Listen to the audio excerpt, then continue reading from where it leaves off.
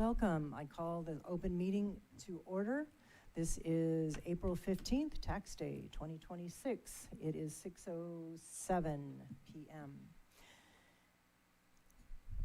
Welcome, bienvenidos. Tenemos interpretación en español. Si necesita de este servicio, por favor, pase con Leticia Centenaro ahí. This meeting will be live streamed and recorded. Members of the audience are welcome to address the board on all items on the agenda. For items not listed, but that come under the jurisdiction of PVUSD, please speak under visitors' non-agenda items. Individual speakers will be allowed 2 minutes unless otherwise announced by the board president with input from the board to address the board on each agenda item. You must submit a card prior to the discussion of the agenda item you wish to speak on. Once an item has begun, cards will not be accepted for that item. For the record, you may state your name at the beginning of your statement. The board shall limit the total time for public input on each item to 30 minutes. With board consent, the president may increase or decrease the time allowed for public presentation, depending on the topic and the number of persons wishing to be heard. The president may take a poll of speakers for or against a particular issue and may ask that additional persons speak only if they have some additional something new to add. Cards should be handed to Eva Renteria at the end of the table. Item 6, visitors not agenda, we already talked about. In order for the board to conduct its necessary business, we need attendees to refrain from shouting out and carrying on conversations. We want to hear you, but we can't hear the person at the podium while others are talking. The board's focus is on student outcomes, and we appreciate that our students are important to you as well. If there are disturbances, I will provide a warning, and if it continues, we will recess, have those disrupting the meeting removed, and potentially clear the room. One of our core values is ensuring that the voices of our community and of each board member are appropriately heard, respected, and given space in this room. We implement these protocols to protect that value so every voice has an opportunity to be heard. Each item will be called in turn. Staff or a board member will present. Public comments will be heard. Time limits will apply. We'll call 10 names at a time. When you hear your name, please get in line at the podium. Then the next 10 will be called. You don't have to write your name on the card if you don't want to, but you do need to put something on the card so that when we call, you know that we're calling you. Board members will each have 3 minutes on each item, including responses to questions. Board members have been asked to submit their questions ahead of time so that responses can be provided prior to the meeting or as part of the presentation. These steps are grounded in our commitment to ensure that each of our voices, community members and board members alike, is appropriately heard and respected and with intention. That is and will remain at the center of how we serve. The board president may take steps to ensure that the meeting runs efficiently. I already did that, I got in there twice, sorry. Trustee Carrasco is unable to be with us this evening. I believe that is an unexcused absence. And I am not seeing Trustee Daniel Dodge Jr., so that is not an excused absence. And that moves us to 3.2, Pledge of Allegiance. Trustee Navarro, would you lead us in the pledge, please? Where is our flag? Okay. Pledge allegiance to the flag of the United States of America and to the republic for which it stands, one nation, under God, indivisible, with liberty and justice for all. Thank you. Do you want to change chair? Up to you. Okay. Who's going to read that out? Okay. You have new employees ready to call out? They give you that. Okay, good. And when should I be doing that? Just right now? Okay. Okay, we have some new district employees in the room, and we would each like to welcome you to PVUSD. Trustee Flynn will call out or introduce our new employees.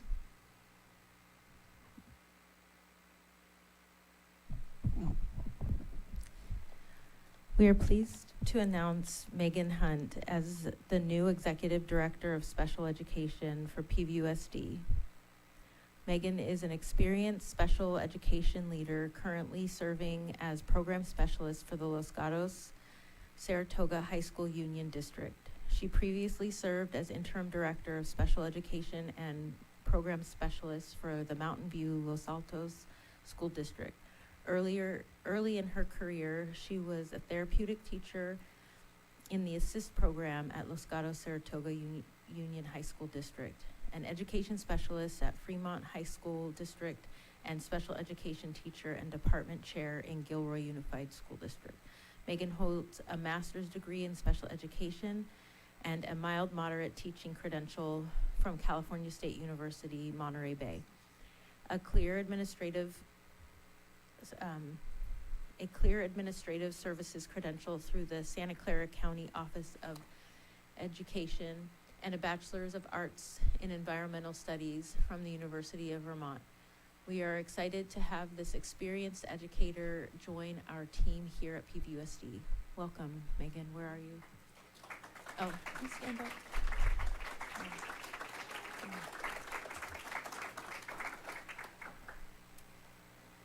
Okay. Pajaro Valley Unified School District is pleased to announce the selection of Maria Ferreira. I'm sorry, I didn't get to practice reading this before. To the position of Assistant Director of Special Education. Maria is an experienced administrator and special education teacher and is currently serving as principal for Duncan Holbert here in PVUSD. During her tenure as a teacher and an administrator, Maria has been selected both as a Teacher of the Year for Santa Cruz County and the Region 10 ACSA Special Education Administrator of the Year. She has served as a special education teacher at different grade levels and also as a new teacher project mentor. Maria holds a bachelor's degree in liberal studies and an education specialist credential from Fresno State, level 2 education specialist credential from CSUMB, and a master's in education and administrative credential from University of Massachusetts Global. PVUSD is excited to have Maria move into her new position. Maria, are you here?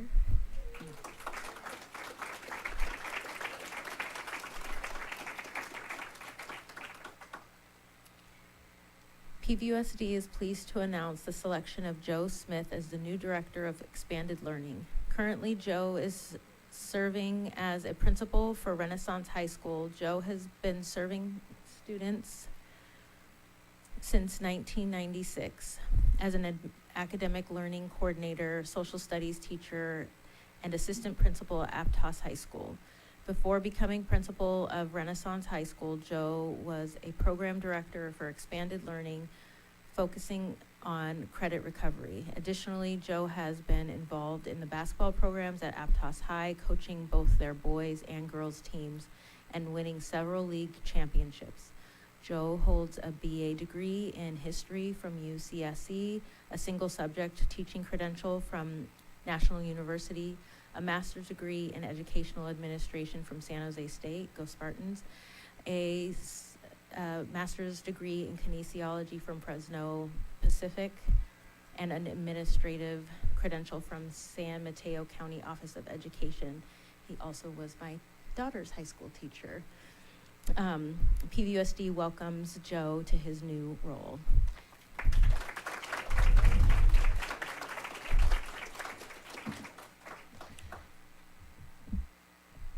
That's it for me. Yeah. Thank you. That brings us to governing board comments, reports on standing committees and meetings. Can we start with you, please, Trustee Medina? 3 minutes. You got the clock. All right, test. All right, good evening, everybody. So this past month, I visited Hall Elementary and attended their awards assembly. I watched students walk up proudly while their classmates cheered them on, and I saw families there sharing in that moment as well. I also saw the updated cafeteria, the new seating, and the brighter space, and it was really great to see that investment come in to Hall Elementary. During that visit, I also raised the need for better access to clean drinking water. Hydration stations are a basic part of student health. We need to move away from outdated fountains and make sure every student has safe and easy access to water. I also visited Watsonville High School and met with students from the Echo Academy. They spoke clearly about the lack of AC in their classrooms and the need to protect mental health and support staff. These are real conditions that are learning, they're learning in every day. I walked them through how our budget works, and what stood out was their engagement. These students are paying attention, asking questions, and pushing for change, and we should be listening. I also met with the Santa Cruz County Agricultural Commissioner alongside Safe Ag, Safe Schools, and Cora to talk about pesticide use near our schools. I heard interest in innovation zones and STEAM-based alternatives, and I am open to that direction. I also raised the need to connect our students to these opportunities as well. At the same time, when we push for immediate protections, especially around organophosphates, which are linked to serious health impacts, we heard resistance. No commitment to stronger notification, and no movement on meaningful buffer zones of 1 mile. Our students are dealing with these conditions now and not years from now.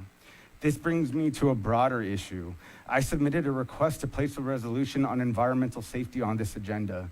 That resolution addressed pesticide exposure near schools, the proposed lithium battery facility, elevated classroom temperatures during periods of extreme heat, and the need to invest in HVAC and the use of flock surveillance cameras in our community. That request was unfortunately denied. I hope it will be reconsidered because providing a safe and healthy environment for our students is a responsibility that we all share. Thank you, and I look forward to this meeting.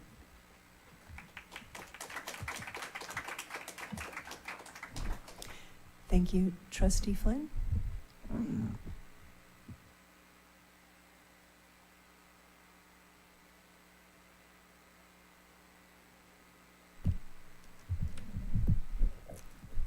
Good evening, everybody.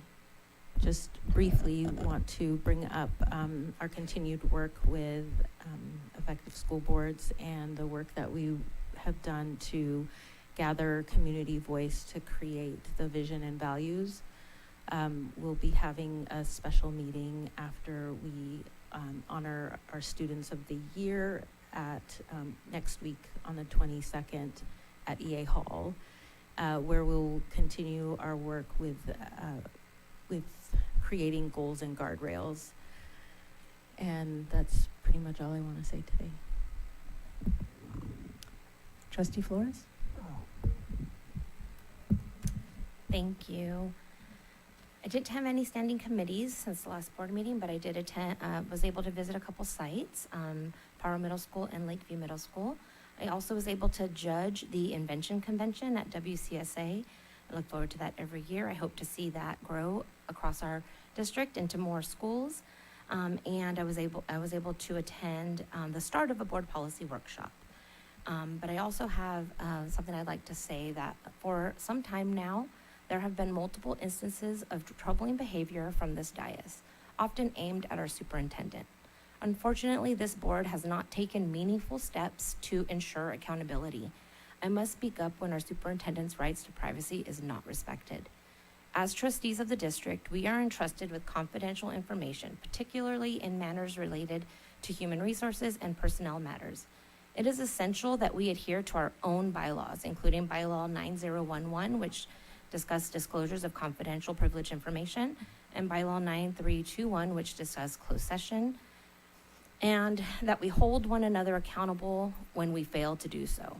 In addition, we need to realign with bylaw 9322, which is on agenda and meeting materials. This policy makes clear that the board president and the superintendent work collaboratively to develop the agenda. The agenda setting committee that we have now appears to have strayed from its intended role and responsibilities. I ask that we relook at that committee. Thank you. Trustee Navarro?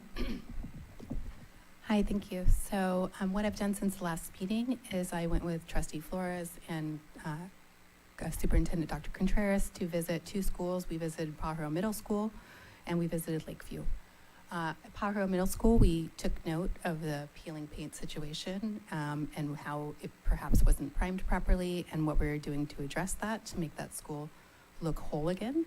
And then I echo Trustee Medina in regards to the hydration stations. The fountains are outdated. They look like the same ones that we all drank from 30 years ago. And I think we've moved past that technology, and we're looking at Measure M funding to take care of that, especially having hydration stations near sports facilities. We are also able to meet with the principals to determine what was going well, where their challenges were, and what the district might be able to do to support them better.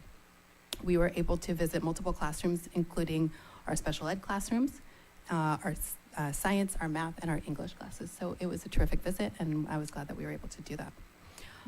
I wasn't prepared to state this, but I wanted to support Trustee Flores in her statement. I agree with everything that she said. I would like to further state that the function of this board is to work collaboratively with their point of contact or employee in order to achieve collective goals.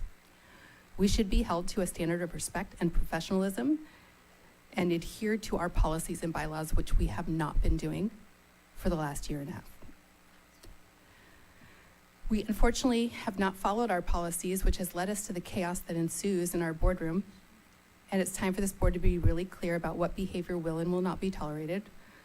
We also collectively need to come to a consensus on how we will deal with the treatment of our employee, the attacks and the confidential information that's been spread online.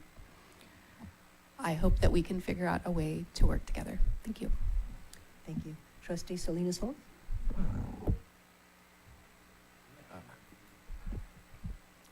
Good evening, everyone. It's great to be back and see everyone.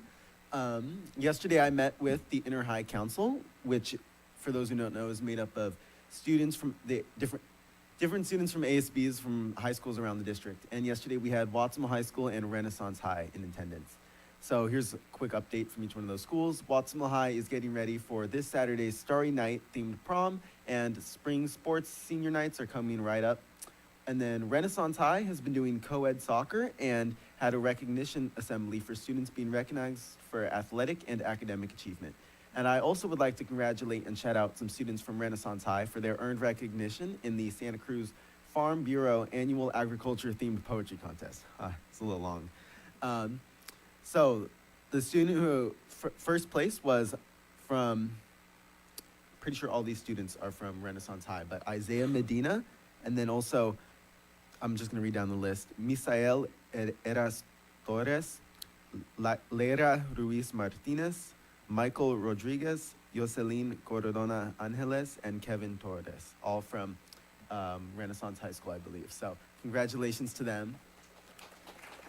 And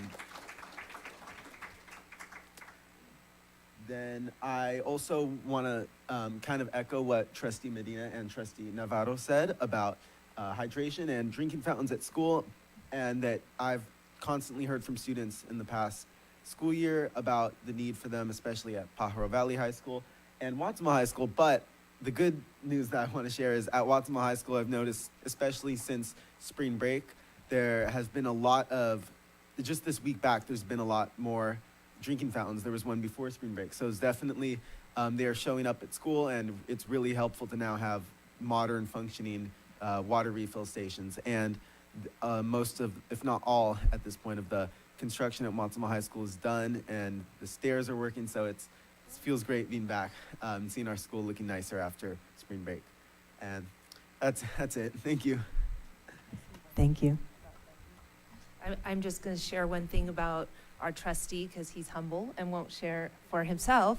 But yes, our student trustee, Desi, was just accepted, or, well, I don't know if you've accepted yet, but into UC Berkeley. So that is quite an accomplishment, yes. For those of you who don't know, that is the hardest UC to get into, and so that is quite an accomplishment, and we are really proud of him. So, yes. Congratulations. Thank you so much, Dr. Contreras. Thank you. Thank you. I would like to express appreciation for the 20 people who have decided to give up lots of their time to work on the Sustainable Schools Committee. The work that you're doing and going to be doing is vitally important to this district, and I appreciate you. I would like to talk just for a second about, the batteries, the pesticides. It seems like all of those things end up in our community, and I recognize that that's an issue. I also recognize, at least it's my understanding, that our rates of cancer in this area are higher than most other rates, most likely because of all of the things that we're inundated with. I am hopeful that the two members of this board who are part of the interagency committee, and I believe that's Trustee Medina and Trustee Navarro, will work with those other agencies who actually make the decisions about those kinds of things that plague us. And with that, we will move on to... Trustee Turley, point of clarification. We're moving on now? Point of clarification. We're moving on right now. You- 3.4, Superintendent's comments. So I have always said I will use my superintendent's comments for data, and I am excited to report that we begin our SBAC testing on April 20th. Our SBAC testing, I know I see our students saying, no, not SBAC. They are not excited about SBAC testing, but we are excited because they get to show what they know after a year of learning. That is our annual test. That is the state mandate and the state accountability from the state of California. That is our measure and our time to prove to ourselves how well we've done in the past year of learning. Our students in 3rd through 8th grade all take the test, as well as our 11th graders. So Desi, you're off the hook this year. You don't have to take that test. And so we are doing a big push this year. We'll have a 2-week window of time where the entire district will go through their testing. So it kicks off April 20th. We have a lot of fun initiatives planned during that time, and we're gonna have a big focus for our students while we go through our SBAC testing. So later on this evening, I'll be doing a presentation on data around how our students and families and staff are feeling around our Youth Truth Survey, and I look forward to presenting that information later this evening. Thank you. I neglected to ask if there were any cards to 3.1, 3.2, 3.3, 3.4, or 3.5, but Trustee Flynn tells me there are no cards for any of those items. That moves us on to 3.5, student celebrations. We did our student celebration, which was our student trustee. All right, thank you. That moves us to 4.1, approval of agenda. Any public comments on 4? I have a statement A statement on the agenda? on this item. Okay. We're not quite there, but we're almost there. Well, it's No. the approval of the agenda, Right. correct? No public comments on 4? Is that correct? Okay.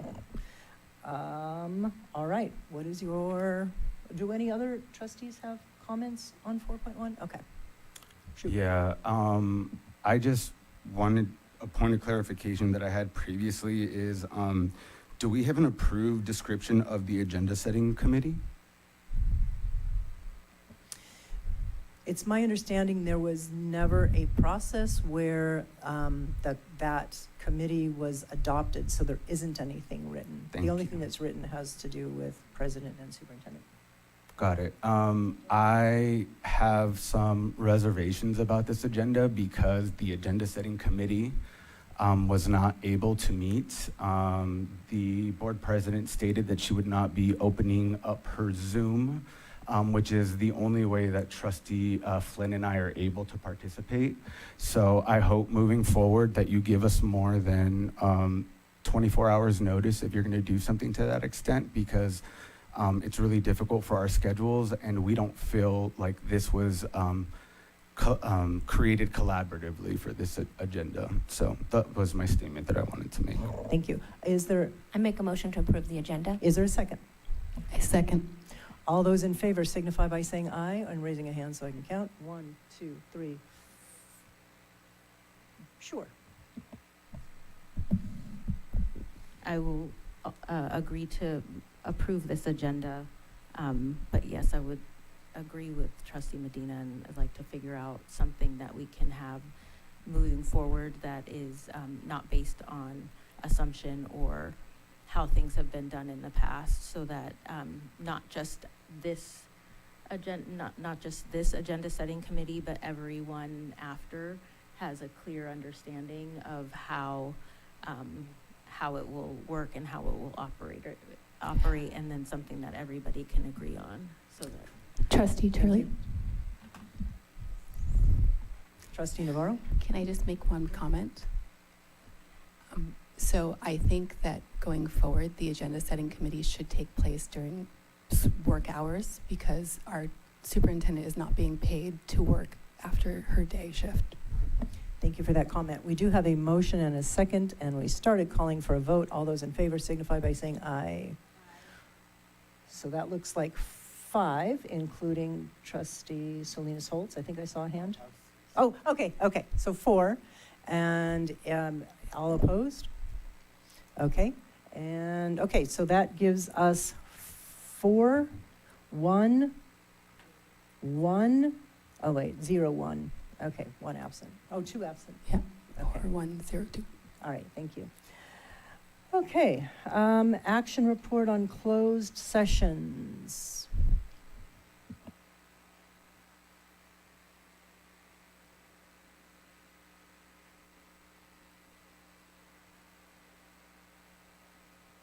Okay.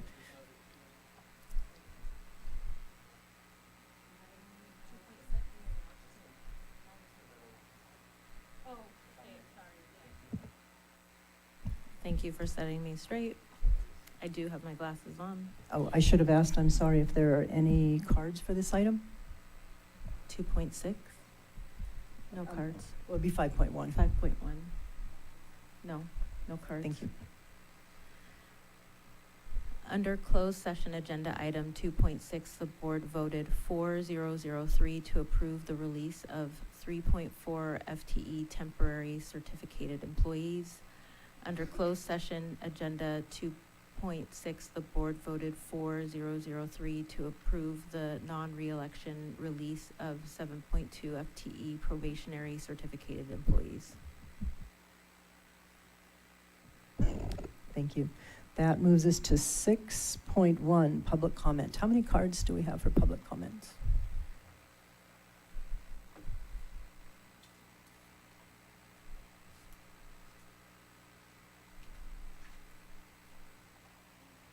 Okay, 10 cards, 2 minutes apiece, 20 minutes? All right, would you please call the first 10?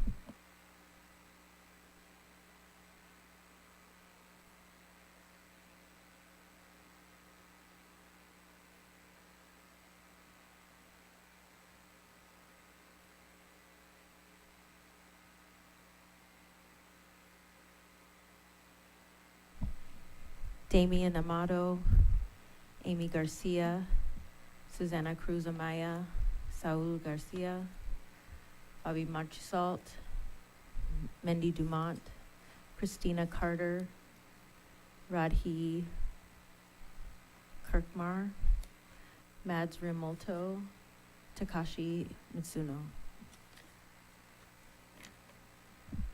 All right, you're up. Hold on 1 second. State your name for the record, please. Okay, when you're ready. Damian Amado Villarreal. Can I begin? I would like to bring up again the lack of air conditioning units in the history building of Watsonville High Campus. 2 weeks ago, it reached around 90 degrees in that building. The reason I know that is because I was there, and it was affecting me and my peers. Another thing I would like to bring up is the removal of the mental health counselors at Watsonville High and other campuses in PPUSD. That is a very important resource for my peers, and I think that would be a good use of money if it's a necessity. Also, I would like to bring up the fact that these meetings are here. It is difficult for me to be here. I think it would be a great place to be at the original location at the library, because it is also very close to the bus station, so it would be a great place for transport.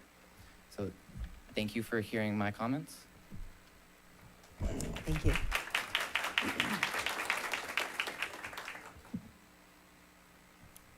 Go ahead. Good evening, board members. My name is Amy Garcia, and I would like to personally invite all of you to attend a peace ceremony hosted by the Watsonville High School Hope Club. This is a friendly reminder that the event will take place next Friday, April 24th, from 3 to 4 p.m. at the Watsonville High School Library. It will be a meaningful gathering focused on unity, respect, and inclusivity, bringing together students, staff, and community members. We would truly appreciate your presence and support. Thank you for your time, and we hope to see you there. Thank you. Good evening, board member trustees. My name is Susana Cruz Amaya, and I represent Jóvenes Sanos, a youth league program with United Way Santa Cruz County.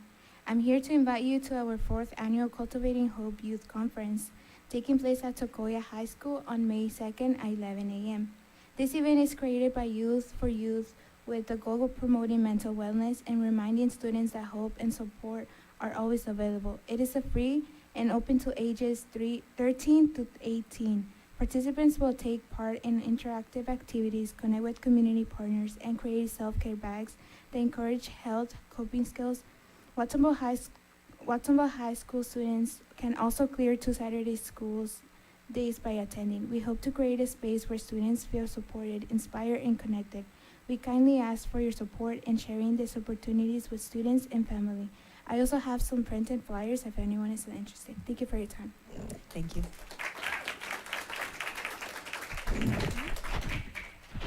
Would you like to bring your flyers up here? That would be great. Thank you. Good afternoon, board. The superintendent shouldn't be getting a bonus while the district is in a deficit. Why did the board approve a $15,000 budget, $15,000 bonus to the superintendent just for her to then cut the $250 classroom budget? The district also hired a lawyer for $450 an hour during the negotiations with PVFT. So the district has the money to give her a bonus and hired lawyers to supposedly help the negotiations, but not to keep teachers or attend to the students' needs? Superintendent Dr. Heather Contreras, why is it when asked directly what the plans are for mental health support or counseling moving forward, you refuse to answer? Board President Carol Turnley, you swear that your layoffs are for students' overall welfare, but how can they be for us when they're going to directly harm our learning? Do you see us students as actual humans or just as another percentage that will make you more money? Do you care about how we really feel or just say that you do because you want more overall support? Do your job and be for the students you represent.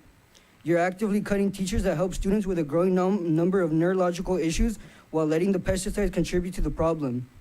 Are you going to help the trustees that are gonna talk to the companies that work with the fields, or are you gonna help them, or are you just gonna let them do all the work when you also have fields around your schools? And I think you should be more concerned and more open to that being on the agenda. Thank you for your time. Thank you.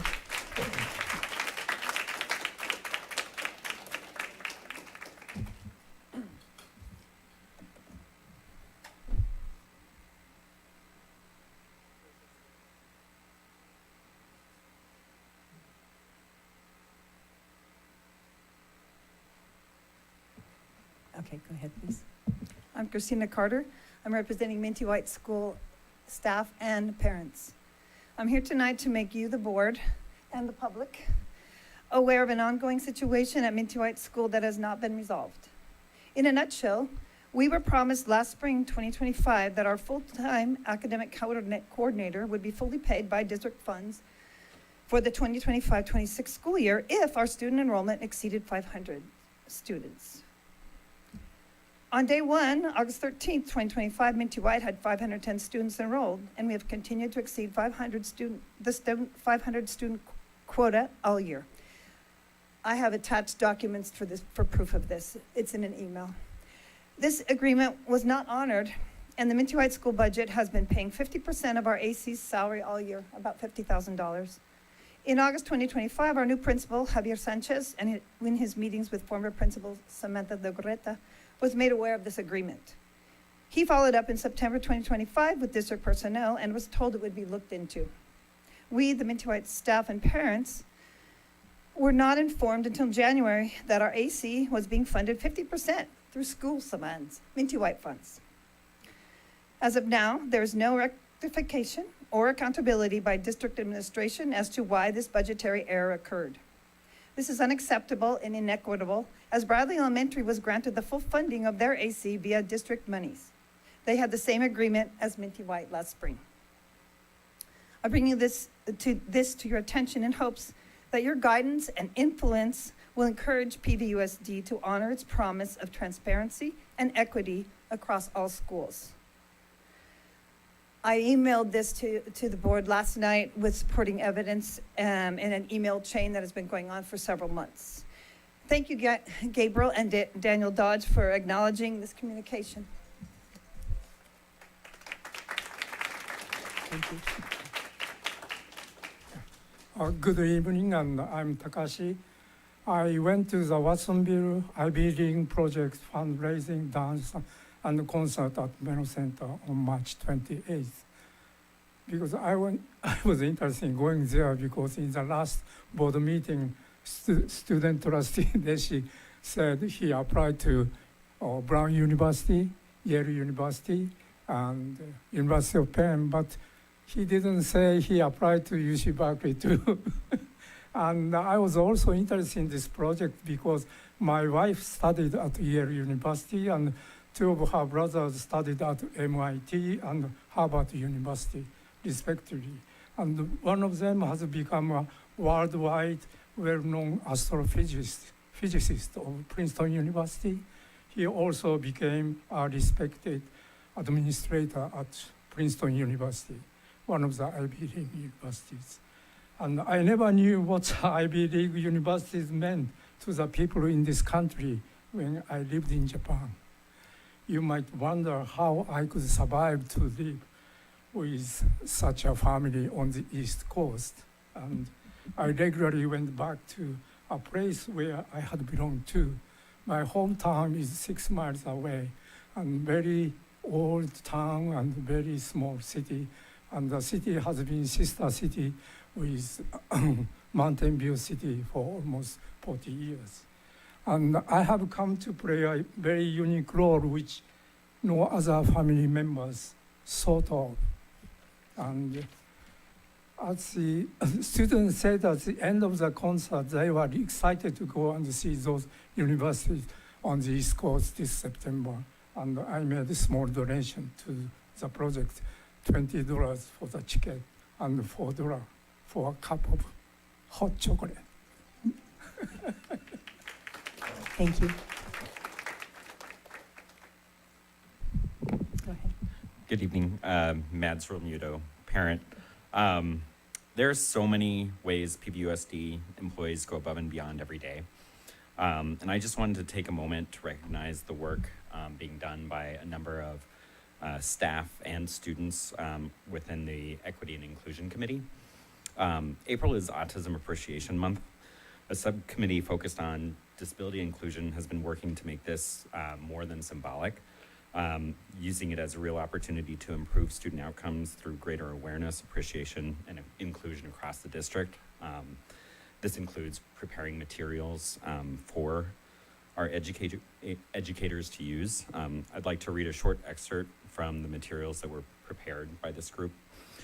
Autism Acceptance Month moves beyond mere awareness to actively include and support autistic individuals, fostering belonging without trying to change them. Autism Appreciation actively celebrates the values and unique perspectives and inherent worth of autistic people rather than just tolerating their existence.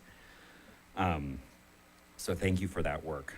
I also just wanted to mention on May 20th from 11 to 1, the district will celebrate Harvey Milk Day here at the central office, and I hope everyone in the room, the board considers attending. There's going to be quite the lineup, and I encourage you to attend, and I thank the district for the work that it's doing to make sure students and staff from around the district can participate as well.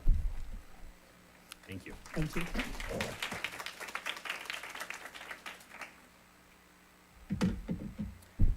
Good evening, Roddy Kirkman. I am the VP of Negotiations for the PVFT, and I am here to speak tonight about our most recent negotiation session, where we were provided a total compensation offer that included a COLA raise for this current school year and the next subsequent 2 school years. I want to be really clear. A COLA is not a raise. It is a literal acronym for a cost of living adjustment. We did not receive a COLA last year, so I see that as a pay cut already. On top of that, we were provided information that they are proposing to hard cap our benefits. That is an additional pay cut to every single member in my unit, every single one. Historically, PVUSD has had lower salaries than anywhere else in this county and surrounding counties. But the reason people are dedicated and committed and stay in this district is because they like the benefits and they love this community. Attempting to dismantle that is dismantling the community of PVUSD. It is unacceptable. It is an unacceptable offer, and it is a disgrace to have passed that across the table. Not only that, you brought a new attorney to join us with the intent to help support and facilitate movement. It's disgusting. After that, a message was sent out that we remain committed to supporting teachers and continuing productive conversations focused on long-term stability for students, staff, and community. Your actions show the complete opposite. Thank you.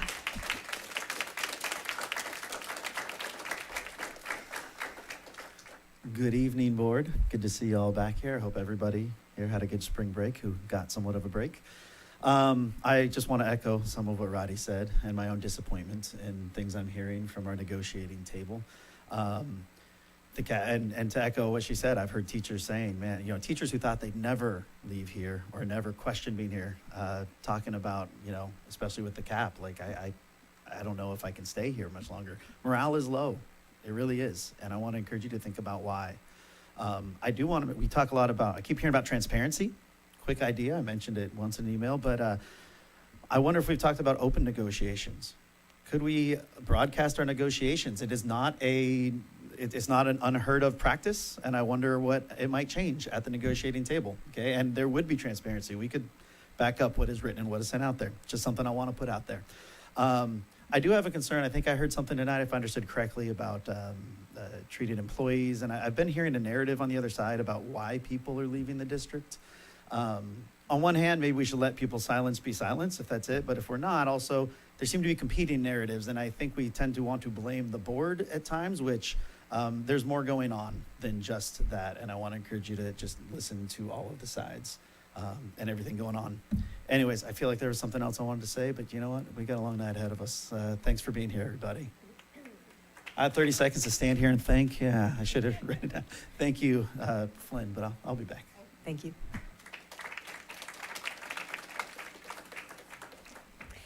Good evening, Board of Trustees and Dr. Contreras.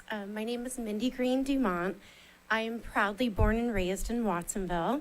I am a graduate of Minty White Elementary School, Minty White Elementary School, EA Hall Middle School, and Watsonville High School. I went to college, directly came back, got a teaching position in 2001. So I have 25 years as an educator, 13 years as a student, which gives me 38 years now in this district. I have never been more appalled and horrified by the decisions being made. You claim we're facing a deficit spending and we need to correct course, yet we have not had one. in at least 5 years. We have already been right-sizing with declining enrollment, and the second interim budget even shows a projected 2.17 million surplus for next year. So why are we making such damaging cuts? You're eliminating academic coordinators, individuals who provide critical support on our campuses. They're often the ones ensuring student safety, running after children who leave campus. Removing these positions creates serious safety risk, and I fear it opens the district up to liability when no one is going to be available to respond. You're also cutting healthcare assistance. Every school deserves a full-time healthcare provider. At my site, Miss Ramona, she sees an average of 55 students a day. Now she's going to be expected to split between 2 schools. Who is going to care for these 55 students a day, especially without even academic coordinators? In addition, you're eliminating emotional counselors, instructional support aides. These are positions that are essential for our most vulnerable students. You say you're putting students first, but this is the exact opposite. You are creating worse learning conditions, not better ones. And after 8 negotiation sessions, I think we deserve better than this. Thank you.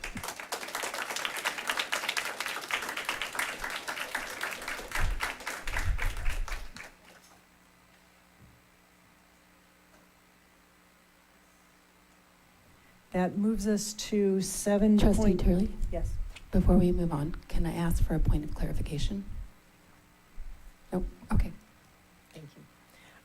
7.1, this is employee organizations comments. Do we have any speaker cards?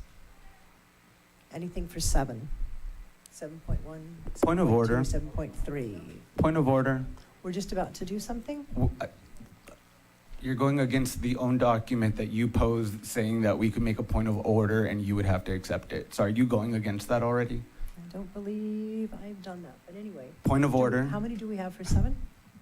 Okay, none for 7. So our first employee union is Pajaro Valley Federation of Teachers. Is there someone here representing?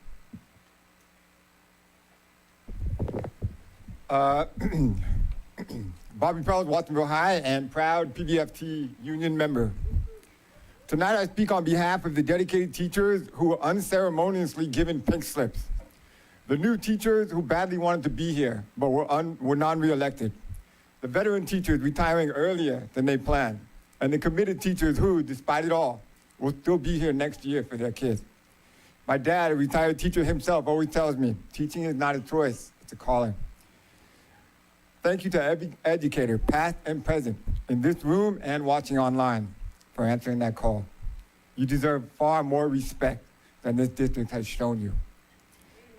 For the past year, our educators have been fed the same excuses over and over again. The cuts are unfortunate but necessary. The sacrifices must be made. That we have to accept less now in order to protect the district from something worse later. And over the past year, that fear was used to justify cut after cut, layoff after layoff, concession after concession, all in the name of protecting us from something worse. But tonight I want to ask, what exactly is that worse that you have spent the last 2 years warning us about? A state takeover? A loss of local control?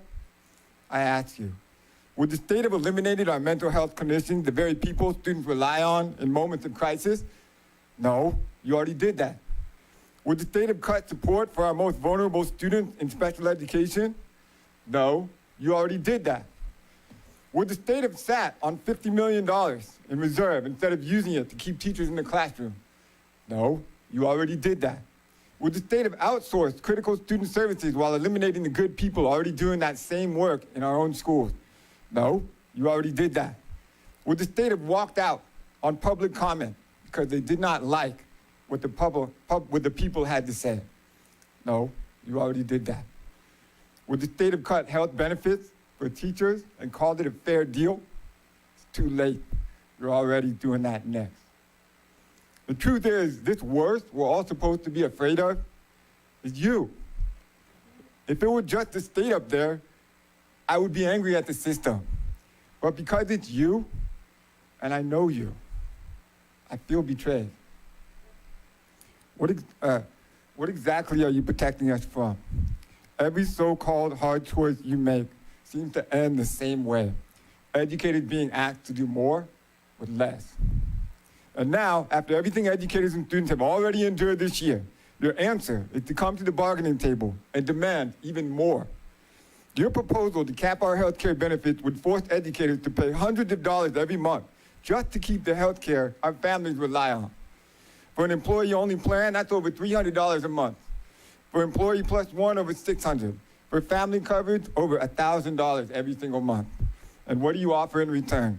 A 2.3% cost of living adjustment, the bare minimum we should be getting anyway. That's not a fair deal. That's a pay cut. So my reply is simple. No. No more cuts, no more layoffs, no more concessions, no cap. Contrary to what you may believe, we do not have to accept less. San Francisco Unified, a district also in qualified status, has proven this. Their educators were told the same thing we've been told. Do more with less. Accept the cuts. Lower your expectations. But when the United Educators of San Francisco stood together and demanded better, they won. They won fully paid health care. They won 5% raises. They won workload reductions in special education. And the state, who you believe would be worse for us, approved that contract. So we do not accept that cuts are necessary. The sacrifice always has to come from us, and that the only way forward is for educators to accept less. You all talk about the importance of student outcomes, but I've said it before, and I'll keep saying it until it finally sinks in. You cannot put students first if you put educators last. The greatest threat to this district is not Sacramento. The greatest threat to this district is leadership that has the power to stand up for us and chooses not to. If this is what local control looks like, then maybe it's time this community started asking whether this is really the local control that we want. Our educators deserve better. Our students deserve better. And this community deserves better. Thank you.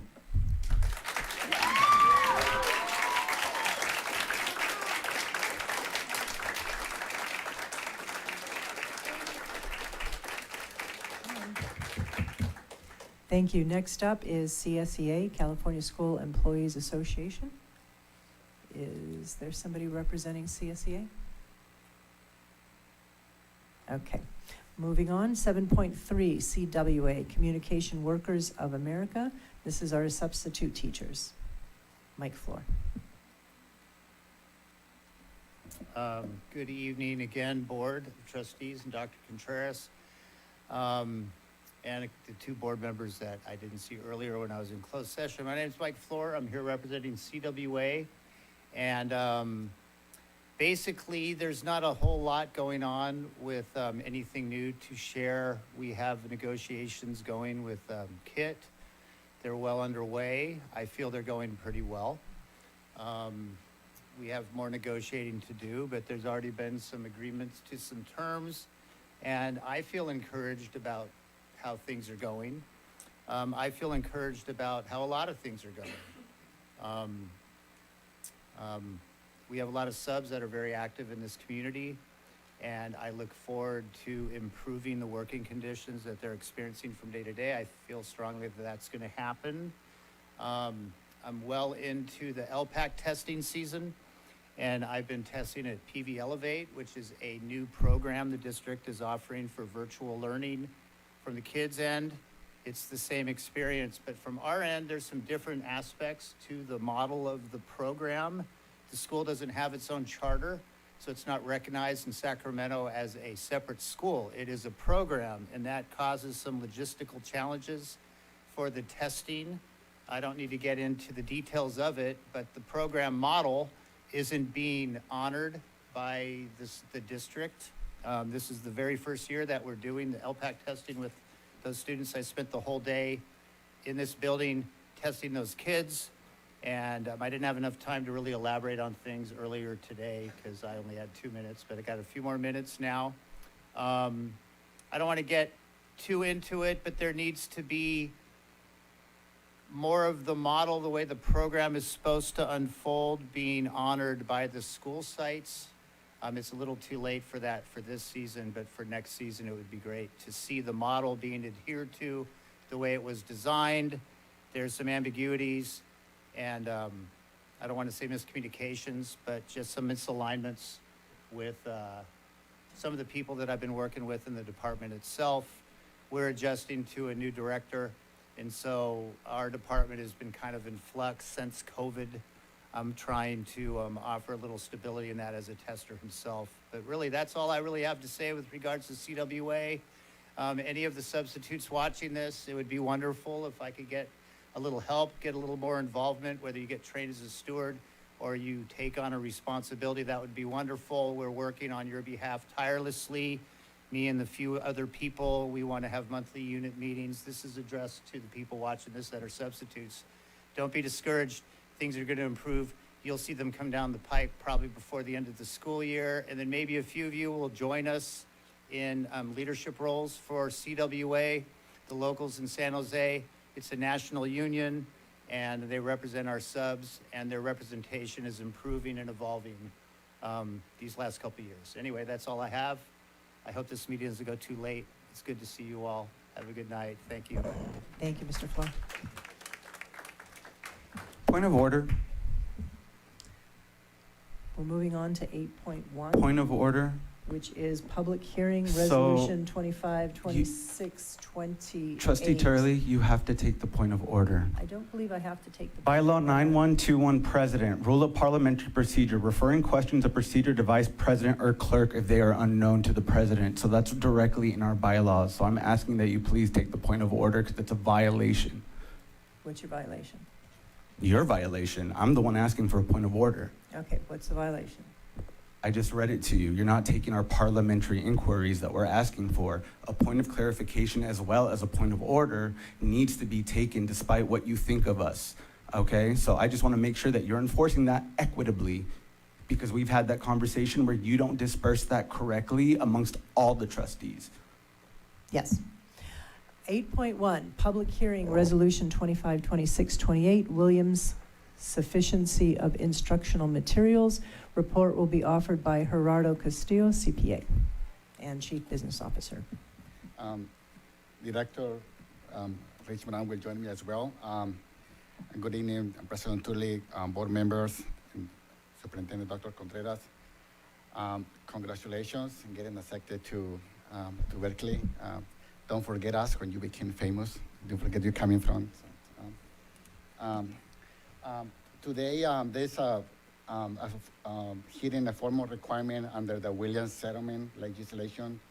We are here to certify that our district, Pajaro Valley Unified School District, provides every student with sufficient textbooks and instructional materials to ensure the materials are available for use in class and take home, and they're aligned with the state curriculum frameworks in core subjects.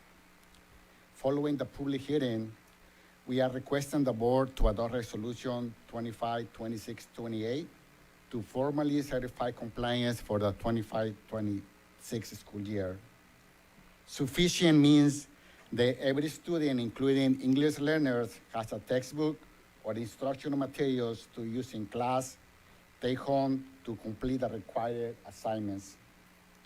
The certification covers the core areas of reading, language arts, math, science, and history.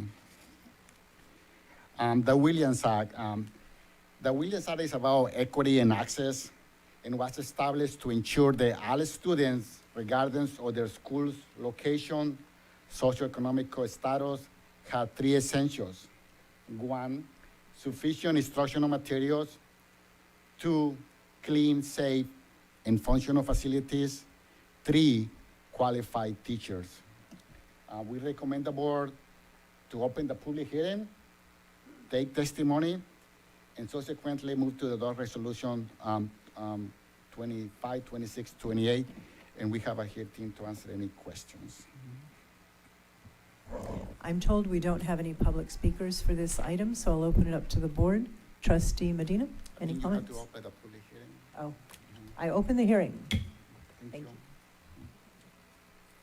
Trustee Medina, do you have comments on this? I'll signify when I have a comment. Thank you. Thank you. Trustee Dodge Jr., any comment? Nope. Trustee Flynn? Trustee Salinas Holtz? Trustee Navarro? And, okay, it sounds like no comments. And we're not taking action on this tonight, but it will come back to us again. All right, thank you. Closing that hearing. 9.1, Contracts of Employment, Chief Business Officer. Report will be presented by Kit Bragg, Assistant Superintendent of Human Resources. Good evening, President Turley, Dr. Contreras, members of the board, and the greater PVUSD community. In the board packet tonight, you'll have a contract for employment for Gerardo Castillo, CPA. This is a renewal of contract. With the expiration of June 2026, this contract in your board packet extends Mr. Castillo's employment to June 30th, 2029. All other elements of the contract are as is and are unchanged, including Mr. Castillo's salary, as well as Mr. Castillo's agreement to only take dental and vision insurance, but not take medical coverage in lieu of his salary. So we ask for the board's approval of the contract. We're not at that point yet, but we'll be very soon. All right, thank you. Very welcome. Do we have any comment cards for 9.1? Yes. Christina, 3. So 2 minutes apiece. Okay. Christina Carter, Takashi Mizuno, and Bobby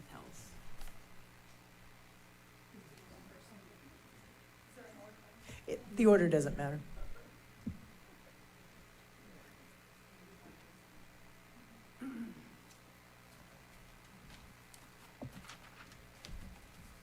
So I have the salary scale, cabinet salary scale in front of me. And I have the contract. And it says here that the salary for Mr. Castillo is $229,000 plus a stipend of $5,806 for the school year. That is $234,806. But it says on here, step 4 for his job is $193,321. If you add the $5,806 because he's CPA, that's $199,127. If going by my numbers of what it should go to, his salary, right, there's a big difference, $29,873. That's a savings already. That's half of the youngest teacher's salary right there. There's some money. If we go by your numbers, saying $229,000 plus $5,806, $234,806, where are you getting those numbers? Because this is what you have published on the website. Where's his salary coming from? And why is he getting that salary when that's not the published salary that you have in on the website? Thank you. I'm Takashi again. I support the contract with Mr. Carrillo. And regarding what several members of the teachers union said, I have followed and I have respected and followed what our trustee Jessica Carrasco thought since last December. And I was impressed when I saw Mr. Carrillo standing at the podium in the board meeting last September. No one applied to this position for more than 1 year after Ms. Jennifer Im, former CBO, made it public that she would leave PVUSD. She said in the board meeting that she had never before been treated in her entire life as disrespectfully as trustee Medina treated her. She is a Korean American woman. If the board do not support this contract with Mr. Carrillo, no one would apply for this position again for a while. Thank you. Bobby Pellet, Watsonville High, proud PVFT union member. I would like to point out that this contract provides a CPA certification stipend that is triple what teachers receive for a master's degree. I actually have 2 master's degrees, but I still only receive credit for 1. What makes his CPA certification more valuable than my 2 master's degrees in education? This contract also provides $6,000 a year for gas and mileage. Meanwhile, I will no longer be getting my $250 for classroom supply budget. That means I will now be paying out of pocket for basic materials in my classroom. If teachers are now expected to pay for classroom supplies out of pocket, then leadership should be expected to pay for their own gas. Thank you. Thank you. Do any trustees have comments? Trustee Medina? Yeah, I looked at the earlier contract too, and I actually noticed this across two of the contracts, is the earlier contract runs from October 1st, 25 through June 30th, 26, with a note that if the CBO receives a satisfactory evaluation, the agreement will be extended for 2-year term by a later board amendment. The new contract runs from July 1st, 26 through June 2029, and that's a 3-year term. And it does not include the extend for 2 years after a satisfactory language. So I'd like to get some clarity on that. I know I only have 3 minutes, so I'm gonna go through my observations. Also, the earlier contract included specific remote work allowance. Well, he relocated twice per week from Sacramento area for 6 months ending March 31st, so that's passed already. Then 1 day per week through June 30th, 2026, with days set with the superintendent. And the new contract removes the remote work language entirely. So I just want to know if that's still happening. Also, the earlier contract shows, oh no, that's it. Yeah, so I think my biggest one is there a $6,000 reimbursement for gas or travel? If we could get confirmation on that. And also, why are we not sticking with the 2-year extension and adding 3 years? And that's my questions. So I'm requesting a 3-year contract extension, which I can do if you don't feel like that's worth it. Mr. Castillo has demonstrated to be a very astute CBO, and it's my recommendation that we try to keep him. In the first month that he was with us, he saved us $3 million by finding, 3.1 exactly, by finding some insurance money that we needed to capitalize on. He's made several other very smart investments on our behalf that have also saved the district substantial amounts of money. He's very good at his job. We are very lucky to have him, and I'd like to have 3 years more guaranteed. He has stopped his remote work and has relocated here in Watsonville and made himself part of the community. The $6,000, there is a monthly stipend for travel that all cabinet members have. So that's what is being referenced there. And I think there's been some confusion in the community around salary schedule. People are referencing an old salary schedule. I'm not sure if why that's posted or where that's being referenced. We have been migrating to a new website and website platform. So as we do that, we're cleaning out things, and that takes a little bit of time. Yeah, okay, cool. Yeah, I just want to confirm that I did see. Just 1 second. I am going to give a warning that we do need to refrain from shouting out. We will have people removed from the room if we need to do that. Ruling with an iron fist today. Okay. So the $6,000, so every cabinet member gets that for the reimbursement? Every cabinet member has a monthly stipend. 600. That is, 600. yeah, it's not $6,000. Okay, I was like, dang, Castillo, what kind of car are you driving?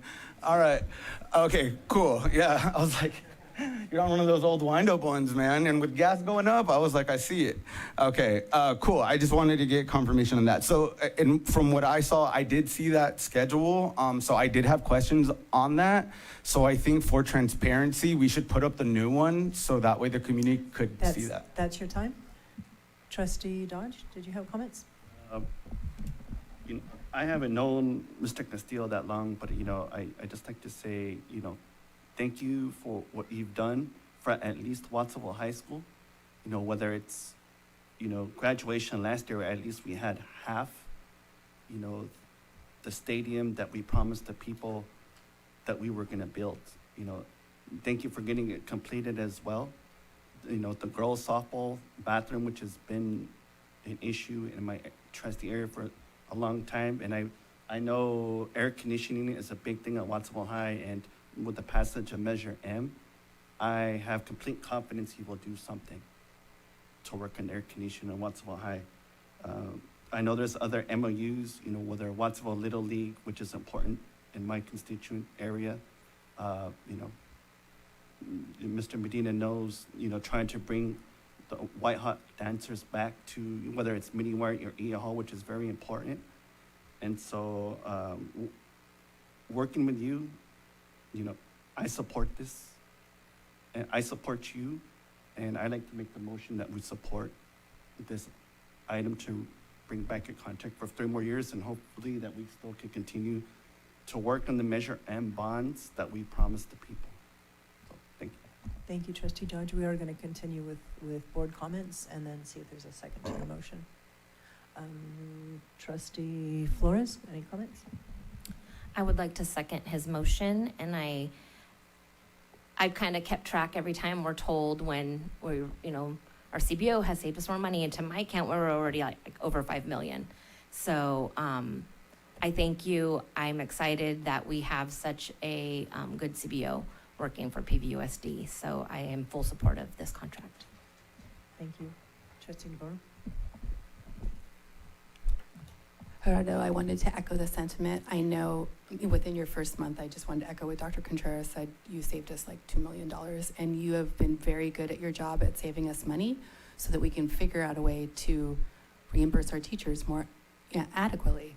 And I wholly support this, and thank you so much for your hard work. The last thing I just want to say is I understand that people don't want to view the school district as a business, but it is 100% a business. We have a $300 million annual budget, and you need somebody smart and somebody good at their job to run this. So thank you, Mr. Castillo. That's it. Thank you. Trustee Salinas Holtz, any comments? Yep. Okay. Trustee Flynn?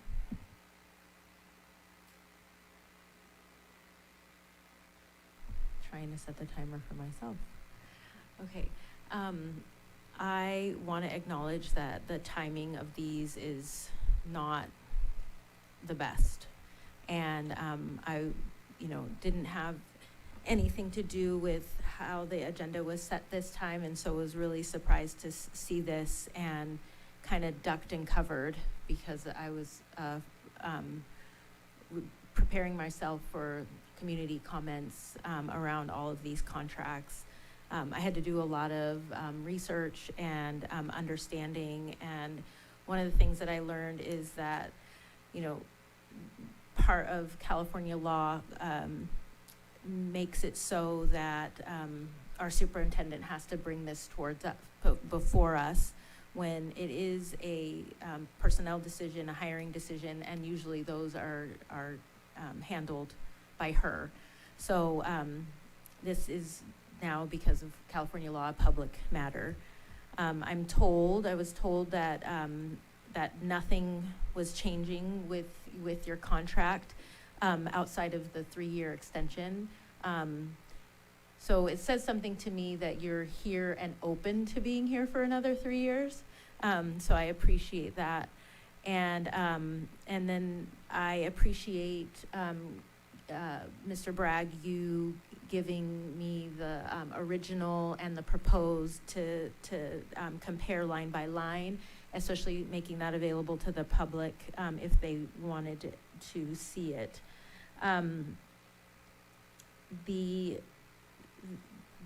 The accepting the contract without the benefits is something that was proposed to us in the very beginning, and so I appreciate that you're continuing that.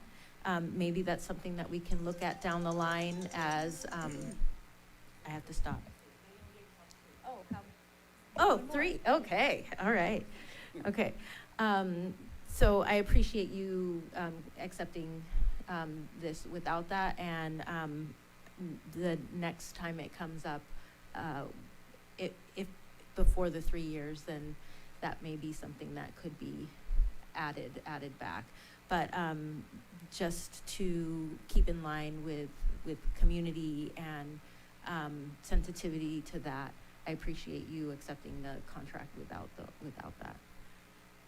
So you have some time to talk. I was gonna second the motion. Okay, you got the timer started for me. I'm not going to use all of it.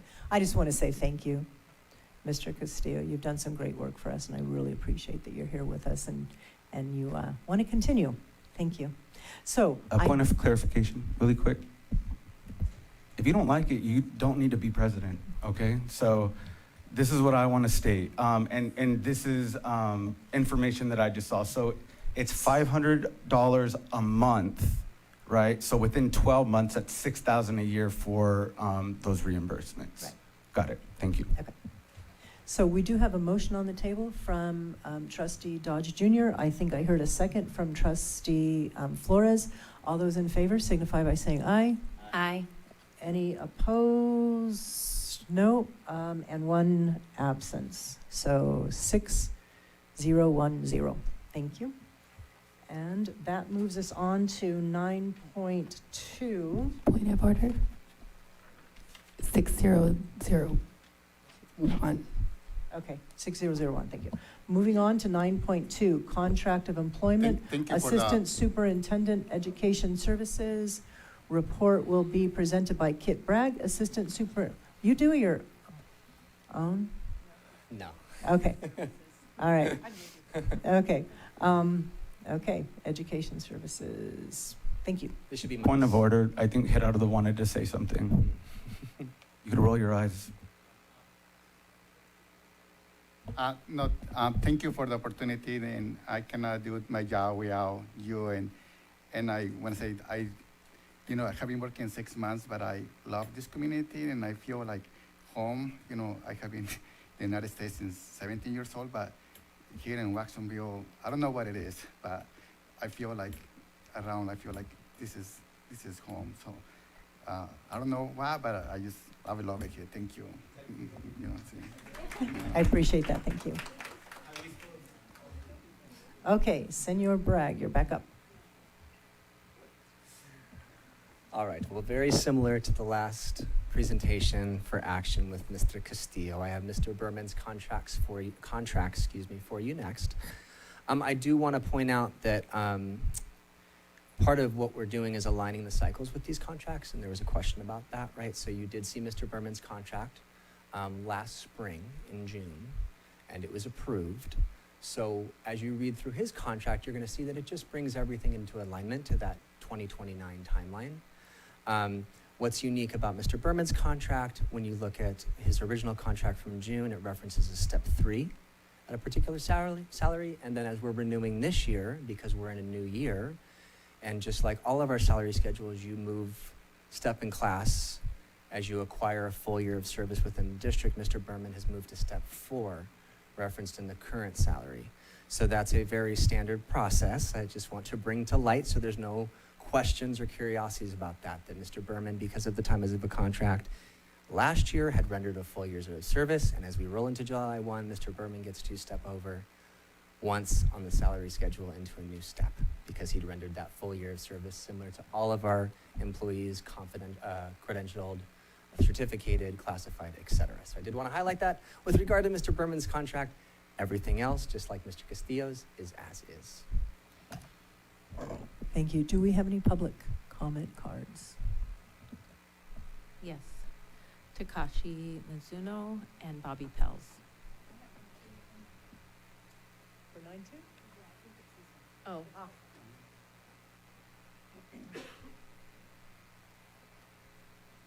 Okay. Yes, please.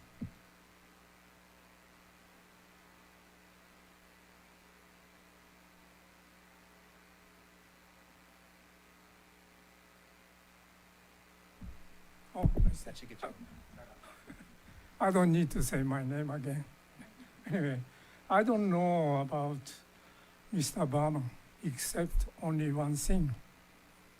When he used the word homeless in his presentation in the board meeting, Trustee Joy Flynn was really upset.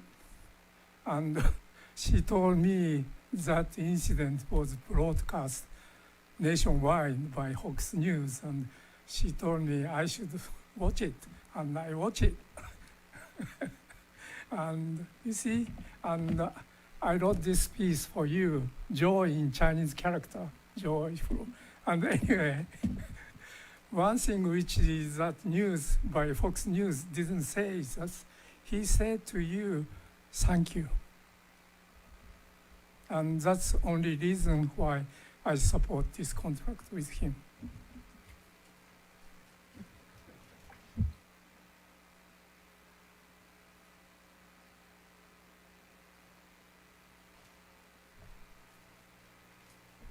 Okay, go ahead, Mr. Pels. Bobby Pels, Watsonville High proud PVUFT union member. And the first thing I'd like to say is, you're lucky to have me too. But for some reason, every year I keep getting asked to accept less instead of more. I know that I haven't saved the district $3 million. I just change kids' lives every single day. I would like to also point out that this contract provides a master's stipend that is double what teachers receive for that same degree. What makes his master's degree more valuable than both of mine? This contract definitely provides $6,000 a year for gas and mileage. Meanwhile, I will no longer be getting a $250 classroom supply budget. See what I mean? Less. That means I will now be paying out of my pocket for basic materials in my classroom. If teachers are now expected to pay for classroom supplies out of their own pocket, then leadership should be expected to pay for their own gas. Shared sacrifice should start at the top. Thank you.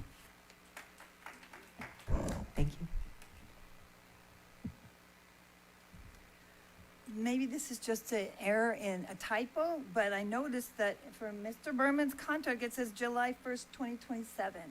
Why are we renewing a contract that starts 2027 in 2026?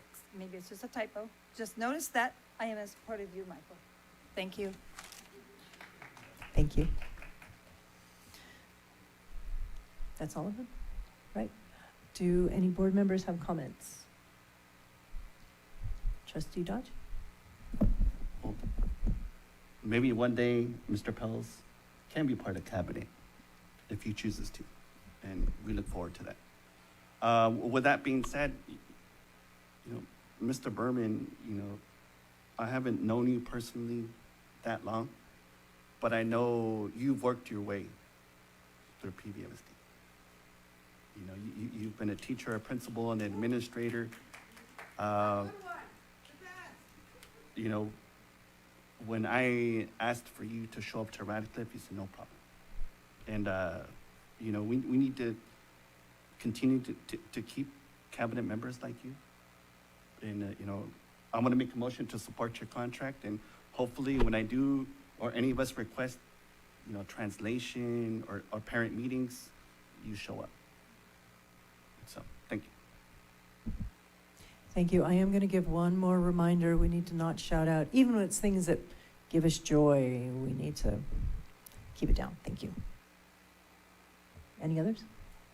Trustee Flores? Just also, to echo what has already been said, but yes, I do appreciate the hard work that you give PVUSD, that you've given your whole career with us. I see the joy that you get when you interact with students, and that just, I love it. I love to see when they come up to you and give you big hugs. And I know that you're a huge, huge commodity and blessing to this school district. So I thank you, and I'm full support of this contract. Thank you. Trustee Medina? Yeah, I noticed that 2005 gap, there was like 3 contracts because we made an amendment on another one. So I noticed that as well, but it got cleared up. We are at a time where expenses are going up.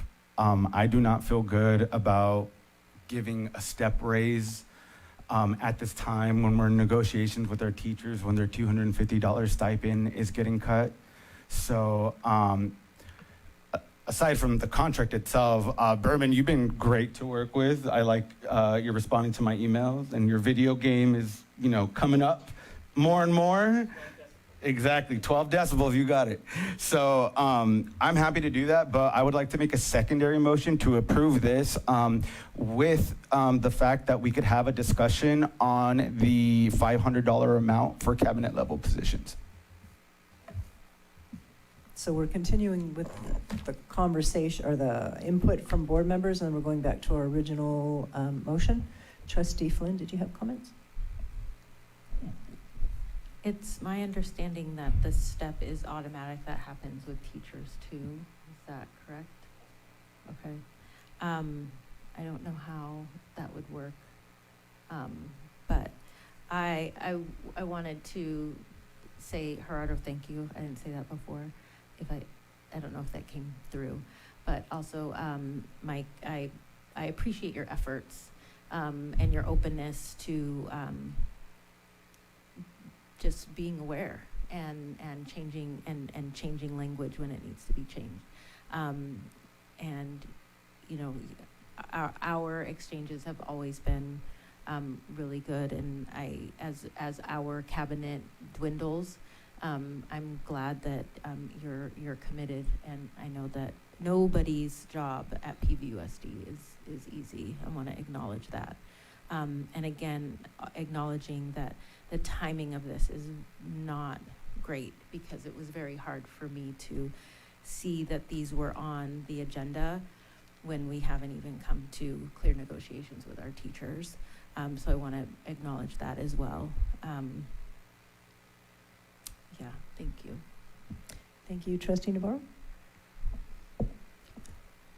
Yes, so thank you, Mike, for all that you do, and I support you in this. I am out and about all the time, and I run into you everywhere, not just at Aptos High, where both of our kids go, but we were touring Pajaro Middle School, and you were there. So thank you for all that you do. I know how invested you are in this community, so I appreciate you. And then, Trustee Turley, can I ask for a point of clarification on something that was made during public comment? We're not on that topic. Okay, so I think we're moving on. Thank you, though.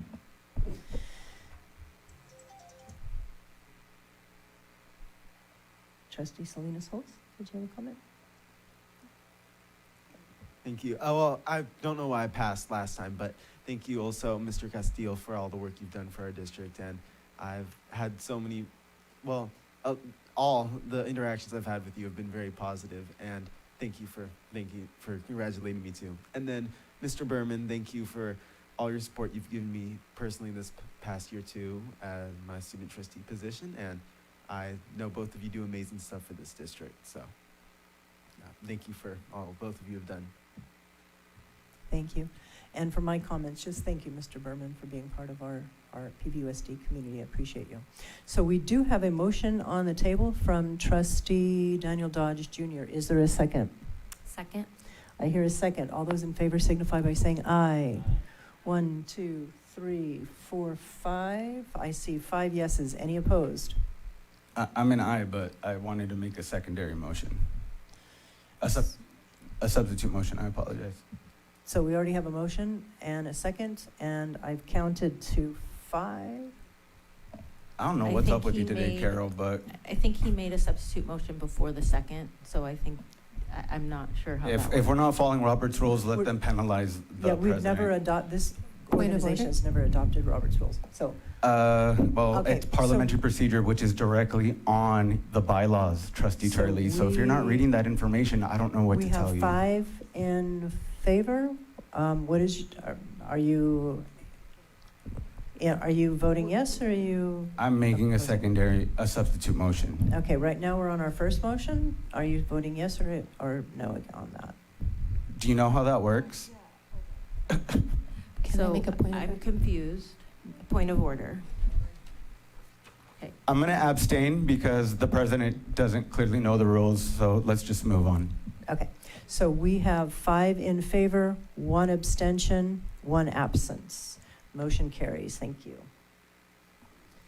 Can I ask a quick clarification question? We're moving on to 9.3, Contract of Employment, Assistant Superintendent, Human Resources. Report will be presented by Dr. Kit Bragg, Assistant Superintendent of HR. Actually, I will be presenting this one because it would Okay, be that strange makes for, more sense. for Mr. Bragg to present his own contract.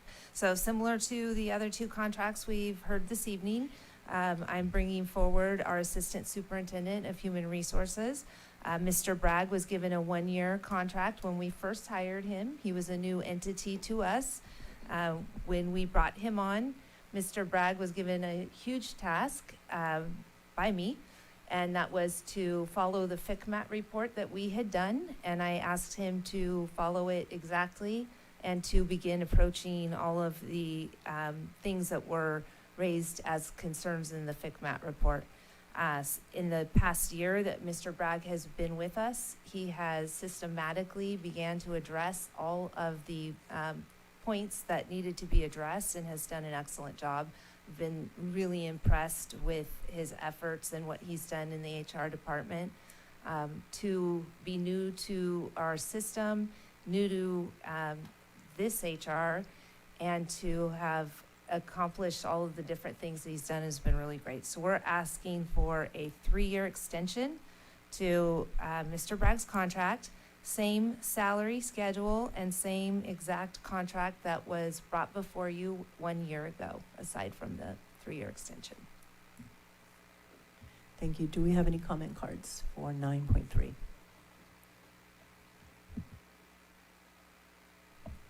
Bobby Pels, Takashi Mitsuno, Radhi Kirasan, Christina Carter, and Patricia Soto. I don't know, I can't read today. Let me try. Sotoreo. Okay, that'll be 2 minutes apiece. Go ahead. Bobby Pels, Watsonville High, proud PVFT union member.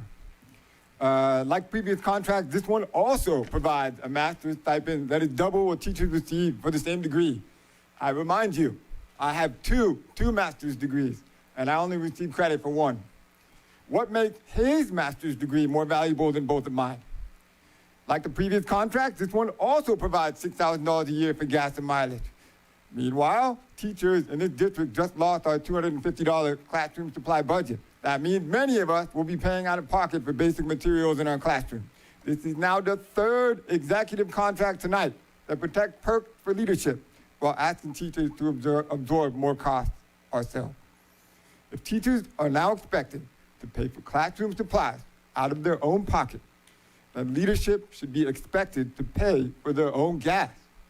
If you're trying to show that you value us teachers and what we do, this is not how you do it.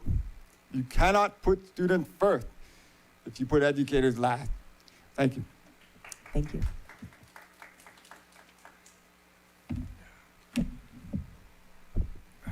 I'm Takashi again, and as I said in the previous board meeting, I help TK and kinder classes at whole district school for 3 years, almost every day, from Mondays to Fridays, as a volunteer between 2015 and 2018. And I help teachers and parents and students, and I was treated very disrespectfully, which I never experienced in my life by administrators. And I just taught my complaint through teachers' unions to the human resources directors. No responses, no answers. There are so many volunteers, as you know, in PBS schools. And volunteers don't have any power, any voices. So with that said, I expect and I hope that Mr. Cook, you would treat volunteers differently. Just listen to volunteers. I have been volunteering again for almost 2 years in 2 elementary schools. My job these days is just weeding every day. Yeah, thank you. I support the contract with what I said. Thank you.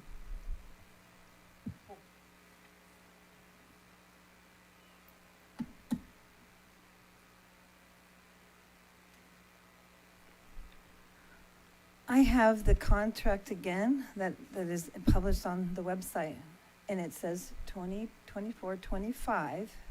It's the same one for all, supposedly for all the cabinet members tonight. Michael Berman's salary is on here. Mr. Bragg's salary is on there. Mr. Castillo's salary is not on there. So there is a discrepancy here in pay and public knowledge of that and why. And now I would like to just ask why Mr. Bragg is being put on step 7.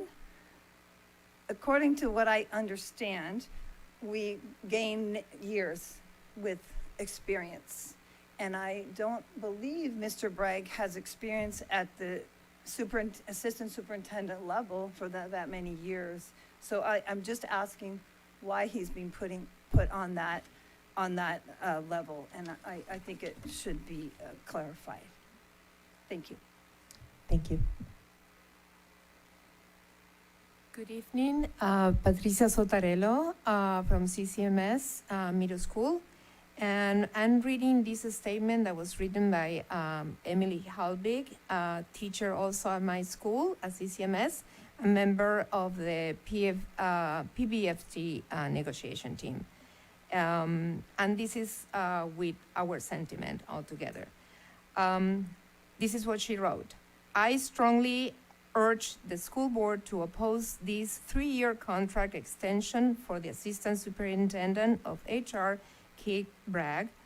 A leadership role of this magnitude requires clear communication, deep knowledge of labor laws and the collective bargaining process, and high emotional intelligence, qualities that have been consistently lacking during Mr. Bragg's tenure. Mr. Bragg's performance during union negotiations has raised significant concerns regarding his competency. An assistant superintendent of HR should possess a comprehensive understanding of labor contracts. However, Mr. Bragg's recurring need for legal counsel to help him interpret and navigate standard negotiations indicates a lack of expertise required for this role. Effective leadership in human resources necessitates direct and transparent communication with staff and the public. Currently, Mr. Bragg relies on the public information officer to facilitate and distribute his basic correspondence. Extending this contract for an additional 3 years would be a disservice to the district's fiscal health and professional standards. I urge the board to decline or amend these for 1 year extension until Mr. Bragg proves that he can do his job. Thank you. Again, this was for by Emily. Thank you. That's your time.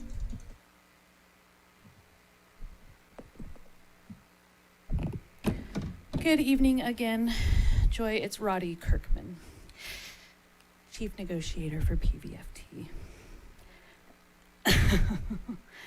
I'm also here to speak about the renewal of this contract. And in my role as the negotiator, I have worked with and negotiated with 4 superintendents previous to Mr. Bragg over the years in PVUSD. I have serious concerns about the renewal of this contract and the length of the renewal. Previously, we've only renewed these assistant super contracts for 2 years max. Mr. Bragg has not demonstrated a commitment to learning the PVUSD community. He consistently will bring forward experience that he's had previously and fails to listen to the experience, the values, and the knowledge of those who have dedication and experience in this community. We began the year negotiating with an attorney because of the lack of experience Mr. Bragg has. After months and months of community outcry, we were finally informed that the attorney would no longer attend as of January. Fast forward to yesterday, and a new attorney is present to help support and facilitate negotiations, an act that shows there's a lack of qualification without expensive outside support. I will say one thing Mr. Bragg is very adept at is saying a lot without saying anything at all. I finally want to share a personal experience. We meet weekly at HR, and several months ago, one of our executive council members attended an HR meeting with us. They were appalled at the way Kit addressed me specifically, the only woman in the room. It was derogatory, the way he spoke to me. This was later addressed and reported to Dr. Contreras in a meeting where I believe Mr. Bragg was present. Thank you, that's your time, Roddy. That's the last one on this, okay. Any board comments? Trustee Turley. Trustee Turley, I move to amend item 9.3 by changing the contract end date from June 30th, 2029 to June 30th, 2027. Okay, we're going to continue with comments, and if you get a second on that, then we'll address that motion. Cool, so I could continue my comments? Okay. All right, awesome. So I have concerns about how the human resource function has been used in high-stakes settings, in union settings. I have heard legal counsel used in ways that can increase tension and reduce problem solving. I want HR to lead with trust, clear facts, and good faith, and use counsel when needed, not as the default posture. I also have concerns on some things that I observed and experienced, a situation where serious claims were presented to the board without what I would consider core information, and with the reliance on secondhand accounts. In a setting where the board must make careful decisions about people's careers and safety, I need HR to bring complete facts, primary documentation when possible, and a balanced presentation that separates verified information from opinion. Related to that, during a vote, I abstained on a matter, and I was asked whether anything could be said to change my vote. In a context where the board did not have full participation, I respect colleagues who want clarity, yet I also need to protect the integrity of the board's decision-making process. I want to see a clear commitment that HR will not pressure trustees in moments when the record is incomplete. I am also concerned about the risk of retaliation and uneven treatment. In my view, HR must never become a tool to go after staff or teachers who raise concerns about the district. And HR must apply rules evenly, whether the employee is a teacher, classified staff, or an administrator. When HR appears to protect administrators while moving faster or harsher on staff who speak up, we lose trust across the whole district. I will be voting no on this, and I hope that somebody will second my amendment. Thank you. Thank you. Trustee Flores, I think I saw your hand. Oh, okay, sorry, setting my timer.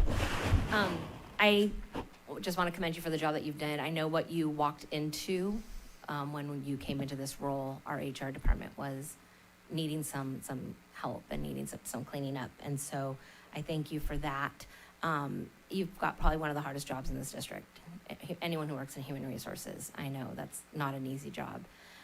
So I thank you for all that you do to support PVUSD, and I am in full support of this contract. I am going to use my time, and you can stop me if I'm overstepping, but I did want to just also address, we've heard a few times the $250 stipend that teachers were getting. That was provided through I'm afraid COVID. that's off topic. Is it, even though it was mentioned in this? Okay, Yeah, then I it's won't. off. Thank you, though. Are you done? Okay. I'd like to make a motion to approve, if that hasn't. We already have a motion on the floor, but we're going to continue listening to board comment, and I think Trustee Flynn has a comment. I had a point of clarification around where is it? The stipend for master's degree. And again, if I'm off, I just want to understand. There was a comment made by the public about the contract, so I feel like I'm speaking to the contract because I want to understand what the difference is when you get to be a cabinet member versus being a teacher, because it sounds like there's a difference in steps or I guess, value of degree. So I just was curious if you might be able to educate me. So these are all negotiated, so these contracts and the pay for the master stipends or any kind of stipend is negotiated. The pay for a stipend in the teacher's agreement is also a negotiated item. So I wasn't here for the negotiations of the teacher's master degree stipend, so I can't tell you why it was that amount and these are this amount. But these are all things that get negotiated.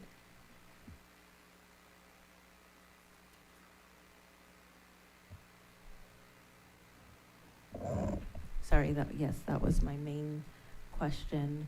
I did have a point of clarification around something that was said by the public, and I'm not sure how to, I think it was on the same page of what Trustee Flores was asking as well. My question was, is there a way that we can apply for a grant to make up that? So that is off topic, but I think that's good input, and maybe we can have that on a future agenda or do some study on that. All right. Trustee Navarro, did you have a comment? Oh. My only comment is... I'm sorry, she still had time. I still had one more thing. The last thing is I need to correct myself. I had made a comment about the dwindling cabinet, and I guess the better term is the turnover that we've been seeing is probably better phrased. Thank you. Okay, Trustee Navarro, you got time? My only comment is to thank Kit for coming in. I know there's been some rockiness, and I hope you and the union can figure out something mutually agreeable. But when you came in, our HR department was not in order. So thank you for all the work that you've done there. Thank you. Trustee Salinas Holtz, any comment? I'd like to thank Mr. Bragg for the work he does.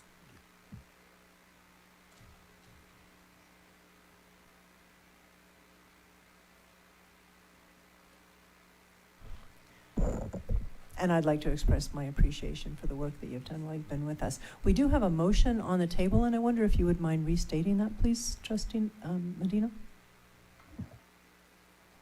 Yeah, my motion is I move to amend the item 9.3 by changing the contract end date from June 30th, 2029 to June 30th, 2027.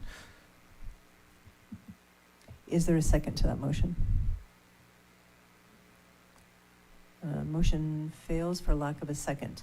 Is there an alternative motion? I'd like to make a motion. I'd like to make a motion to approve the contract as is. Thank you. Is there a second? Second, but can I say something as well? You know, as one of the few remaining board members from a while ago, you know, to kind of echo what Trustee Flores said, who's the second. HR has always been a mess, you know. I mean, I don't know how any other way to say that.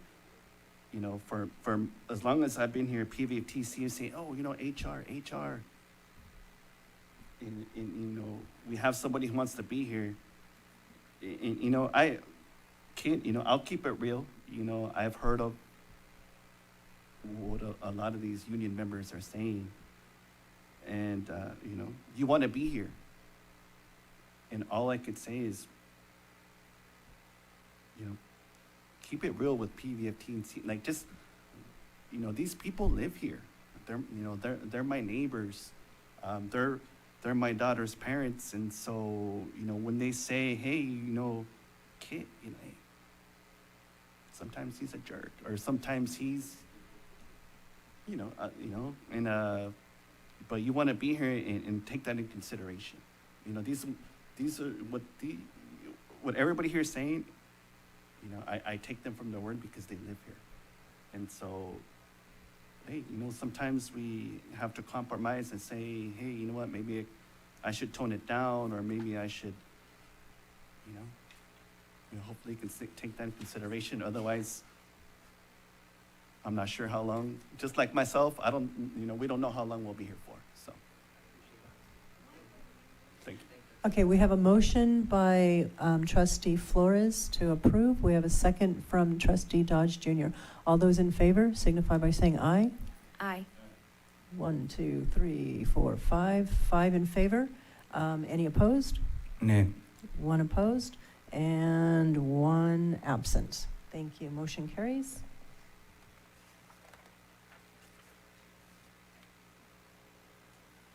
(9.4) Discussion and possible action adopting rules of order for Board of Education meetings.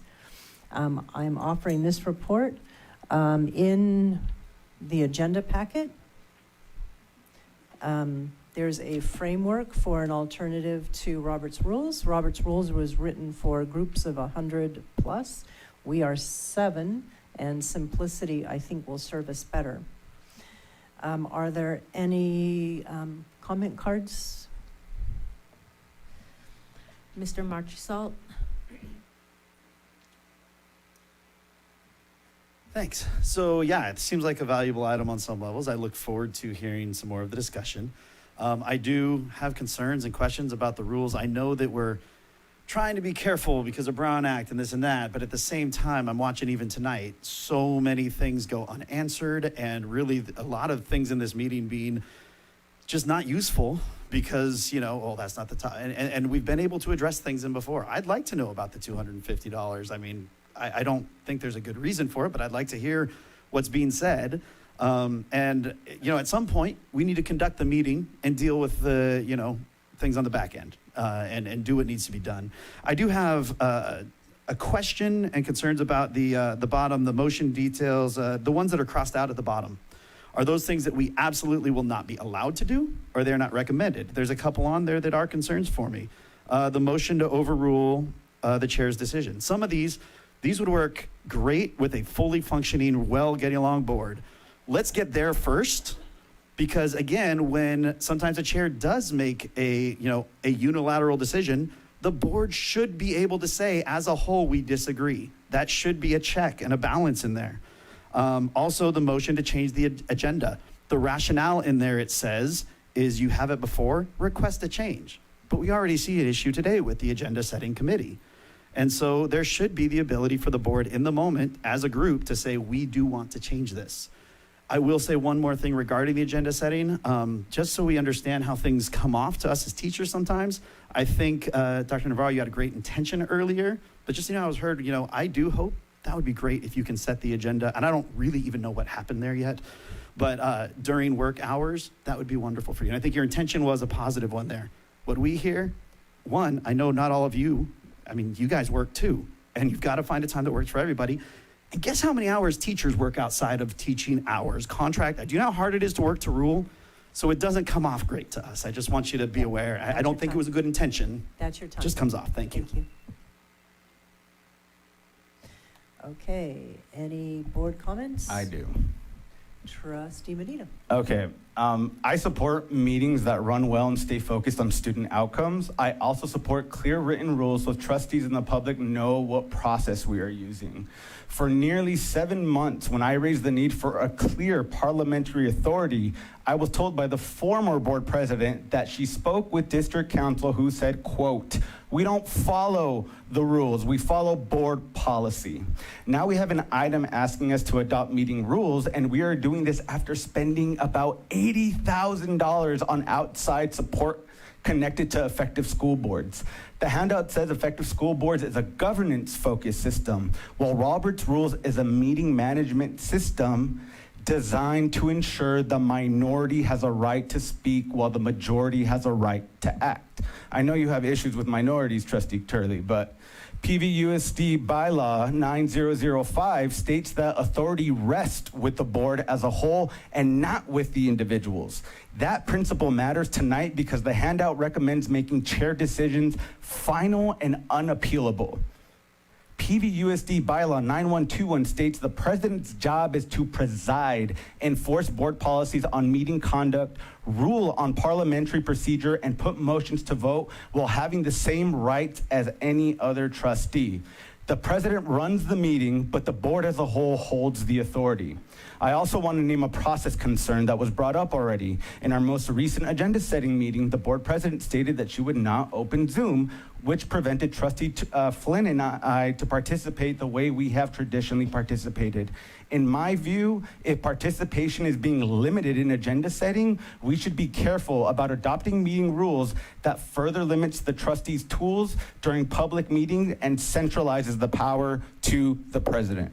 So if we adopt anything tonight, I want safeguards in writing, name our parliamentary authority, make clear that when local rules are silent, Robert's rules applies, keep the ability for the board to correct procedural rulings, and preserve a path to amend the agenda when a real need comes up at the dais.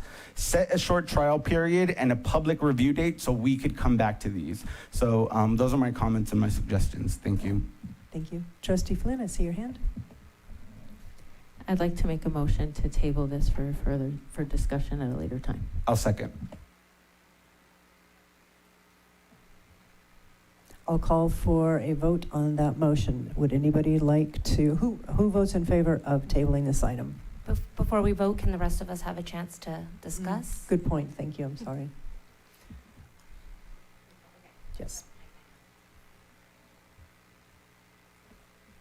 Okay, I thank you for bringing this up and attempting to try to get some order in our meetings. I know that it's difficult. It's been difficult for a couple years now.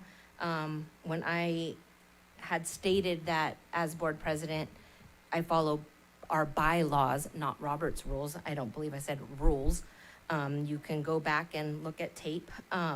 But there is a situation that we do have in our board meetings that does require us to have these clearly written, rules and decorum, norms, all of that. And we also have, to answer Mr. Marshall, why we're such sticklers about violating Brown Act. Well, we have auditors at every meeting writing us up on every thing that could possibly happen, costing us lots of money in legal fees. So that's another reason we have to be extra stringent about all of that.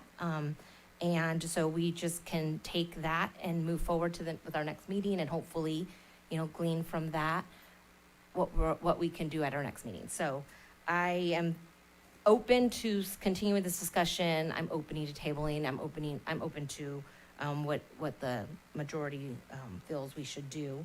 But I thank you for taking these first steps. Thank you. Trustee Navarro, any comment? Yes. So I think we need some sort of rules since we're not actually following our board policy. And unfortunately, our board policy assumes that regular people will just abide by the rules, and we don't actually have anything in there on what you do when people don't follow the rules. So I think we definitely need something like this so that we can make our meetings more effective. I just want to say that I agree with Trustee Flores. We have to be really careful because I don't know, I lost count at how many Brown Act violation letters we've got so far. Most of them are meritless and cost us a lot of money to respond to. And so we need to actually make sure that we're doing what we're supposed to do. So thank you. It's not your turn up. Did you have a comment, Daniel Dodge? Okay. Any others? All right. So we do have a motion on the floor to table. We have a second. All those in favor signify by saying aye. Aye. I see 3. All those opposed signify by saying nay. So it looks like 3-3-0-1. Motion fails for lack of 4 votes. Would anybody like to make an alternative motion? I'd like to make a motion that we adopt this tonight, and with the understanding that it's a very live, fluid document that we can always bring forward and change if we need to. Is there a second to that motion? I second. I have a further comment. We've had time to, not a lot of time to review. As I said, I was not a part of the agenda setting meeting to put this forward, so I didn't know that it was gonna be on here until last Friday, just like everybody else. So I just feel like we need to really sit with it and go over it. I like this. I think this is fantastic. I just don't feel like voting it in the moment. Excuse me, let me set my timer. Right in this moment is the right thing without us really going over it and going through it so that we're all in agreement and understanding of it. Just voting for it and saying, okay, this is what we're doing without collaboration, without looking at it. Do we want to do that right now? Go over every, okay, all right. I need to excuse myself for a moment then. Okay. What's on the floor right now? Right now, there's a motion to approve, but there's a comment to consider something different. So we do have a motion on the floor, and did we have a second? You made the motion, I you made a seconded? second, but we haven't had any discussion yet on it.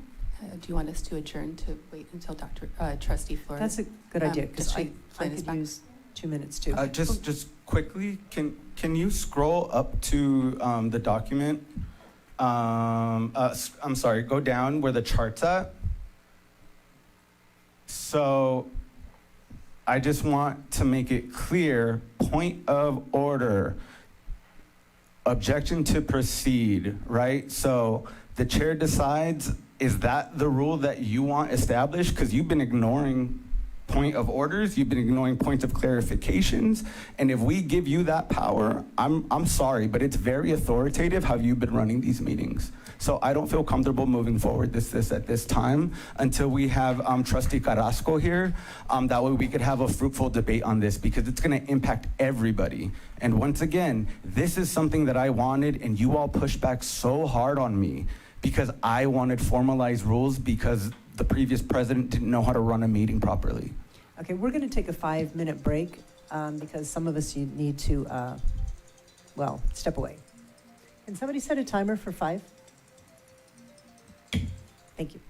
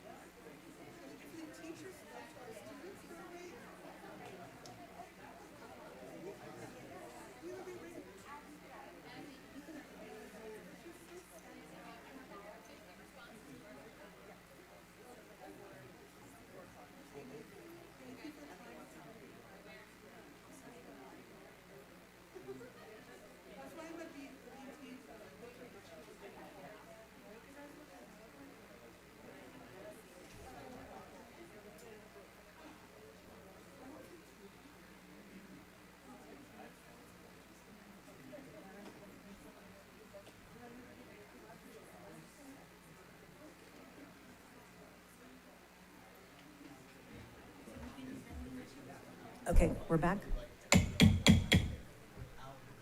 We are back. One person missing from now until June, so. Oh, boy. Point of Okay, order, we're are we back, supposed to be to order, discussing? please? Are we supposed to be discussing before we're actually back to it?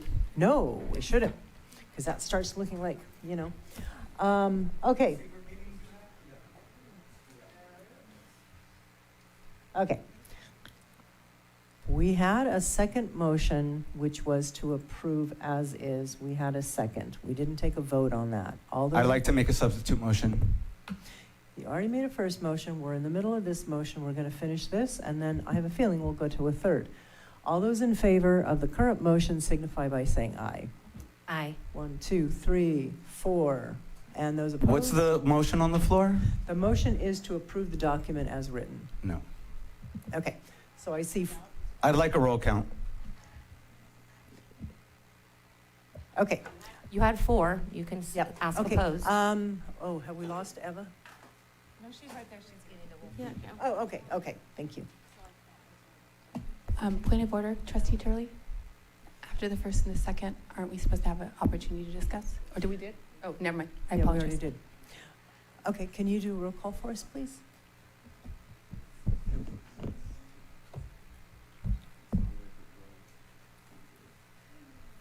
Trustee Flores, your vote? Yes. Trustee Medina, your vote? No. Trustee Navarro, your vote? Yes. Trustee Dodge, your vote? Trustee Flynn, your vote? No. And Trustee Turley, your vote? Yes. I'd like to make a substitute motion. It's passed. Yeah, that was 4, right? Well, that, Point of, The motion passes 4-3-0-1. 4-2-0-1, thank you. point of clarification. Yes. So does that mean that this is implemented immediately and we're gonna use it and none of us have looked over it and discussed it? So we're like somebody giving us a bicycle and nobody knows how to ride it? we just handed authority over to the board chair. That's what we just voted on right now. Hold on. So, That was my Okay. clarification. Okay. Would you like to make a recommendation? Yeah, we do have on April 22nd, we are doing a workshop with AJ and Greg after our student celebration. That might be a good time to go through this and make sure we all have a thorough understanding of it and do like a deep training on it. Trustee Flores? I agree. We did already vote on it. It is already been adopted. But like I said in my motion, it's it's a fluid document, and I do suggest we do discuss it, and if we want to make any amendments to it, then we do. Trustee Turley, I'd like to motion to reconsider the former item that we voted on. I don't think you were acknowledged. Hey, did you just look at the new rules? So I could motion to reconsider an item, and I just need majority vote now. Is there a second for the reconsideration? I see a second. All those in favor signify by saying aye. Aye. I see one. I see Come on, two. Jack. Okay, 2 in favor. All those opposed? Aye. 1, 2. Okay. Moving on. But I do agree that it should be fluid, and as we try things, we see what works and modify appropriately. Point of clarification. I just want to ensure that we will go over this on the 22nd, because while as simple as it may sound, we all need to make sure that we're operating off of the same, Yeah. I feel like I've been given a driver's license and I've never taken a driver's test. So, Okay. Well, the minority no longer have rights because of what we just approved. So just consider That that. moves us on to 10, report and discussion. 10.1, presentation of the 2025-26 Youth Truth Survey results. Report will be presented by Dr. Heather Contreras, Superintendent of Schools. Sylvester, can you make that larger, please? Yeah, there, much better. Okay. So the Youth Truth Survey is an annual survey that we give to our parents, our students, and our staff. I believe this is the 8th year that we have administered this survey, so we have longitudinal data that we can look at.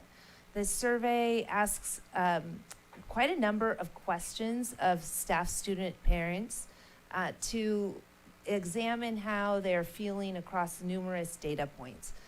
What we've compiled for the board today is just some of the highlights across our elementary, middle, and high schools.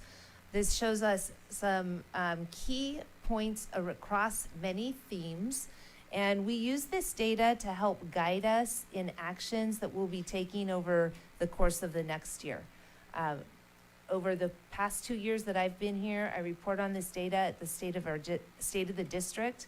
We use this for planning, and we look at key points that we're going to address and areas to work on. Our sites use this data, and they get site-specific data, and they use it to create action plans at their school site. Our school sites have seen their data. We've asked them to use the data site-specifically with their staff and parents and even students. And we are going to be sending what you're going to see tonight out to the entire district tomorrow. So this is something we want all of our families, staff, and students to see so that they're aware of this survey and its outcomes. As you can see, we get high response data from this Youth Truth Survey. We had 9,422 students in total respond, so that's 76% of our student population responded to this survey. 3,301 families responded, so that's 22% of our families. We pushed this out through our Parent Square mechanism, and we had 1,012 staff respond, so that's 61% of our staff. That's a pretty high survey rate. If you could go up just a tiny little bit more. When we get the Youth Truth Survey back, it's reported in main themes. And the first set of themes I'm going to show with you were our themes that had the highest positive rating, meaning that these are highlights for us where our staff, students, and families are feeling areas that are good and positively rated. These are also compared across a California state average of what students, staff, and families report in these areas as well, so that we can see how are we measuring to other schools and school districts in these areas. So Silvestre, if you go up a little bit, no, the other direction. Keep going, stop, right there, there you go, thank you. So in our elementary schools, when we looked at how our students felt about the instruction they were receiving in the classroom, this was a highlight for students. They felt that the way their teachers taught them was good. They ranked that positively in the 68th percentile, which is right at that state average as other students in their like ages. This means that students are likely perceiving their teachers' instructional approaches as supportive, as encouraging, as conducive to their understanding and their mastery of the material. How these questions are framed, even for little students, might be you like how your teacher taught that lesson, and there might be a little smiley face or a sad face. So the questions are framed so they're accessible for all student ages. Our families, for their area, that was a relative strength, is they feel very engaged at the elementary level. They report a high level of engagement. They feel included, they feel informed in school activities, and they feel that they have decision-making agency at their school sites. This is relatively on par with what California is reporting across the state. And our staff, a heightened report for them is that they also feel a sense of agency and empowerment and are engaged at the school site. They reported this at about a 51 percentile, which is slightly below where the average is for California. you could see we have some quotes there on the side as well. We get to see some actual qualitative data that our teachers and students and staff and parents report. And so we get those quotes too, which are actually sometimes more powerful. It really shows us what people were thinking, and they take the time to write in those comments. If you go up a little bit, Silvestre, so we can see our middle school. Our middle school, interestingly, across all data points, seem to have some real positives happening at our middle schools, which is a little bit of an anomaly across what we see in the state of California. So if you notice that, we are reporting higher percentages above the average line for California. And the middle school, for students are reporting as a higher highlight is that they report feeling a strong sense of belonging and peer collaboration. So they experience a sense of belonging and community within their school, and particularly amongst themselves. That is a strength for them. The parents feel that they are very included and informed in the decision-making process at our middle schools, and that is above the average for California by quite a bit. And the staff feel a sense of engagement, and that is also above the California average. If you go up a little bit more, we can look at our high schools. Our high schools also report a sense of belonging and peer collaboration. So they're reporting that they feel connected to one another. Engagement for parents is a highlight at the high school, although it is a little bit below the California average. And then staff also feel that engagement is a highlight at their school sites, and it is just about equal to what is reported across California. One thing that we see as a trend across our 8 years of data for Youth Truth is that belonging comes up as a strength across all groups that report on the survey. Sylvester, if you could go down a little bit, we'll take a look at some of the quotes, or I guess the other direction. Yeah, some of the panel. These are some direct responses that we had from one you could see from a 6th grade student, Rolling Hills. Something I like best about my school is that they respect and care, like that. Watsonville High parent of a 12th grade student. School meetings provide information, and it's useful to participate. They offer support for people who speak only Spanish and not English, and a translator is provided for them. And a Hall District elementary staff member said, almost all of the staff members are friendly, kind, and considerate and understanding. They lend each other and me emotional and moral support for our tough jobs with both humor and compassion. Now we move on to not one of our highlights, but these are some of the lowest rated themes that we pulled out from our elementary school, and then we'll look at middle and high school. What we do with these areas is we really hone in on what we need to focus on for the next year. These are areas of growth for us. They're growth points. We don't know exactly what lends itself to the feelings behind it, but this is what we go and explore for further information. We go back to the school sites because that's the more granular information, and examine each school site to see what is presenting itself that lends itself to these feelings of less engagement or not as connected in relationships. And that's where we try to work to improve that for the next year. So for our elementary schools, we're going to be looking at engagement. Students reported that they perceive being less engaged with their school and their education. Questions around this talk about, like, is school exciting for you? Do you feel bored in the classroom? Those are the types of questions that get asked. For families reported a low point is the relationships and the level of respect and comfort and communication that they receive or have between families, teachers, students, and school administrators. So that's an area we'll probably do some further survey data at the school site to try to hone in on where is that relationship. Is it in the front office? Is it just with teachers? Is it during parent-teacher conference? Where do we really need to shore up that communication? We also see that staff report culture at the school site as being an area for growth, that we need to have more of a shared vision. There needs to be respect and more effective communication. So that's something we'll be working on with our school sites. If you scroll up so we could look at our middle schools. Our middle schools,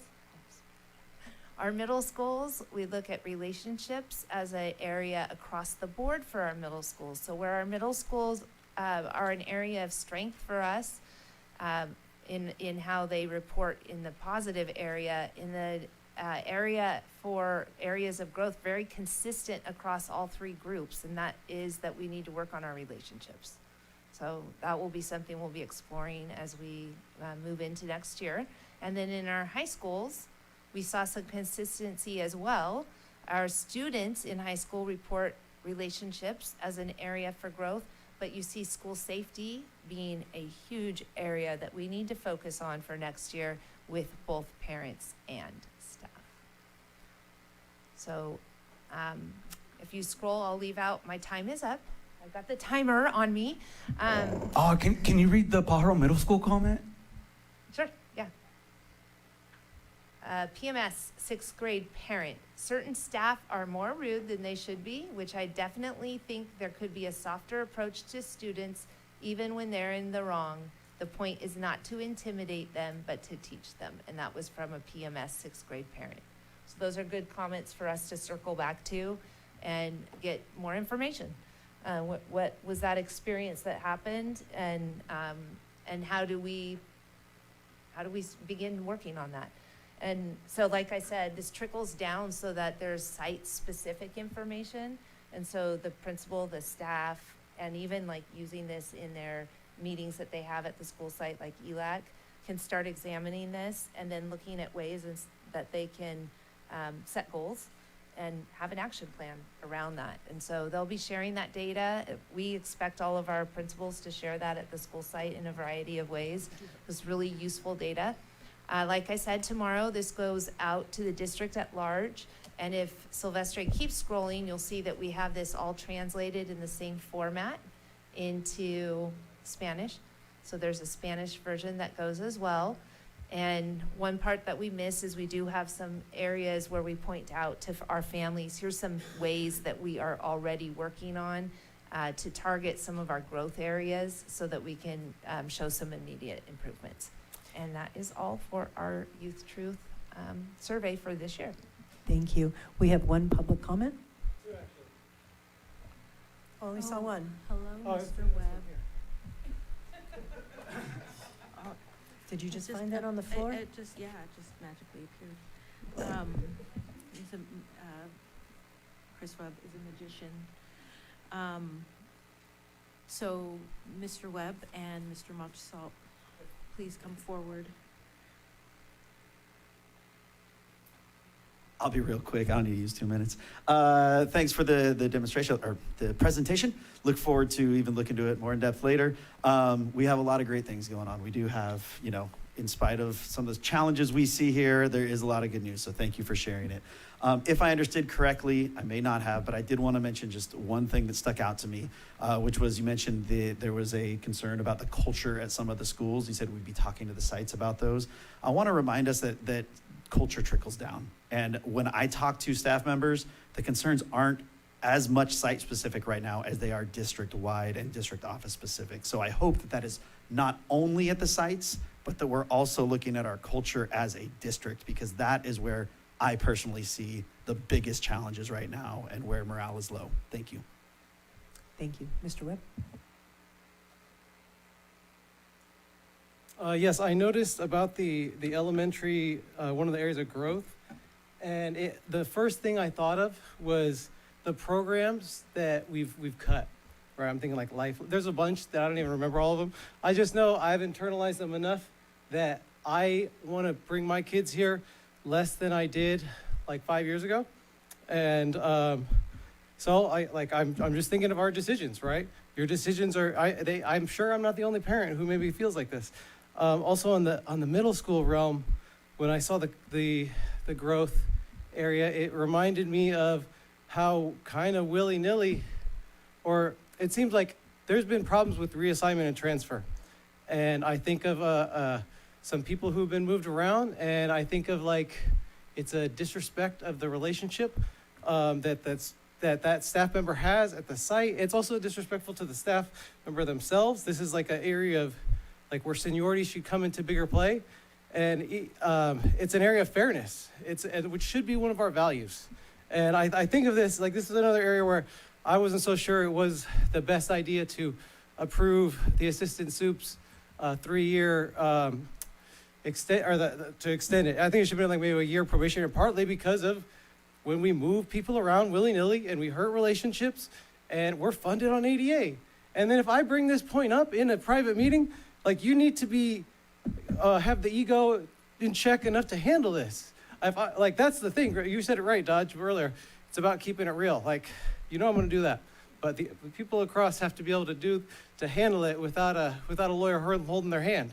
And it's going to be hard if you're trying to bring dirty water to me. I care about the water, right? We got those drinking fountains, those stations first at Renaissance, right? Because of me. So I just think that like it's like Bobby said, we do got to realize culture trickles down, and some of these like authoritarian types, like when we allow that at sites with site admin, that's also going to hurt your relationships. Thank you. Thank you. Are there any board comments on this item? Trustee Turley. Trustee Navarro? This is a question for the superintendent. Do you give sites their specific data and comments? Okay. Because I think that would be useful. All right.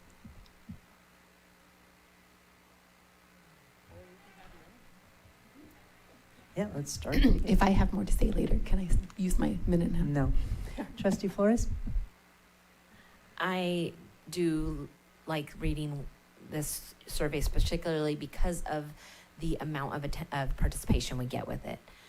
We do tend to see a better participation with this survey than any of our other surveys. So I tend to hold it a little higher. And I like to mostly look at where we need to improve and definitely make sure that the district is focusing on that. And so I do appreciate that we take the time, and I just, encourage parents to try to participate a little more next year when you see it come around, because I did notice that was probably one of the lower participations. It really does, it's a good chance for you to let your voice be heard. And so, thank you.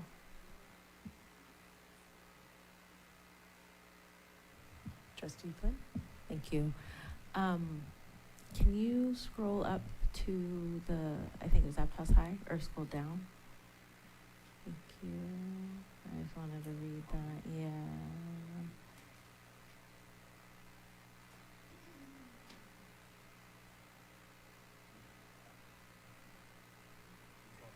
Yeah. I feel like teachers can try and connect with more students, not only certain students. Maybe the ones that are not reaching out are the ones that need the most help. So I just want to commend the bravery and the just that student had to say that, because that's real, and I feel that way a lot. It's really, really easy to pour into the student that is engaged, but the student who is in the back, who is not, they're probably the ones that need the most support. Thank you. Trustee Medina? Yeah, really quick. Superintendent Contreras, you said that there's 8 years of data for this survey that we have. Is there a way that we could synthesize all that into one presentation to kind of see those trends over that 8 years? I think that would be really cool. And then also, if we want site-specific survey data, can we request that to review it? Because I'd be very curious to know how Pajaro's doing, Hall, Ohlone. So is that something that we could request as well? Sweet. Okay, and finally, how much does it cost to run this survey per year? I believe we renegotiated that contract when I first came, and I wanted to say we renegotiated it for $80,000, but I don't believe it was per year. I think we're on a multi-year contract. Okay. Can you just send me more clarifying info on that? All right, sweet. And then, what was my other question? Can you scroll down to the numbers at the top again? There you go. Keep going all the way to the top. Look at that. Okay, cool. So, families. Okay. I'm looking at the 2020 chart that we did for the Youth True Survey, and I did notice that families were at 31% in 2020, which was a little higher, and I'm guessing because of COVID, right? Access to computers, all that stuff. I'm also seeing that in 2020, we had 86% of students that participated in this, which, you know, it looks like we decreased a little bit, probably because of, you know, enrollment and stuff like that. And then staff was at 68% with 1,108 during that time. So I think it's really interesting if we were to combine the 2020, 2021, all those 8 years to kind of just see the amount of people that are participating and how we could make it more effective.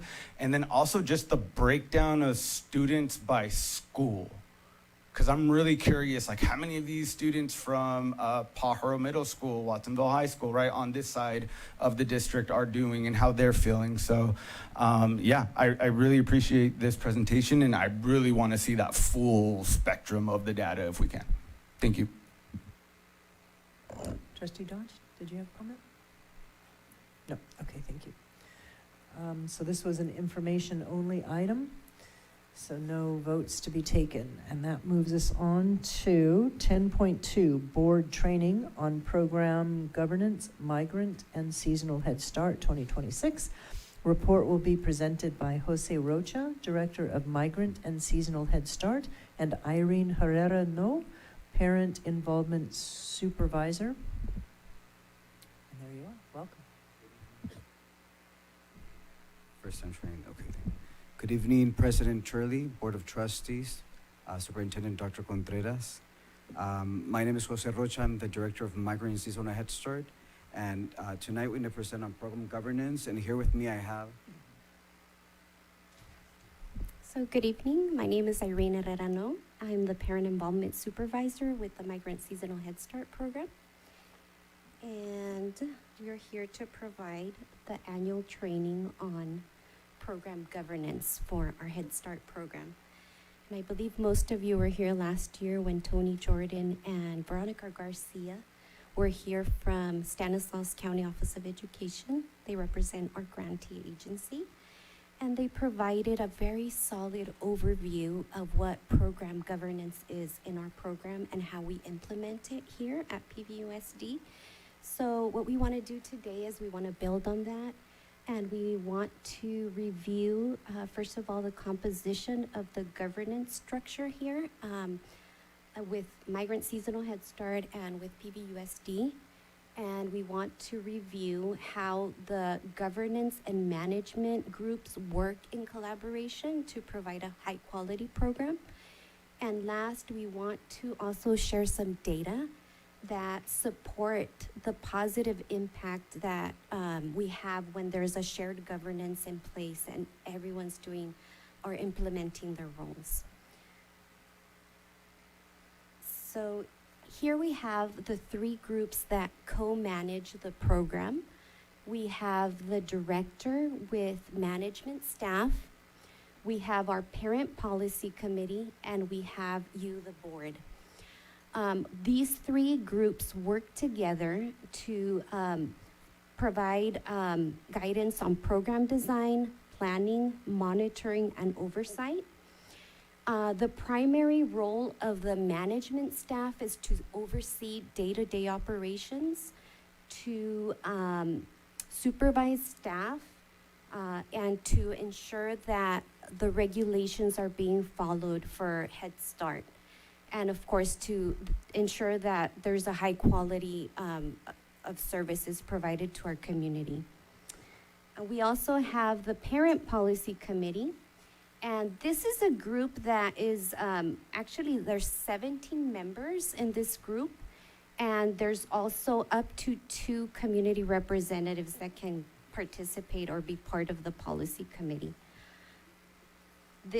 Within this group, they are elected yearly, on a yearly basis, and parents can serve a maximum of 5 terms. So the role of the policy committee is to provide program directions, so they ensure that the program is providing services that they need, so that we are providing as a program and meeting their needs as families in our program. So the policy committee reviews and provides input on various items, including the program budget, any amendments to the budgets, and they also approve each of the components of our annual refunding application. And finally here, it's our third group. You are the third entity in our shared governance structure. And your primary responsibility as the board is legal oversight. And you also provide the final approval for each of the components of the refunding application.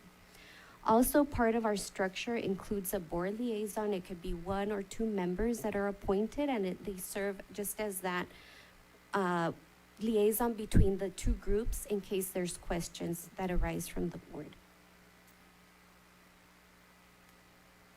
Okay, so here we have our refunding application timeline. And we have to go through this every year, each of these elements. And this is because our funding doesn't come to us automatically. We have to actually show that there is a need in our community for the program, that we are complying with Head Start regulations, that we're also meeting our contract with the grantee, and that we're providing high quality services. So part of this, as you can see in March, we are able to start our planning cycle. And if you look to December, that is when our grant application is due to the Office of Head Start. And so this is what we're going to be working on for this year, for the 27-28 fiscal year, which will be the services that will be provided to families in 2027. I really want to stress that this is a very good way to see how the 3 groups work together in program governance. As I said, our parents are elected each year in June, and they're seated in July. And so if we go to the month of August, you can see that there's a program service plan that is prepared by the director and is presented to the policy committee. This is a preliminary service plan. And so they participate in reviewing it and providing input. And they're very engaged in this process, I want to say. For example, last year when we presented this to them, they had feedback for us. We were presenting a start date on a Thursday, and they said, we want to change that to a Monday because that just makes it so much easier for children to transition into the program. So we actually made that change, and for this year, our first day of services will be May 11th. So that's just an example of how they provide that input, and then we make sure that we're providing the services that they need. So after the program service, the preliminary plan is approved, then we move to create a budget that supports that plan. And then from there, the parents, once again, they review the budget, they provide input, and they approve it. And that's when it comes to you, the board, for final approval. So that's just an example of how we work together in governance and Head Start. So in this diagram, this Venn diagram is just a way to see what the responsibilities are for each of the groups and how those responsibilities overlap. And you can see that in the middle, all 3 groups are responsible for providing leadership and strategic direction. I also want to reference the program booklet on governance. It's part of your packet, and that includes the Head Start law, which is the Head Start Act, and the regulations, which are the Head Start performance standards.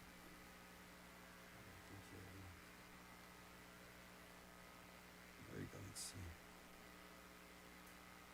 I'm going backwards.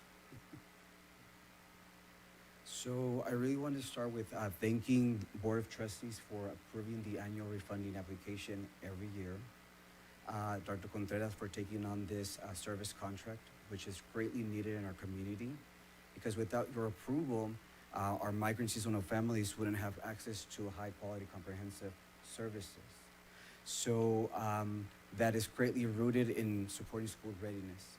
So tonight I want to share with you our 2025 program information report that basically tells our story, the services that they receive. So for the 25-26 program year, 822 children received services, exceeding our funded contract by 22.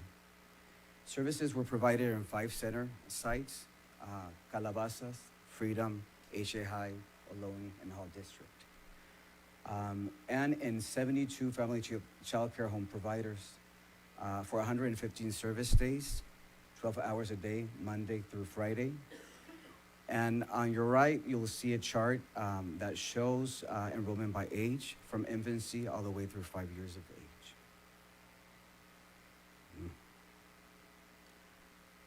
Of the 822 children served, 124 children had a special education plan, exceeding the 10% requirement of children with special needs by 5%.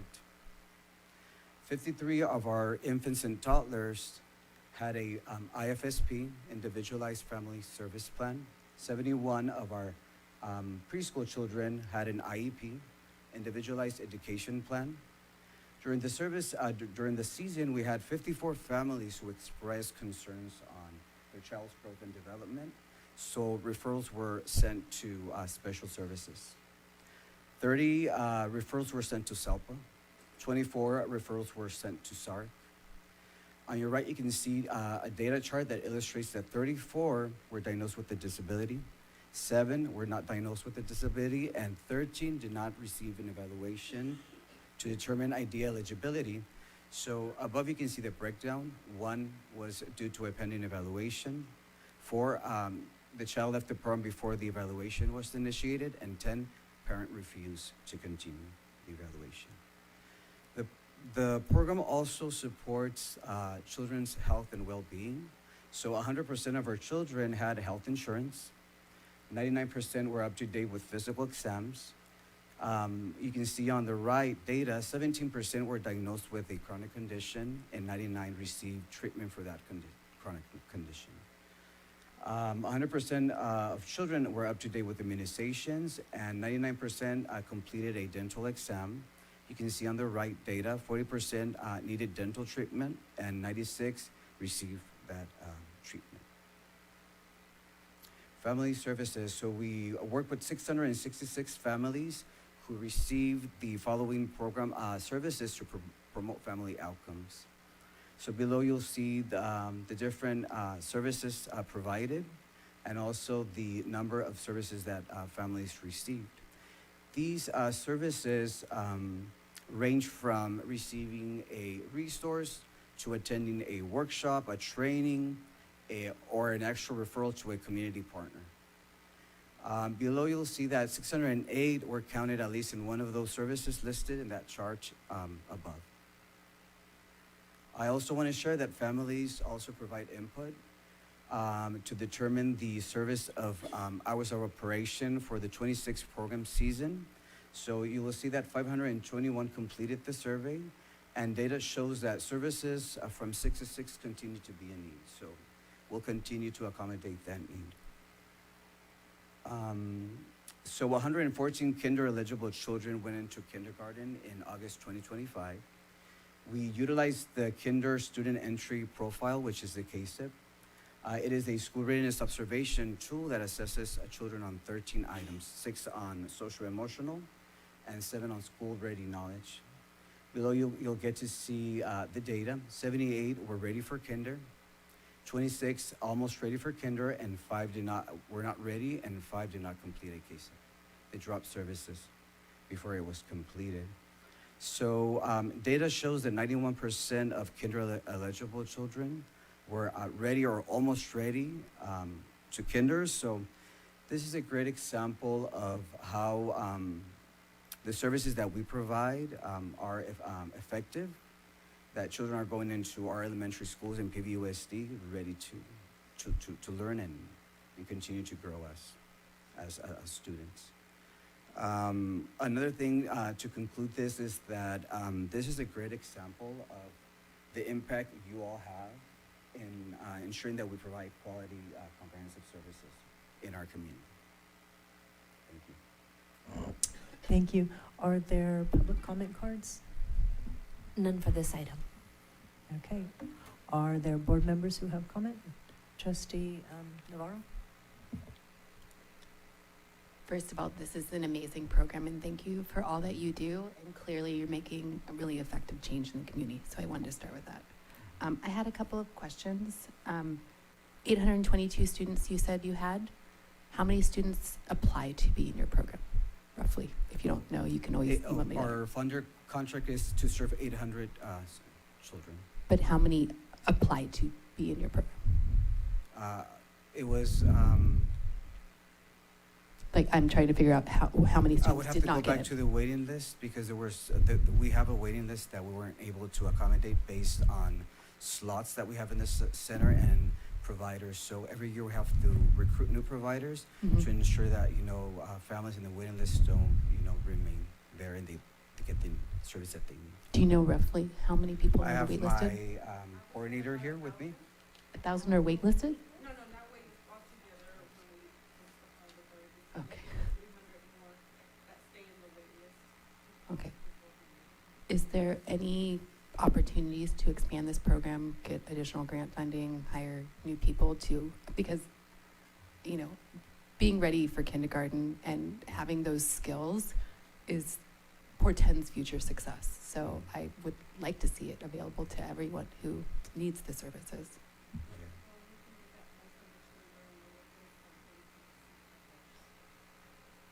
Okay. Okay. And then almost ready or not ready for kindergarten, what happens with those students? So the assessment, when teachers complete it brings points. So the amount of points lets you know if the child is ready for kinder. Basically, it really assesses on the skills and abilities the child should be able to know for them to be successful in kindergarten. So what happens if when they're ready, the expectations that a kindergarten teacher would have for kinder-eligible children, they have what they need. Almost ready is we need to monitor them every other month because they are there, but they just need a little bit more support with that. I guess I should clarify my question a little bit. I'm wondering specifically what happens with those students. Do they stay in your program for another year? Do they just get pushed, They kindergarten? They go into kindergarten, and we're still working on the next step of fully implementing K-STEP, so kindergarten teachers could get that information. We complete this because this is a required in our contract that when they get completed, we have to pass that data to our grantee. Okay, thank you. Trustee Medina? Yeah. Thank you all. How long has this program been around at PVUSD? I know that for me it's been 5 years, but I know it's been more than 30. Yeah, within the district. Woo! I think my mama was a part of it. That's crazy. So, yeah, I remember that I would be taken care of at Watsonville High School while my mom was in school.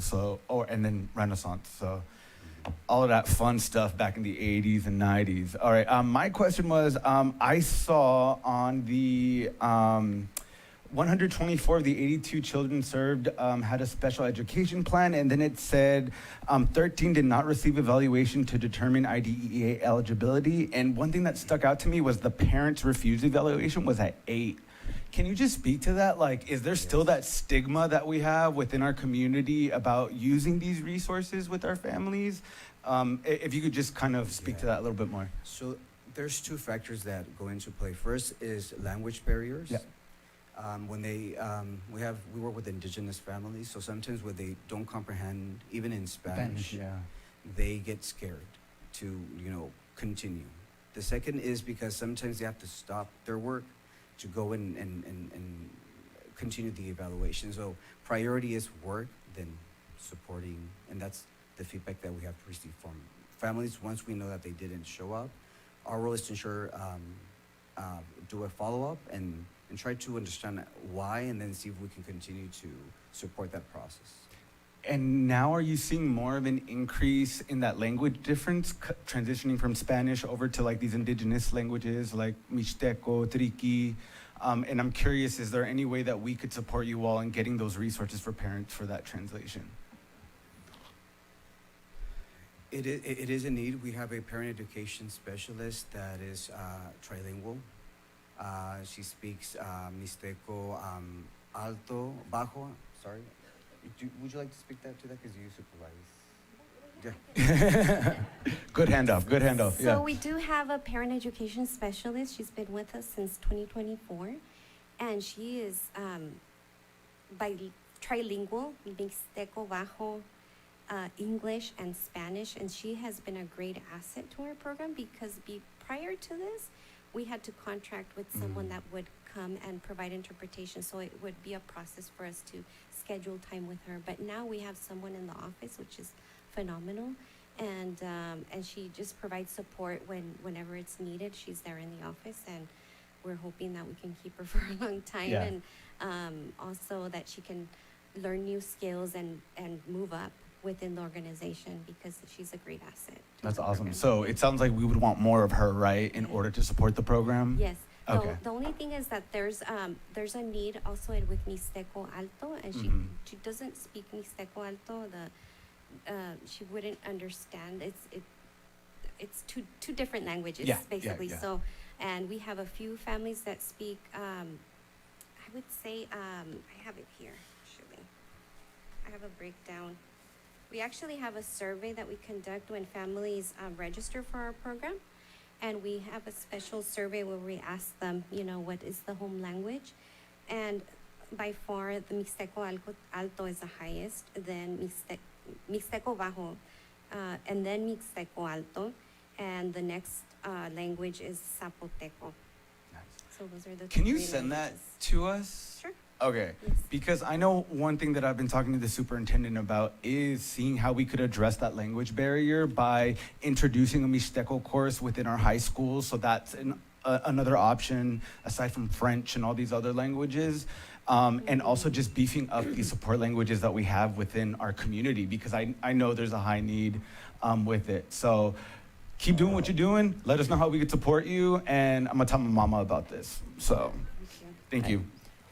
Trustee Dodge Jr.?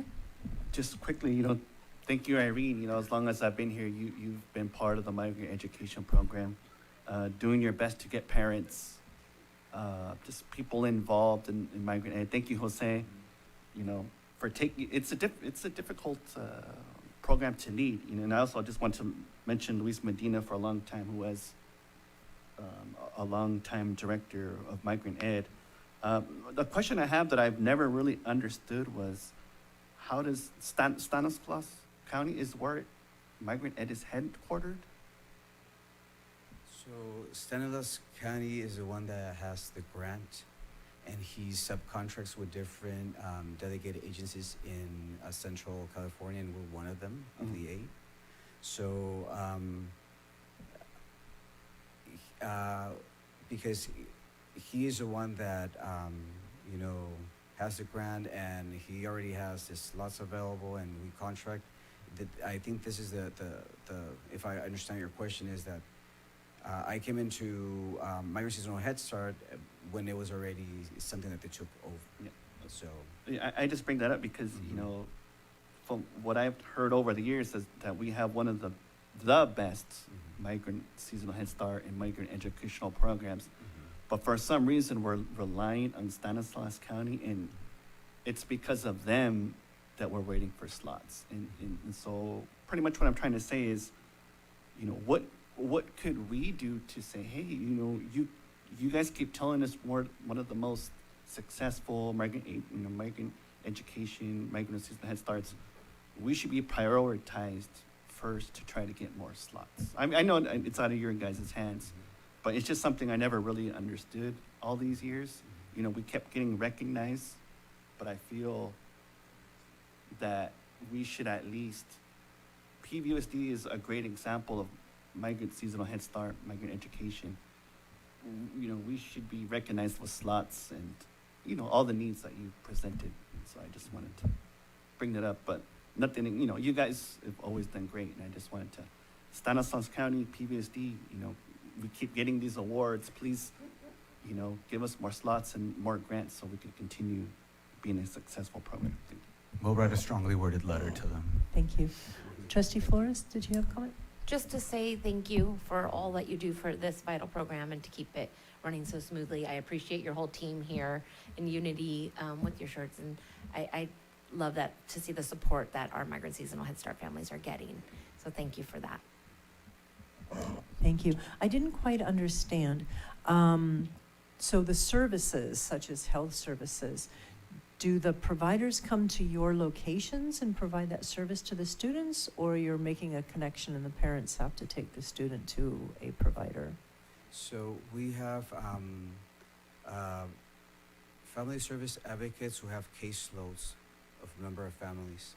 So each family service advocate works with those families, and if one of those families have a concern in their developmental, then they are the first to inform our disabilities mental health coordinator to start that process of referring. So we have service leads, which they're here. Each one runs and oversees a component area of that comprehensive services to ensure that, you know, we are meeting the actual needs, overall needs in those areas of our service. All right, thank you very much. This is a report-only item, and we appreciate your time in bringing to us the great work that you and your team are doing. Thank you so much. Thank you all for waiting too. That brings us to 10.3, Child Development Programs. Report will be presented by Lisa Sandoval, Director, Child Development Program. You guys are just getting a whole ECE download tonight. Good evening, President Turley, Vice President Flynn, Dr. Contreras, Board of Trustees, Cabinet, colleagues, and community.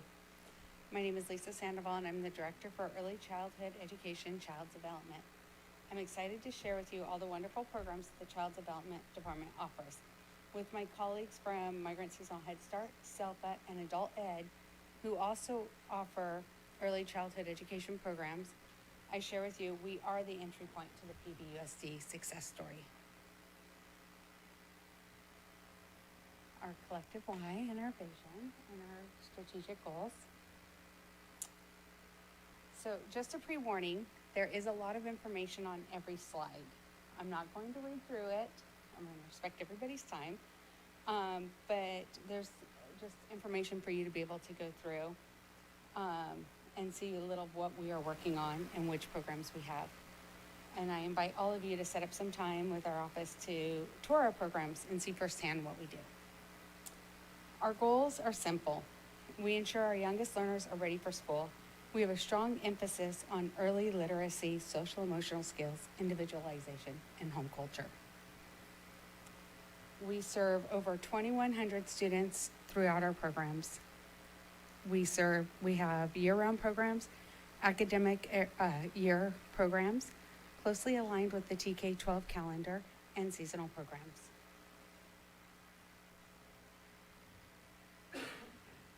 With Raising a Reader, we believe in the importance of literacy at home.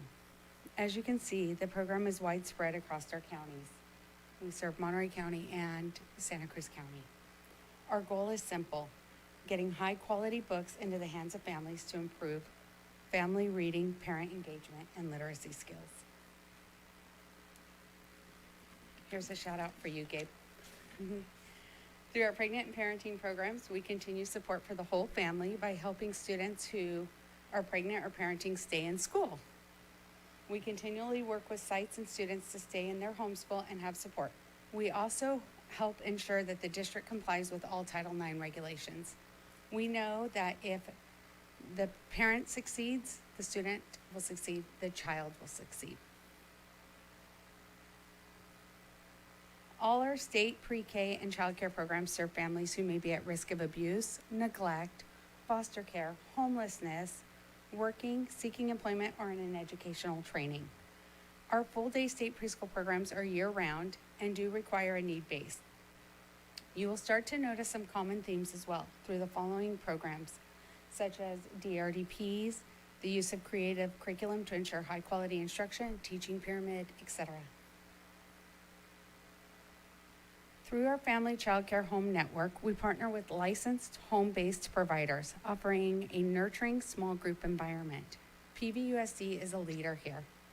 We are a pilot district for the California Department of Ed CSPP program, and I am often requested to present on this model to other agencies. We were the first to request funding to support teen parents as they graduated and continued their education beyond high school in the family child care homes over 20 years ago. Our Part Day program is a bridge to TK or Kinder, focusing on language development and social skills. This allows parents to access a 3-hour program if they are not ready for a longer day. This year, we've had the flexibility to serve 2-year-olds, though we are expecting that exception to expire. Transitional kindergarten is now universal. It's free for all students who turn 4 years old on or by September 1st. And we're in the middle of registration, so get your registrations in. TK is fully integrated into 16 of our elementary sites. We have some pretty awesome TK teachers and a TK coordinator who have been working as a team this year to ensure our programs are developmentally appropriate for 4-year-olds and best practices are implemented. In our Infant Development Center, located on the Watsonville High campus, we provide specialized care for our youngest, beginning at 4 weeks to 2 years, with priority given to teen parents. IDC is a license-exempt facility, but we are required to still follow all licensing requirements. Because of the licensing status, IDC is not available to the general public. However, and we do have a couple staff children in there, it is available to access when space allows to the Watsonville High staff. We have been honored to partner with CDI to provide Head Start wraparound services for up to 101 of our students. 53 of the current students came to us through the closure of Encompass, so we've been able to continue serving those families and continue their Head Start services as well. Our state migrant preschool program is very unique in that we literally meet our families where they are. From May until October at Buena Vista Camp, we provide flexible, high-quality care for our families working in agriculture. We have many PVUSD employees who have attended this program as well. It's very exciting to have them say, I went there, I went to Buena Vista, including one of our own staff members in our department. As you see, all the programs intersect with a foundational start with school readiness leading to graduation. Compliance, everybody's favorite word in here. This slide shows just a small snapshot of all the different compliance modules we have to follow, from performance standards for Head Start to California Department of Ed and California Department of Social Services, Title V licensing regulations, California Ed Code to Title IX requirements. This complexity also brings forth a variety of reporting requirements. There are so many to follow, we really operate on the strictest of the strictest around regulations. All the programs, though, require child safety, staff quality, and fiscal health. Our funding is a complex and often braided model. You'll see here how each program has a variety of different funds so that we are able to continue utilizing, keeping our programs running and maintain services.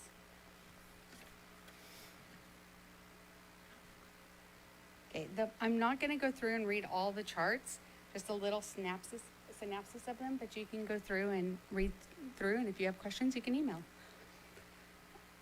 The key takeaway for these are that we are fully compliant and highly rated in all of our areas. Our programs vary to meet differing needs. While TK is age-based and free for all, our full-day program prioritizes families with the highest financial and need-based requirements.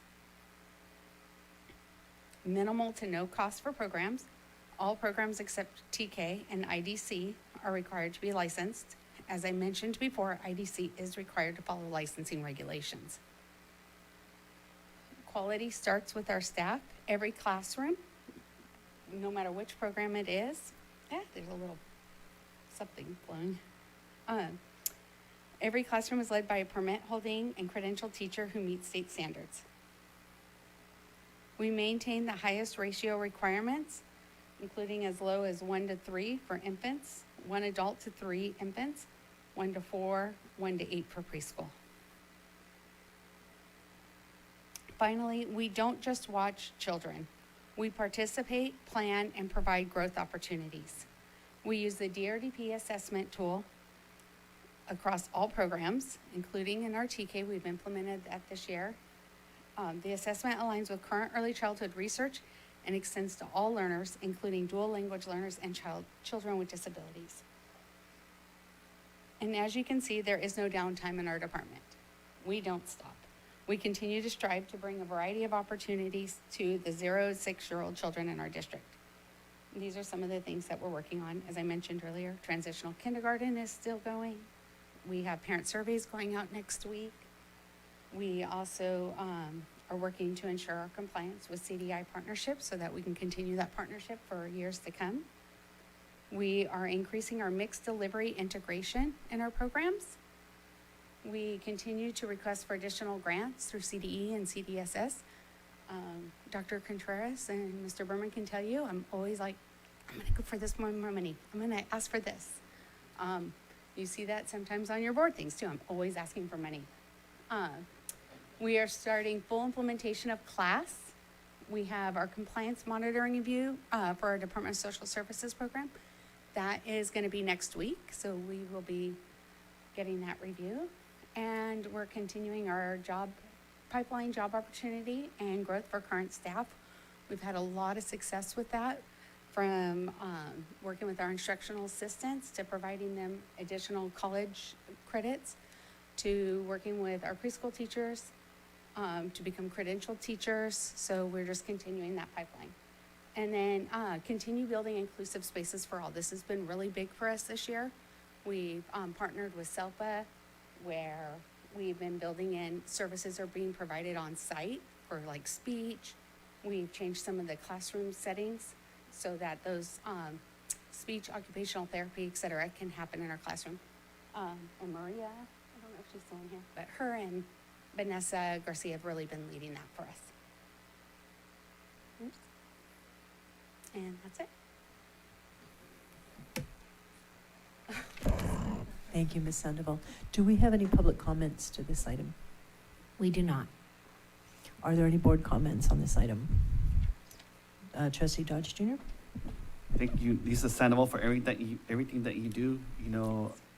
I know I haven't known you personally, but I know you give 110% for your job. I've seen you at my sites, festivals, fairs. I know you're out there. When I was in high school in Watson, 96 through 2000, it was the teen parenting program, I believe it was. I worked in that. Okay, well, just before you got there. Okay, and which I think was very important, because it kept, my friends that became mothers at a young age, a lot of it kept them in school and kept them with us. We walked together, and even to this, it's an important program, and I believe around the EA Hall site you have 2. Is that a migrant ed portable? So we have the Watsonville Children's Center on the back of EA Hall. Okay. And then Encompass had the Head Start next door to EA Hall, and we now have that facility. So PVSD has always been in charge of the one in the back, okay. Yes, Watsonville, and that's been around since the 70s. My daughter went there, and the staff there, they do an amazing, great job. She went there. Hilda was my preschool teacher. She my daughter's teacher, and so what you do works. My daughter, who's now at Cal Poly, she went through that program, and through PVUSD and Watsonville High, and so I know firsthand well, I guess you were there when I was there, and your program works. And so thank you. And, you know, again, like I said, you give 110%. So does your staff. And so I just wanted to acknowledge that. Trustee Medina? Lisa, you're from Area 3, correct? I am. Representing, thank you. Lisa, if I could give anybody in my area you are awesome sweater, it would be you. I've consistently seen you really advocate for our area in Monterey County and really bring that voice to the forefront when we're having these discussions. And I just appreciate that, the work you did with Safe Routes, Safe Schools, in advocating for better sidewalks for our students and transportation, and just seeing this presentation. Like, I just want you to do a TED Talk so I could just listen to you go around and tell us about these great programs that you're doing. And were you at these programs when Miss Mitchell was around as well? Yes. So I worked in the Watsonville High teen parent program at the time from 93 and 94. And then my grandmother was a teen parent who actually had to go to the school board and request permission to go back to school because pregnant girls were not allowed to. Yep. And she was married, so she had to request permission as a married woman, then as a pregnant. And then my mom was a teen mom, my sister was a teen mom. And my son turned 20, we broke the cycle. Not that it's necessarily a bad cycle, but it's not necessarily a good cycle either. When I went to Watsonville High School, and I don't know if they still do this, we had Link Crew, right, where they bring in the freshmen and we take them around, and Miss Mitchell was one of the ones in charge. I didn't know Miss Mitchell at the time, but I just see this woman looking at me, pointing and walking over, and then she says, "I changed your diapers." And I was like, "Who are you?" And she's like, "Miss Mitchell, you don't remember me? I know your mom." So, and it was just really great seeing how, you know, I felt like I was born and raised in this district. I mean, most of us were born in this hospital right here. And also just, you know, I give the program credit for two things. One, supporting my mom and those young moms that needed the support. And also two, showing us millennials that it's hard to have a kid, which is why we're probably not having kids right now. So kudos to you on that effort right there. But it's sad for the school because we don't got kids coming in, but we hope to change that soon. So I just want to say that. Thank you for all your work, Lisa, and I really appreciate you. Ms. Mitchell was working at Watsonville High School when I was there, and that's been a while. I think she just retired. Is she still there? I think she's still there. She came back. Yeah, she's amazing. Trustee Flores, do you have a comment? Just to say thank you again for your hard work. Danny was right about the 110%. Not only are you a huge support to all of our young families trying to raise their littles, but you're a huge support to us here in the boardroom, every single board meeting. And thank you for that. I also, you know, my daughter attended the preschool with Teacher Manuel, and I will forever remember him. And anytime I run into him in the grocery store, you know, it's a big hug and hello, because it is important to see that how much we pour into our littles and prepare them for our TK through 12. And so thank you for all your dedicated hard work. Trustee Navarro, did you have a comment? I just want to briefly thank you as well, Lisa. I see what a great job you're doing out there in the community. And as my mom was a teenage mom as well. I wish there would have been a great program like this when I was around, but I was born before the 80s. So thank you so much. This is another report item only. There's no action to be taken. Thank you so much for presenting to us. And I just want to say thank you for the accolades, but I have an amazing, amazing team. So I could not do it without the people behind, you know, that support us. So thank you. Thank you. Next up is 10.4, Equitable Pathways for Student Success Advisory. Report will be presented by the Michael Berman, Assistant Superintendent, Educational Service, and Julie Edwards, Director, Strategic Educational Opportunities. Not yet. Good evening, President Turley, members of the board, and Dr. Contreras. Tonight, Julie Edwards and I present to you our intended advisory committee for equitable pathways for student success. As always, we start with our why. Specifically, we hope to address that last phrase in our mission regarding our goal of empowering our students to flourish in a dynamic and evolving world. At the last board meeting, we heard from Chris Evans in his report, Aspiring Higher report. The report showed some significant data and findings around the lack of equity and alignment among our high schools. One thing that we saw was that students have different opportunities depending on the schools they attend. In response to these data and recommendations, we will be creating an advisory focused on optimizing district systems and structures to remove barriers to better support student outcomes. Good evening. And I'll carry on. This is about the bigs. We heard all about the littles, but these are the bigs. So we are duty bound and in our commitment to continuous improvement, excited to put this advisory together. And this is a critical moment for this to happen. Our student needs, as you can see in post-secondary, is really changing. The higher ed landscape is evolving rapidly and sort of erratically right now. So it's incumbent upon us to help our students be as successful as they can be in an environment that is shifting. So also our students have to navigate, and their families, complex grad requirements, expanding opportunities, and evolving workforce demands and the influence of AI. What we teach now will be obsolete pretty quick, so we have a big job to do to help our students become flexible and resilient as they enter the next chapter in their lives. We've made significant investments in college and career readiness, and including dual enrollment and CTE, and it's time for a coordinated review to ensure that our efforts are aligned and equitable across the district and organized into coherent courses of study instead of disparate classes. It's more an intentional way of approaching a journey through high school. And we want to make sure that we support our students with informed choice and long-term success. And then we'll be looking at data, this group, and state accountability measures, AKA compliance, student and family feedback like Youth Truth and other sources of family data, and the regional labor market information. And all of these things point to persistent opportunity gaps for our students and uneven access to rigorous career-connected learning. So we're going to address that head on.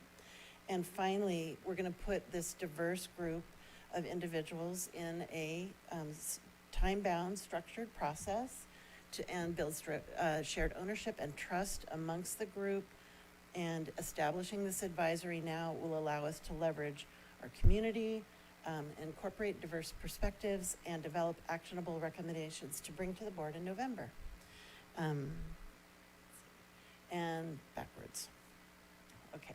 So the proposed areas of focus, and they may expand beyond this once the group gets built and has a chance to share their thoughts and ideas. But we want to be sure that our high schools are equipped to provide our students with a broad variety of opportunity after high school graduation. And this advisory's work will be guided by a shared definition of what student success looks like so that we're all on the same page about that, centering around our strategic goals: excellence in academic achievement, high levels of student engagement, a broad range of course options aligned to interests and strengths, and clear and informed post-secondary pathways, including the ones that we know about: two-year college, transfer directly to four-year, technical training, or entry into the workforce. The format, we are proposing 8 meetings, 2 hours per meeting between May and the end of October, and we'll provide the support so that there are no barriers for families to participate, and parents with food, childcare, translation, and transcription, and live streaming like the other advisories.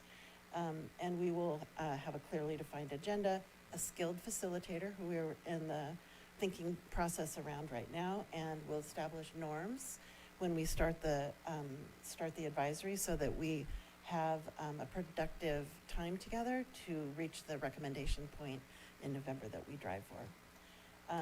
The scope is looking at our grad requirements. They haven't been revisited for many years, and as Mr. Berman mentioned, the Chris Evans report really shows us that when we established our grad requirements 6 or 7 or 8 years ago, we're not achieving the outcomes that we thought we were going to. So can't unsee that. And so it's time. So we're going to look at our academic and career advising systems, which includes 4-year academic plans for all high school students at the beginning of, or at the beginning of 8th grade. This year we're doing it almost at the end of 8th grade, but we're getting it done. 1,000 8th graders will have 4-year plans by the end of May, working on that. And then TK-12 career awareness. So really being intentional about starting young and early and having that career awareness in the world of work. And when children are in all kinds of different environments, connecting that to the world of work so they could see themselves doing interesting and engaging things down the road when they're really starting to think about what they want to study and do. And then obviously some of the career identification, AVID strategies, all of the things that help our students be successful. We'll be looking at our course request and enrollment processes, establishing the coherent courses of study, as I mentioned, consolidation and refinement of our CTE pathways based on a few high-quality criteria. The labor market is really important, student interest, of course, and participation rates, and the sustainable funding that we're able to leverage, the funding that we can rely on in the CTE program, in particular, year over year.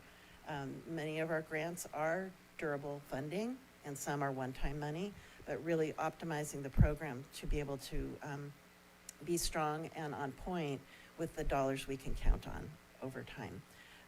Looking at our advising tools and the platforms we use, professional development and training for advisors, AKA our counseling staff, as well as teachers that are interested in being that mentor with the students in their classrooms. We'll be looking at our bell schedules, master scheduling practices, our course catalog structure and alignment. All of these things weave together to create a system, and that's what we're really looking at, not just an isolated part that will wrap around kids with their families to help them move through our system successfully. We will be helping the group learn, we'll learn along with them together about from subject area experts as we need to bring people in. For example, Chris Evans, we may have him come and present the data that you experienced last board meeting, and also get some input from some experts around different grad requirement models, what they achieve.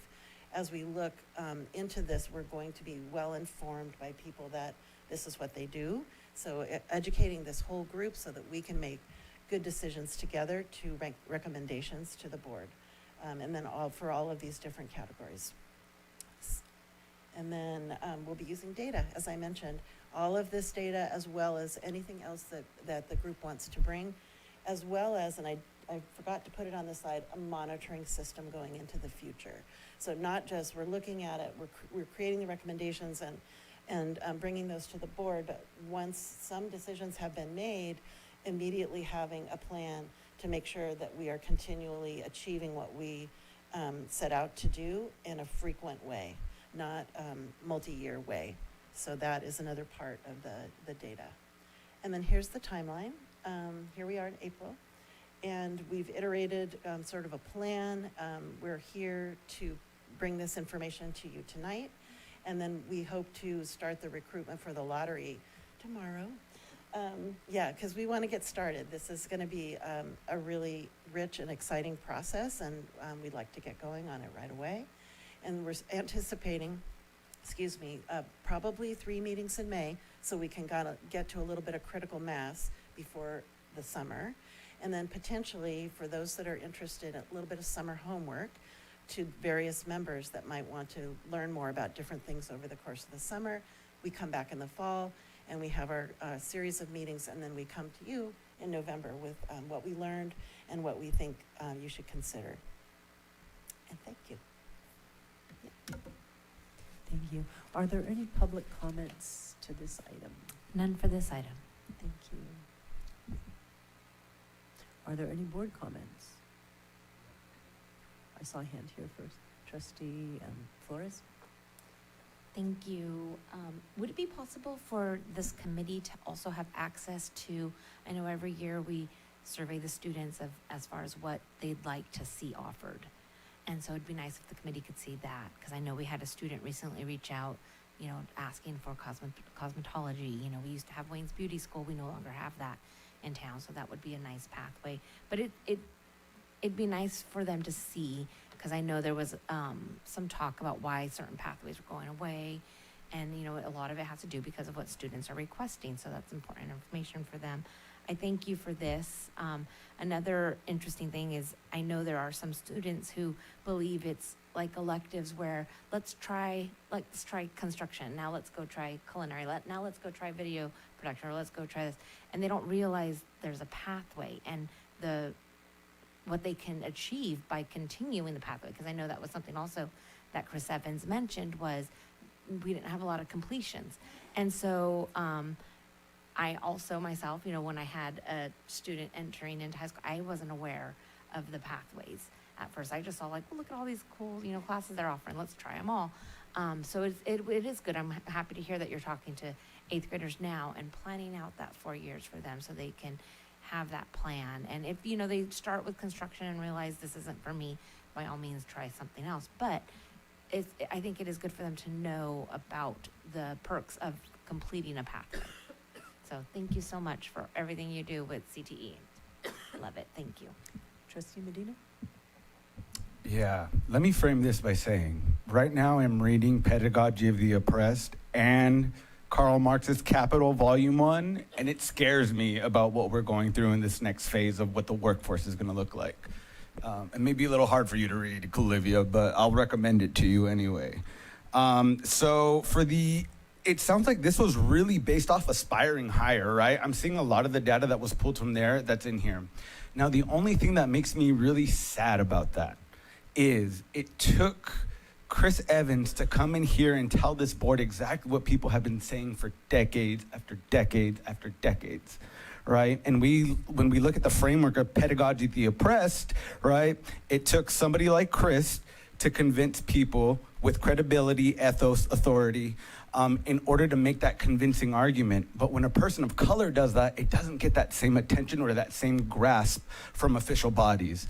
And again, this is critical thinking, so I know how that may make your brain burst over there. But I think it's really important to keep those things in mind. And also, I think we need to move away from this idea or this ideation of memorizing concepts and move more towards remembering impactful experiences. Because I think that's where the future is going to be. Don't tell me about college campuses. Take me to college campuses. Don't tell me I could be a lawyer. Pair me with a lawyer. I want to see what they're doing so I could experience that. So I'm really liking that you're taking in that information. What else did I want to say? Julie, I'm glad that you're spearheading this.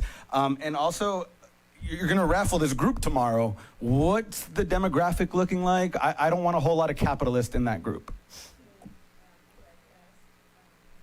Sorry. I'm glad you asked. So we will be modeling the process of how the randomization, representing all trustee areas, equally. So the makeup, it's 27 people, 3 from the business community, 4 parents, at least 2 of them being from secondary, meaning high school, 7 students, and from our comprehensives and our alternative schools, and 3 secondary teachers, 2 secondary counselors, 3 classified staff, 3 administrators, secondary, and 1 kind of at-large community person, and then those are the voting members. And then to the side, but part of, will be staff, consultant support, human resources, student services, special education, communications, data consultant, and a facilitator. So. You're always on it. Okay, cool. And I don't know why I just asked one that. point of clarification. We're not going to do the raffle tomorrow. We're going to start the recruitment Process. Got it. Okay, cool. Yeah, I just want to make sure it's diversified. Also, more Gen A opposed to boomers, because we are in different times now, right? The economy is different, norms are that's your different. time? So I hope we could Trustee really Medina, emphasize that's your those student time? voices. Thank you. Any other trustees have comment on this? Trustee Navarro? So first of all, to you both, thank you. I think all of us here on the board have identified that we don't have equal opportunities at all of our schools, and we would, I think, all agree that that's something that we'd like to see going forward. The other thing I wanted to ask you about is what's the plan on continuing, because there are certain CTE pathways that don't have a stepwise approach all the way through. So what are we doing to address that? And then finally, how are we utilizing our local community to provide that final or next step, like doing internships or apprentices? And I know Trustee Medina mentioned that already, but I just wanted to see how we're actually connecting people like over the summer with folks who have left our community and have gone on to be a lawyer or a doctor or what have you. So I'd be interested in some work on that. We're just now wrapping up interviews for our second summer of paid internships in healthcare settings, these internships are tricky to put together, especially in settings where there's confidentiality and, all of that. We ran our first cohort last summer. It went really well, and the kids, it was a rich experience. It was part of the Health Academy at Watsonville High School. We drew from that pool of students, and we're doing it again, and we're going to be doing more. So, yeah, I hear you loud and clear. Trustee Shirley, really quickly, can I ask Julie something? Let me add real quick. Yeah, go for it. And as you know, we have a lot of partnerships with community businesses and stuff. And one reason we wanted to make sure that we had some representatives is because of that, because of the CTE stuff and all the work that Julie's doing. So we want to make sure that we have those lenses in the conversations. And just really quickly, Julie, have you reached out to the Monterey or Santa Cruz County Film Commission to see what programs they have at all? No? I could put you in contact. Okay. I got you. Okay. Because they're trying to beef up the industry here in the area. I know in Cabrillo, we're having a lot of discussions with them right now because we just introduced Video Production 1, and now we're doing a pre-production course for film. And they're eyeballing that, and they want to do film accounting next for the area. So I think those are really good pathways to come into. So I'll follow up with you on We're that. beyond your time. Trustee Dodge Jr.? Just quickly, just to mention, one concern that I had at Watsonville High School was cats news. And so hopefully, that's something we could bring back at Watsonville High School, where students are able to broadcast their own news, like, good morning, cats, this is, so maybe that's something we could look into. Thank you. Noted. I will second that. It's not on the agenda, just I FYI. Can we move on, please? Thank you. Yes, we are going to move on. Thank you so much for bringing this to us, and thank you for all the great work you do. That brings us to 10.5, discussion regarding the potential renaming of Cesar Chavez Middle School. Report will be presented by Gerardo Castillo, CPA Chief Business Officer.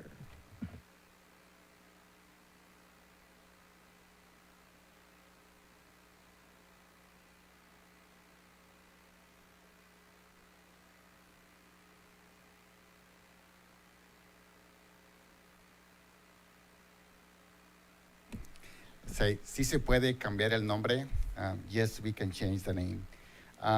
Good evening, President Tulip, members of the board, Superintendent Contreras, and the Pajaro Valley community. Today, April 15, we stand at a key moment for our district. We are here to discuss the formal establishment of a school renaming advisory committee for Cesar Chavez Middle School. The committee will be a collaborative group designated to ensure that the school names truly reflects our community, identities, histories, and values. Okay. Our vision in our district is ensure every student graduates ready to be a positive contributing member of our community in their world. That starts with the environment we cultivate. School names are more than just labels. They just share the education experience and the long-term legacy of our district. Students learn about the name of their schools. However, renaming is a significant undertaking per board policy 7310. Names must be strict requirements for relevance, appropriateness, and endurance value. To change a name requires extraordinary circumstances and a comprehensive evaluation of the potential impact. So the purpose of the committee will serve as the primary bridge between the community and the district leadership to ensure transparency, decision-making. The process will include involvement from the students, staff, parents, and alumni. A public window for naming nominations supported by historical rationale. All of this is in our board policy.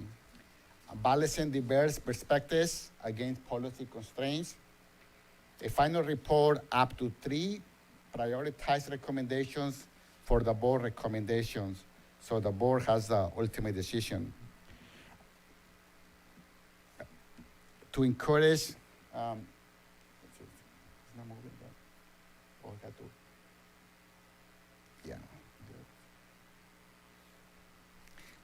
to encourage consensus and prevent tie wars, we recommend an odd number up to 11, and this will include student voice, 2 to 3 students representatives to provide first-hand perspectives on the school culture, certificate staff, teachers, and parents for professional and family insight, community members or alumni to provide heritage contests chaired by the school site principal to ensure alignment with district goals.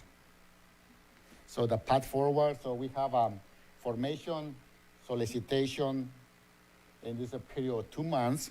This is per board policy, review, and finally, board review. We must acknowledge the fiscal impact. This will cost us funds. Where is mandatory priority. This includes costs for communication, professional translations, services to ensure that every voice is here, and meeting facilitation. Tonight we request your direction to form this committee by adding to principles of transparency, inclusion, and respect. We ensure that our names honor the legacy of our district. So just getting input. I just want to share too, like this item is in our agenda. We already received 5 members of the community who want to be in this committee, right on the board meeting. So we are looking at transparency process. Depends how many people want involved. We might have to do a raffle similar to what we did for all the other items. So, but it's so great to have the engagement from the community so early on. So we're ready to hear your inputs, and we will take notes. Thank you. Do we have any public comments? We do. Takashi Mizuno.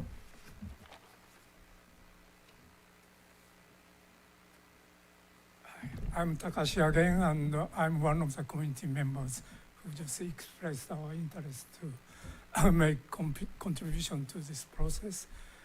And at first, I'd like to address to what Trustee Medina said. He mentioned pedagogy of rest.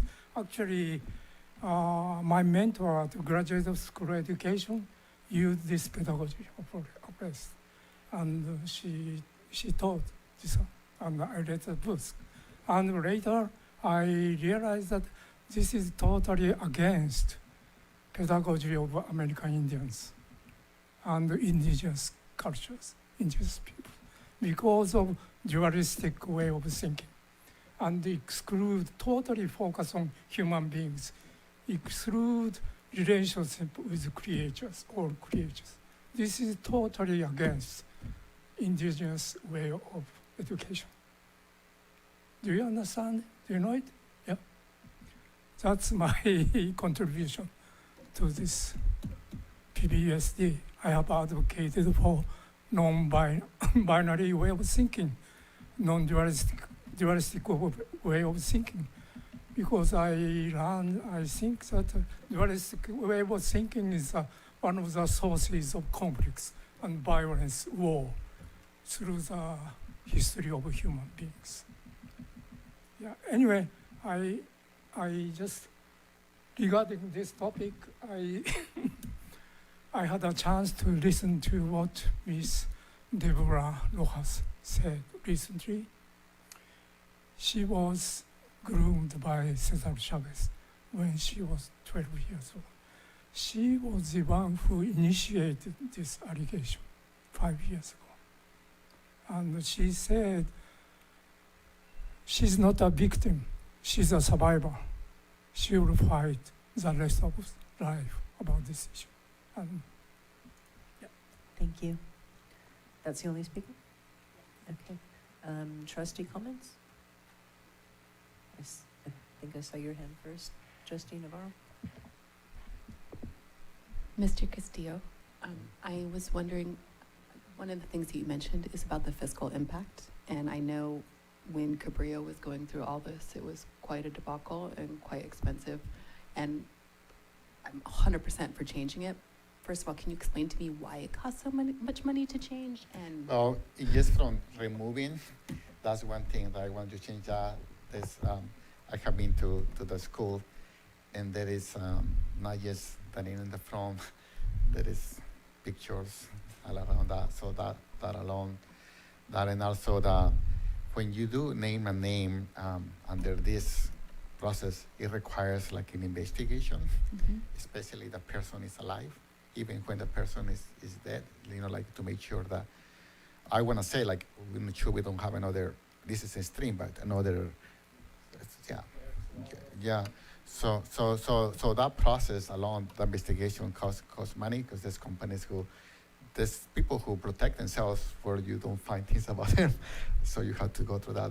That's one of the most expensive things, but yes, also you have to change the name of the school. The school has a education code. All of that just takes just money and time. So I don't. I cannot. It depends how close we get to the name. That's gonna cost, but it's gonna cost us. do you have like a rough number? It's a middle school. A high school will be a lot longer. Let's go to that. And just the fact that just what the name will be, 'cause we are already there, like thinking about like moving the name. I think that's a good process already. And that's all so I will estimate over $100,000 to change the name. What was the name before? What was? Who knows that? I don't.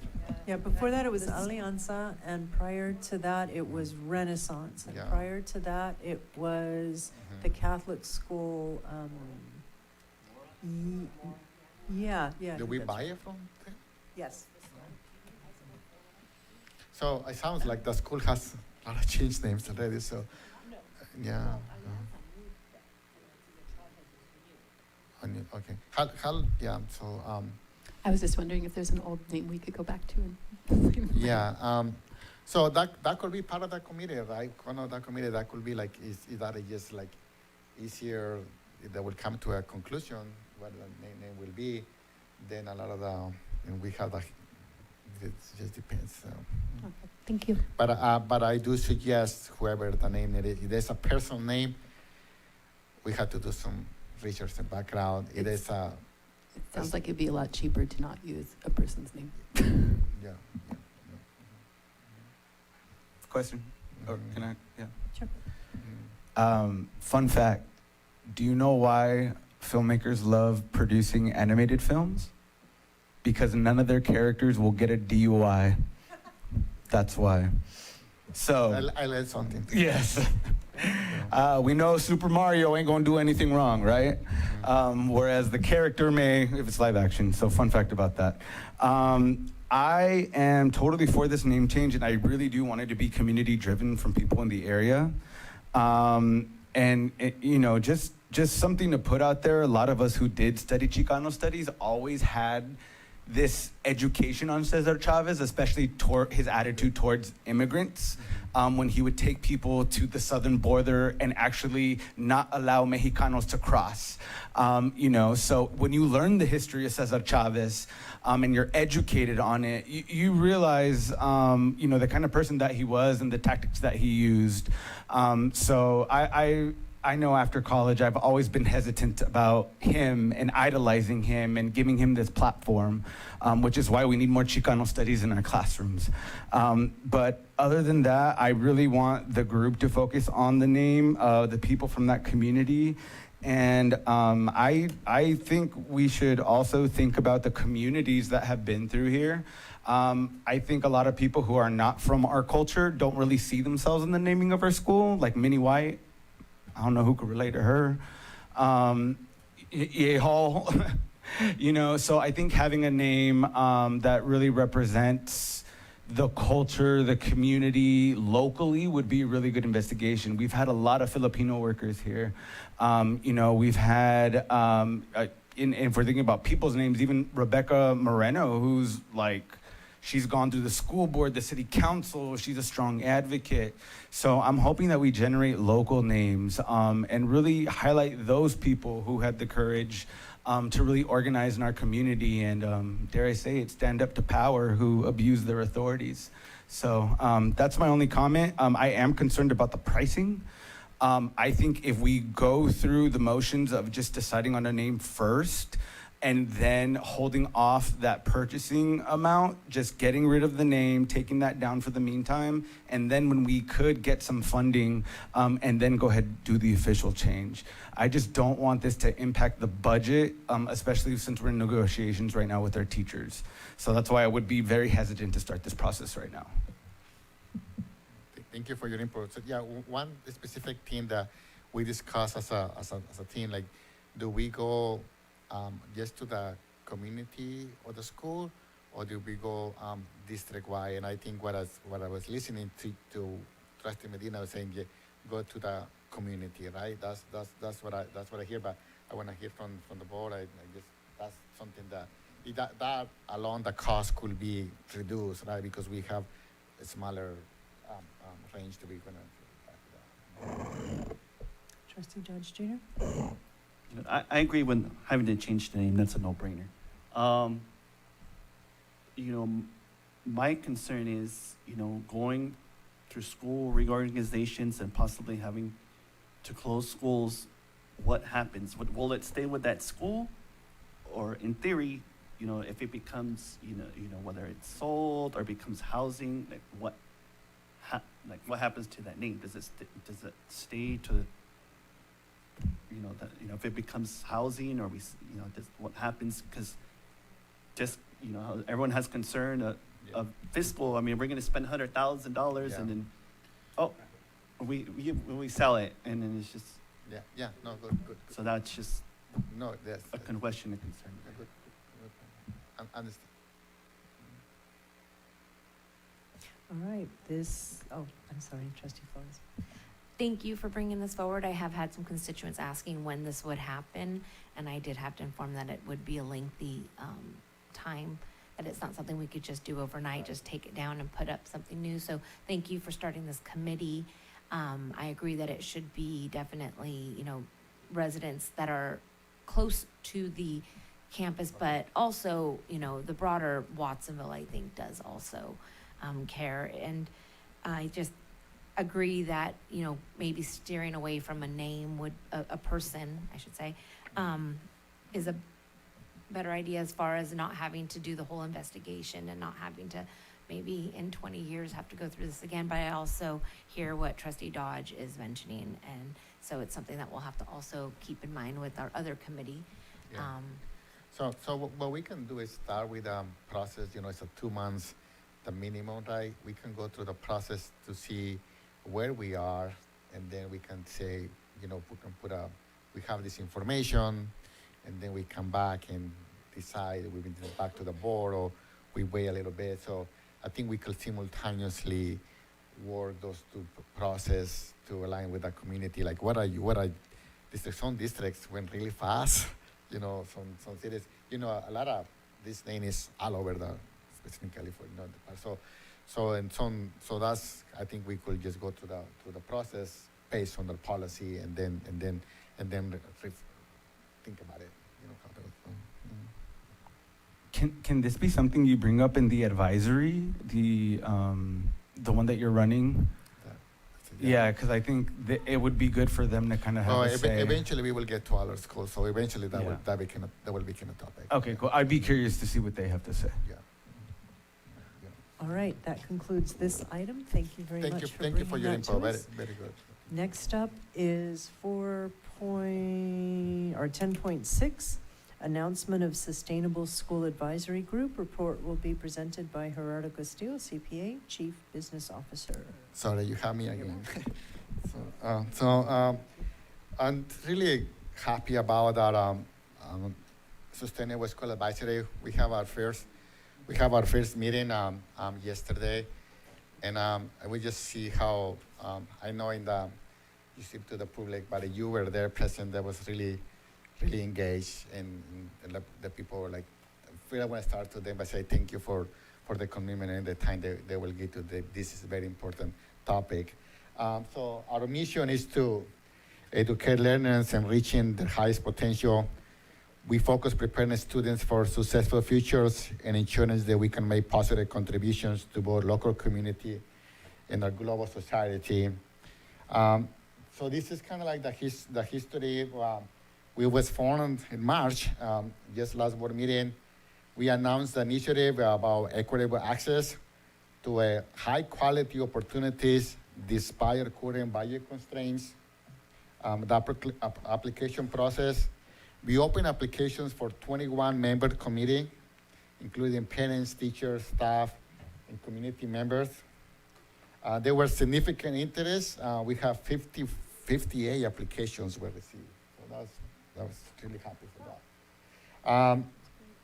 So where we are right now, the selection process, we did a formulary on April 8 and 9. To ensure transparency, we record that we expand the membership to 23 members, from 19, 21 to 23, to make sure we cover all the areas. We review the board notes, your recommendations. We decide to add 2 more people. But all the 21 who were selected, to the Lord, they stay. Geographic area, the East Tri-State area is now represented by at least 2 board members. However, this was emphasized in the meeting last night. This process is not about areas, but the district as a whole. We met yesterday. We introduced, so that we established norms and the kind of like the rules of engagement for the next 16 meetings. We're gonna be together for 16 meetings, so we're gonna get to know this group very, very well. And the first thing we introduced the what we call it the draft school program profile.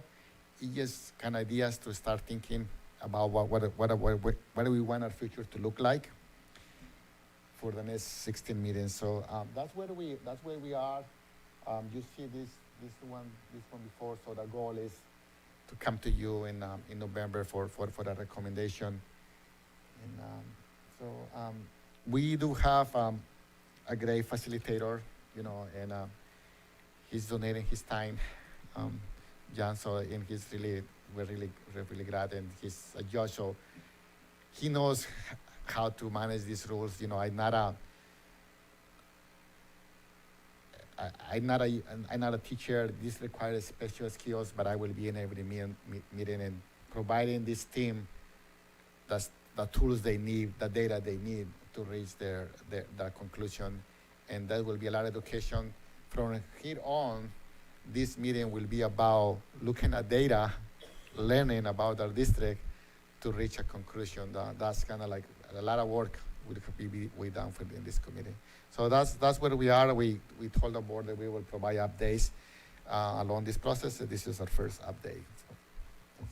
I do want to add a couple things about our sustainable budget process. One, every meeting is being live streamed. So although board members are not on the committee, you can follow along in real time and watch. 2, after being live streamed, the recording will be posted just like we post our board meetings, so you can watch it at your leisure anytime. And then all materials that we're using as we educate our community about our schools and all the data that we'll be providing to help in making this decision will be posted on our website as well. And they'll just be posted as meeting 1, meeting 2, meeting 3. So there's already information on our website. So each of you can look and see. The names of the people who are serving on this committee are there for you to see. You can see what slot they are filling, as well as what trustee area the members are in. Our facilitator is our retired Judge John Salazar. He's wonderful. He has, he volunteered to do this. He is donating his time to help be the facilitator. He's a fantastic person to do this because he really represents the whole entire county. He's been across the county. He was very clear that he views our district as a district, and that he is expecting the committee to view the district as the district as well. So when he introduced himself, he really gave a speech about that we need to look at this as district-wide. So our meeting last night, I would call it successful, mainly because we had volunteers, 58 of them, who are willing to make some really hard recommendations to all of you to help in your decision making that's going to happen in November. That will be very, very difficult. And so I have a lot of gratitude for the 58 who are willing to do that, for the 23 who all came to the meeting yesterday. They signed papers stating they know exactly what the expectations will be. Mads, thank you. Mads is sitting here, and he's one of the members of that committee. And also to John, who is volunteering his time, is a significant amount of time. And then also to our staff, who is going to be on top of all the work that we are doing right now as a district, because we are in significant challenging times, just in addition to what it takes to support our students in just the regular learning journey. Our staff is going to be engaged in a tremendous amount of work and effort to run a really transparent process and get community input at a level that I don't think most districts actually get to, with the live streaming, the recording, the true engagement of the community in this process. So Gerardo is going to be doing a lot of work. Michael Berman is going to be doing a lot of work. Kit will have to bounce in on that. Misty Roten was there with tech support, is already thinking through what does that look like. Alejandro's been getting a lot of messaging out and thinking through how do we continue to do outreach. So everyone is really involved at many levels, and I just want to thank everyone in the community for coming together for this. Thank you. I think we have 3 speaker cards to this, Yes, is that right? but before we do that, can I make a motion to extend the meeting? Oh, yes, please. Is there a second? I'd like to make a motion to extend the meeting to midnight. I'll second. All those in favor signify by saying aye. Aye. 4, all opposed? Okay. And 4, before- 1, 0, 2. And Three. before the public comments, I just want to ask for your patience, and we will work to improve every meeting. You know, that was our first meeting. They will end up having a big group. So one thing that we know we will change for the following meeting is the structure of the tables. We want to have like a horseshoes, like a circle, so we could see each other. So and we will have a moment so we can improve that. And so just thought I'd say that. So keep it. Thank you. Would you And we like to have 3 comments: Mads Realmuto, Lily Gerens, and Chris Webb.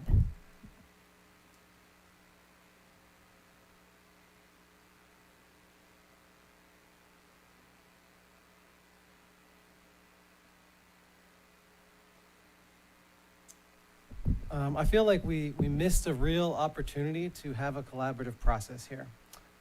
We should just already, like, I don't even really like it ever when I hear Alejandro or Kit or anybody even use the word collaboration, so long as we have a superintendent who's choosing not to meet with the union president on a weekly basis, which is the PVSD standard.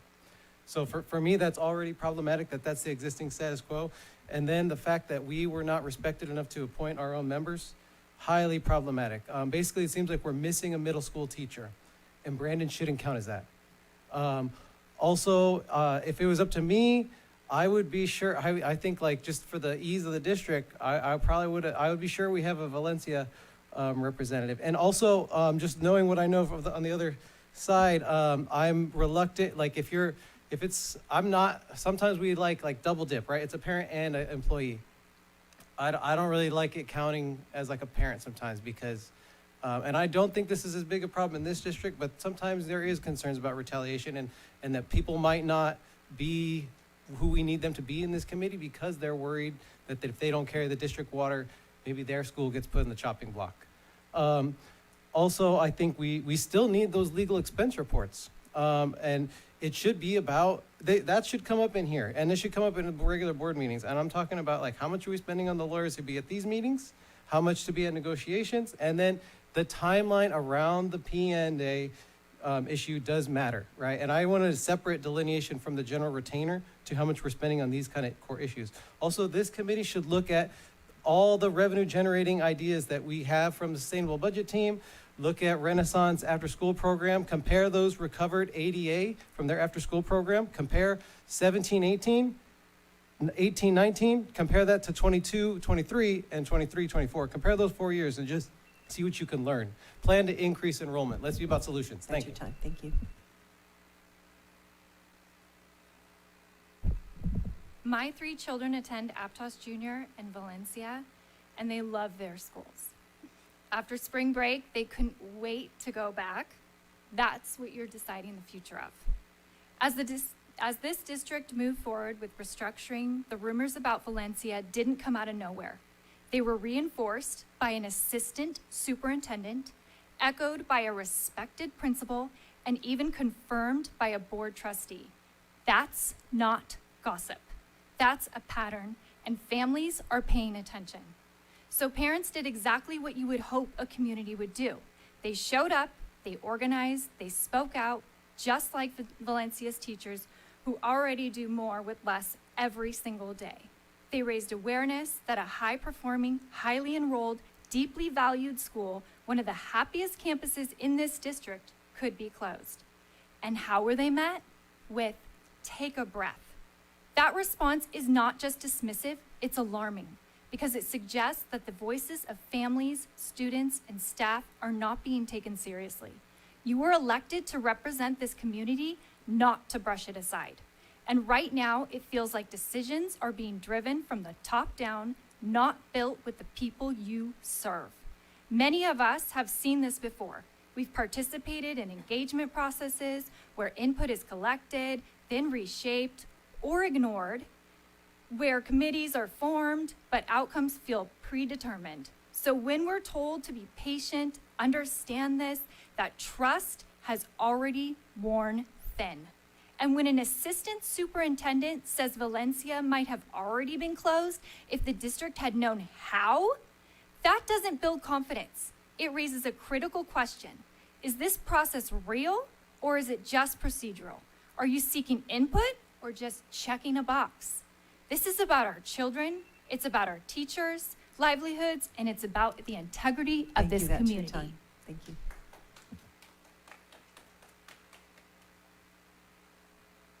Hi, Mads Rolmuto, parent on the committee. I just wanted to say that I'm cautiously optimistic. I think the meeting yesterday was off to a good start.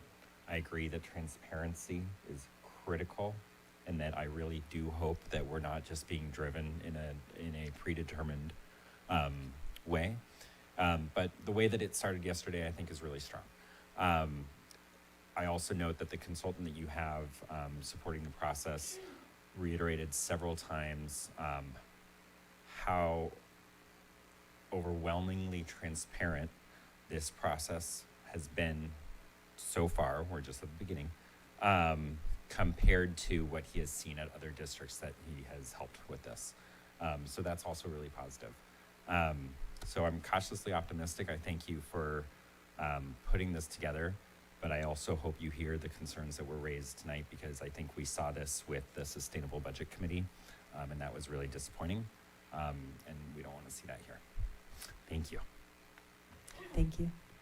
Do any, Trustee Navarro? So thank you for coming forward with that. I'm super disturbed to hear, I don't know who those people were, but I'm really disturbed to hear that, because at least myself, and I think most of the trustees up here, have not heard anything like that. And there's no decisions that have been made to my knowledge. I don't know if you can confirm that on the mic. Yeah, and I actually went out to Valencia to meet with a parent group that was having a meeting to say we truly have not made any decisions about schools. I mean, the board, you all know that. We talked about that. Well, I hope that if this is true, that a trustee or a assistant superintendent made those comments, that they were investigated and dealt with. So I apologize for that experience, but no decisions have been made. And I would encourage you that it's really clear who's on the committee. Email all of them, or reach out to them. I think there's some sort of registry, maybe, that you guys came up with, to get your voices heard.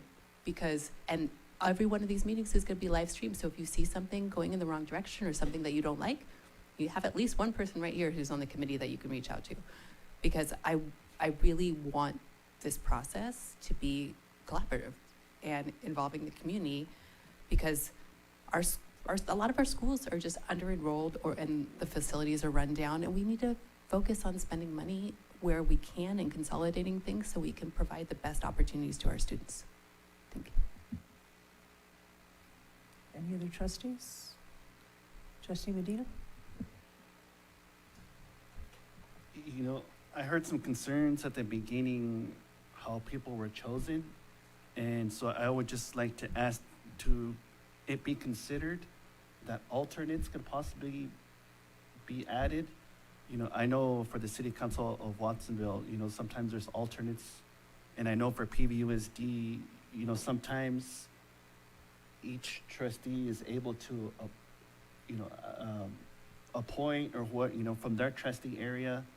And maybe that's something we could be considered, because, I've been hearing, from some of my constituents and some from other areas saying they feel the process was kind of rushed and they weren't able to apply. And so maybe this could be an opportunity to maybe add one more person from all of us. Hopefully that can be considered. And also too, I've read emails from parents from Valencia. I've never heard of trying, but I also know how important Valencia is. I'm not sure, I might have emailed a parent but I used to live down the street with some parents and students that lived by Mini White, but their parents moved them a couple blocks away, and all their children, I think she's still the teacher here, all her children went to Valencia, and they know how important and how good that school is. And so I read those emails, so thank you. Trustee Medina? Yeah, I do want to give the community some assurances. I am watching this like an anime series that I love. I watched the raffle, I was writing down what was going on. I saw the introductions. I really like the fist 5, 3, that number system you got going on there. Also, I remember when we were told that this was coming out, I put in time on my social media, in my inbox, in my newsletter, to get this word out so we could get people involved with this. And to my constituent, I hope that you felt like you received that information to me, because I think that is our job, to make sure that things like this are being communicated to you. And the fact that we have a public information officer who we just put one post out, that's not gonna do enough. You gotta go out there. I was at the Las Lomas Market. I was telling all the senoras, there's this guy named Castillo. He's running this group, go check him out, right? So it's how much effort you put into that. Because I'm really excited that I saw Ray, Caitlin, Joanne, Jessica, and Lucia who are representing TA Area 3, because I had that dialogue with them to let them know, hey, this is what's going to be going on. This is what you're going to be discussing. If you ever feel like the board is steering you in a certain way, let's talk about it. Because we could have that conversation here at the dais. So I like the way I like what's the phrase, cautiously optimistic. I feel like I'm on that same page, and I hope that we keep the transparency, because I do not want the sustainable budget team repeat that we had last time. So, to the constituents who felt like they didn't get communicated enough, I apologize on behalf of your trustees who don't put in that time or that marketing or that effort. I know, or that effort. So I hope there's elections in November. That's your opportunity to really make a statement about who you want in these seats. Thank you. Trustee Navarro? I'm not sure how many applicants were from Valencia, but I, like Trustee Medina, actually tried to get as many people that had emailed me about Valencia or posted about Valencia to sign up for this. I'm a little disappointed to see that there's not anybody from that school. And there's on the committee? Okay, thank you. Never mind. Yeah, each area is represented. We that's why we televise the group. So you notice how we did it. We did it by making sure the ECU was represented in the area, and then the areas that we discuss at the board meeting. That's, for me, the transparency. This is what we say we will do, and this is what we did. So that's how it is. And I want to share this. I have been through this process in an urban city, and I remember what things did not work. So, and that's what I say, like learning from our mistakes, and I remember those things, like how. So I'm trying to, part of my job, trying to do this committee to work through this process, and that's what I give you. People will be happy, and I want to share this publicly. Once the schools are named, it's going to be very difficult. It's going to say that right now. It's going to be very difficult decision. Why this is my school? Because our schools, for many of us, that's like our family. That's where we grow up. That's where our parents, that's where our grandparents. So I want to say that right now, because it's going to be a difficult process. It's going to be a difficult. We're in the more transparency. One of the alternatives, you say alternatives, we thought about that. But this is a group who is learning a lot information about enrollment trends, enrollment projections, demographics, transportation. So that's why they can only be missed 2 meetings. So it's a big commitment from them, because they are learning in order to reach a conclusion and decision. And all of us, I want all of them to have the same information when they reach a decision. So, we are it's a team of us guiding that, but they represent the whole area, and you could talk to them. Do you have any comment? Talk to your representatives in the committee, and they are your voice, from that area. That's how this committee is going to work. Well, that just kind of proved my point. Some people are going to drop out. At least there should be people who felt like they didn't get accepted. If they're willing to dedicate it, like you said, it's going to be this many hours, this many meetings. Are you sure? And if there's an alternate, hopefully it's something we could be considered. Yeah, okay. For this, the board meeting. All right, thank you very much. We're ready to move on to Thank you. 10.7 Board Listening Session Implementation Timeline. On March 28th, 4 of us met with our trainers and started working on goals and guardrails. We'll be continuing that work on April 22nd. I believe that meeting will be at EA Hall Middle School in the Performing Arts Center. Is that what they call it, Danny? Auditorium, okay. So that's around the corner. Are there any speaker cards for this item? We have one, Chris Webb. Okay.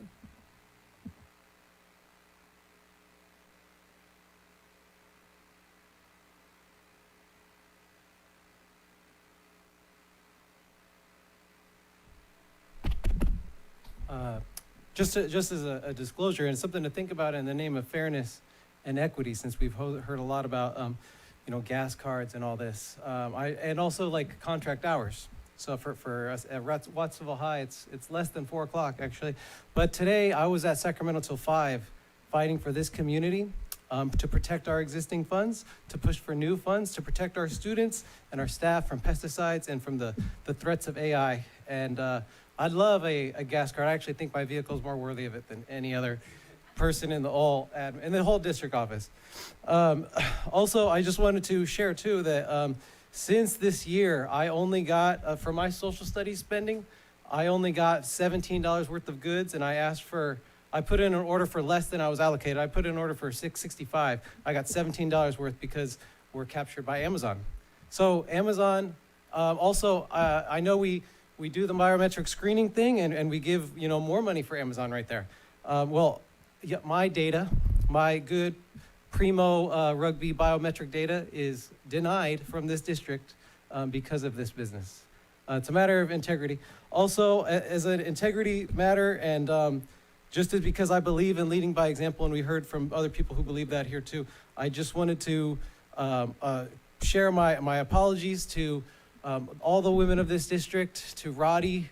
I was there at that meeting that she referenced with somebody who is suspect in our leadership, our cabinet.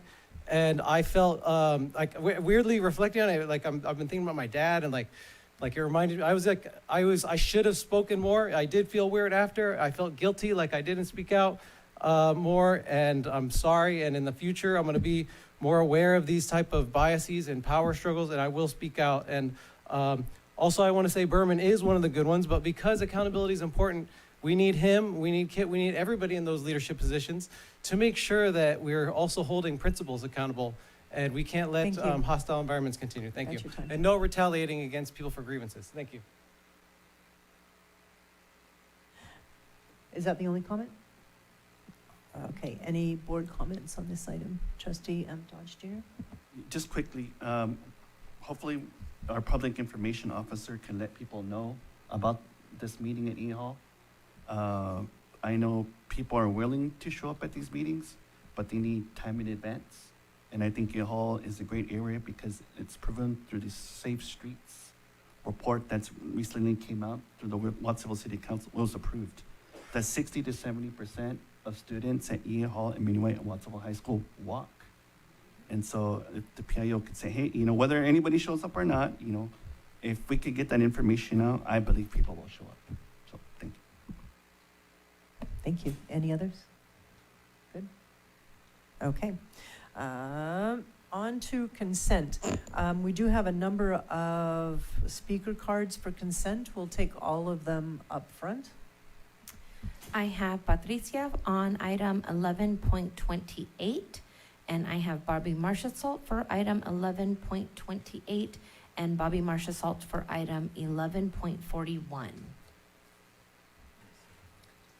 All right, it is late, and we are tired.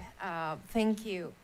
I urge you, the board, to really decline the approve of the MOU to have the district contracting Michael Stone for the purpose of providing a professional development, facilitating the planning process of the development, a comprehensive strategic art plan for the district. Why?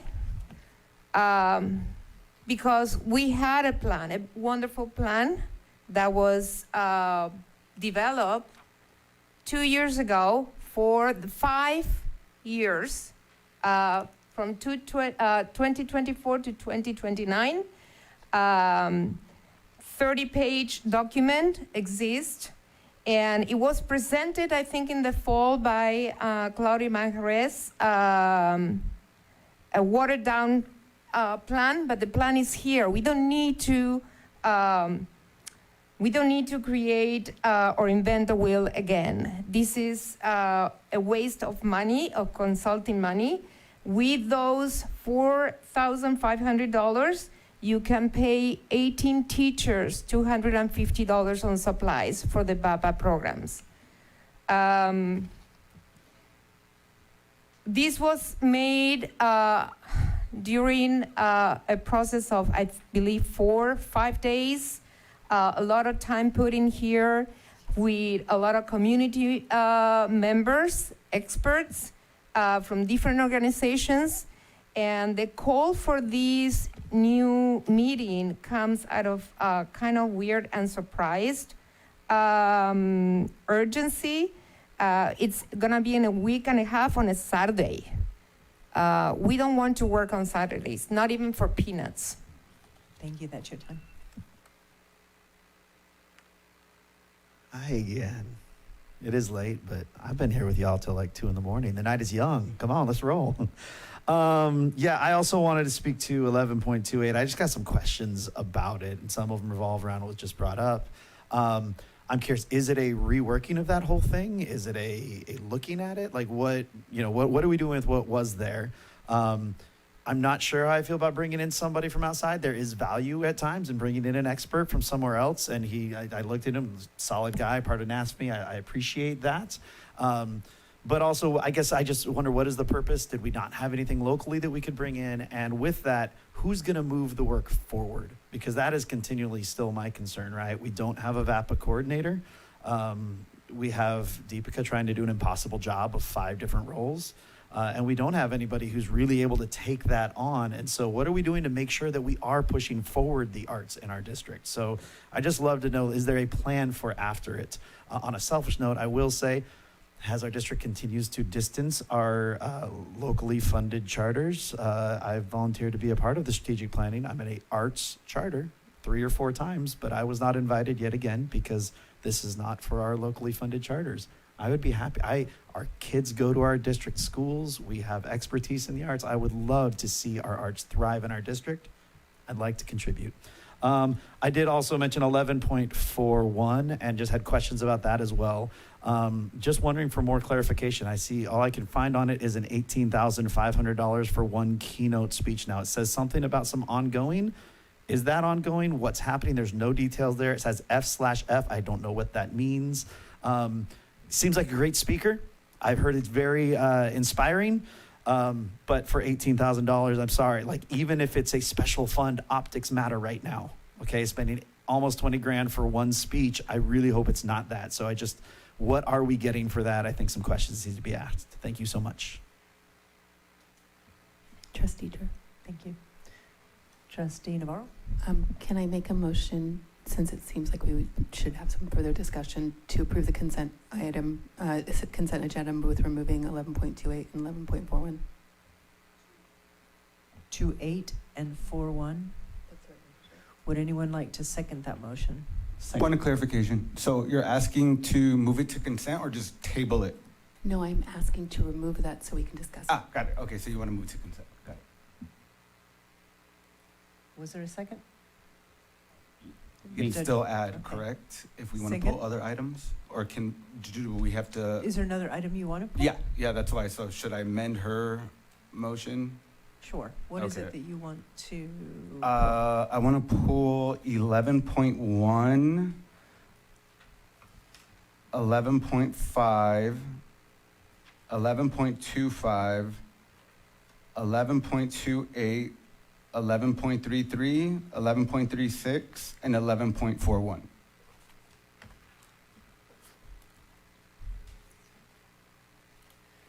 Do you accept the amendment to your motion? According to the rules we adopted, it doesn't need to accept. It's actually a formal thing, so we just have to vote on whether we want those. Thank you. Pardon? Okay. Is there a second? I don't see a second. Wait, we're voting on whether we want to pull these items? Yes. Okay, the ones that I asked for? Well, We're voting on your we amendment. would be approving the consent agenda, but pulling those for Yeah, discussion. so as of right now, since I didn't go through, we're only going to pull those 2 items for hers, because nobody seconded mine, correct? Right. Is that what I'm hearing? Right. Okay. Can we try that again? I know people don't want to be here late, but these are the discussions we have to have, so. Right. So, as I understand it, we have a first and a second for 11.28 and 11.41. The motion to pull additional items failed for lack of a second, right? Yeah. Okay. All those in favor of... I actually want roll call. Okay.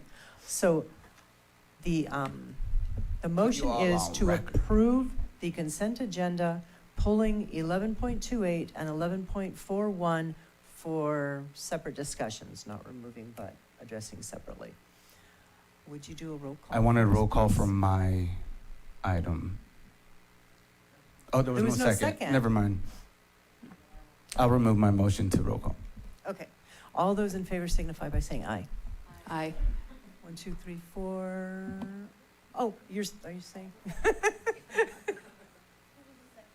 I think this, yeah, Danny seconded, that's right. Okay. Were you I wasn't clear if that was a yay for you? Yeah, okay. So we are 5-0-0-2. Okay. All right. So all of the consent agenda items are approved except the 2. So right now we're moving to 11.28. We have heard public comment on this already. Any board member have comment on that, starting with Trustee Navarro? Dr. Contreras, can you answer Mr. Marchesalt's and who else? That was Chris, Patricia? Huh? Sorry.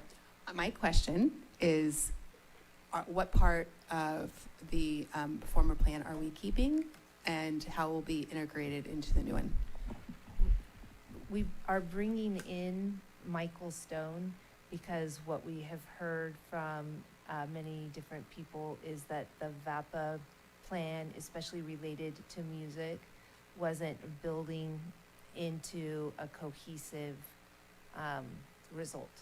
So that when students, for instance, Aptos High School doesn't have a band, Watsonville High School doesn't have a band. And so Michael Stone's area of expertise is music, and looking at how we can build a cohesive program from looking at the elementary and what are we doing in the elementary, and then building it through middle and to high school, as well as with arts too. So he's a professional developer, but he also is very skilled at listening to what is within the community, what the desires are in the community, what the strengths are, and pulling those insights together and helping to create a plan based on what is kind of the will of the community.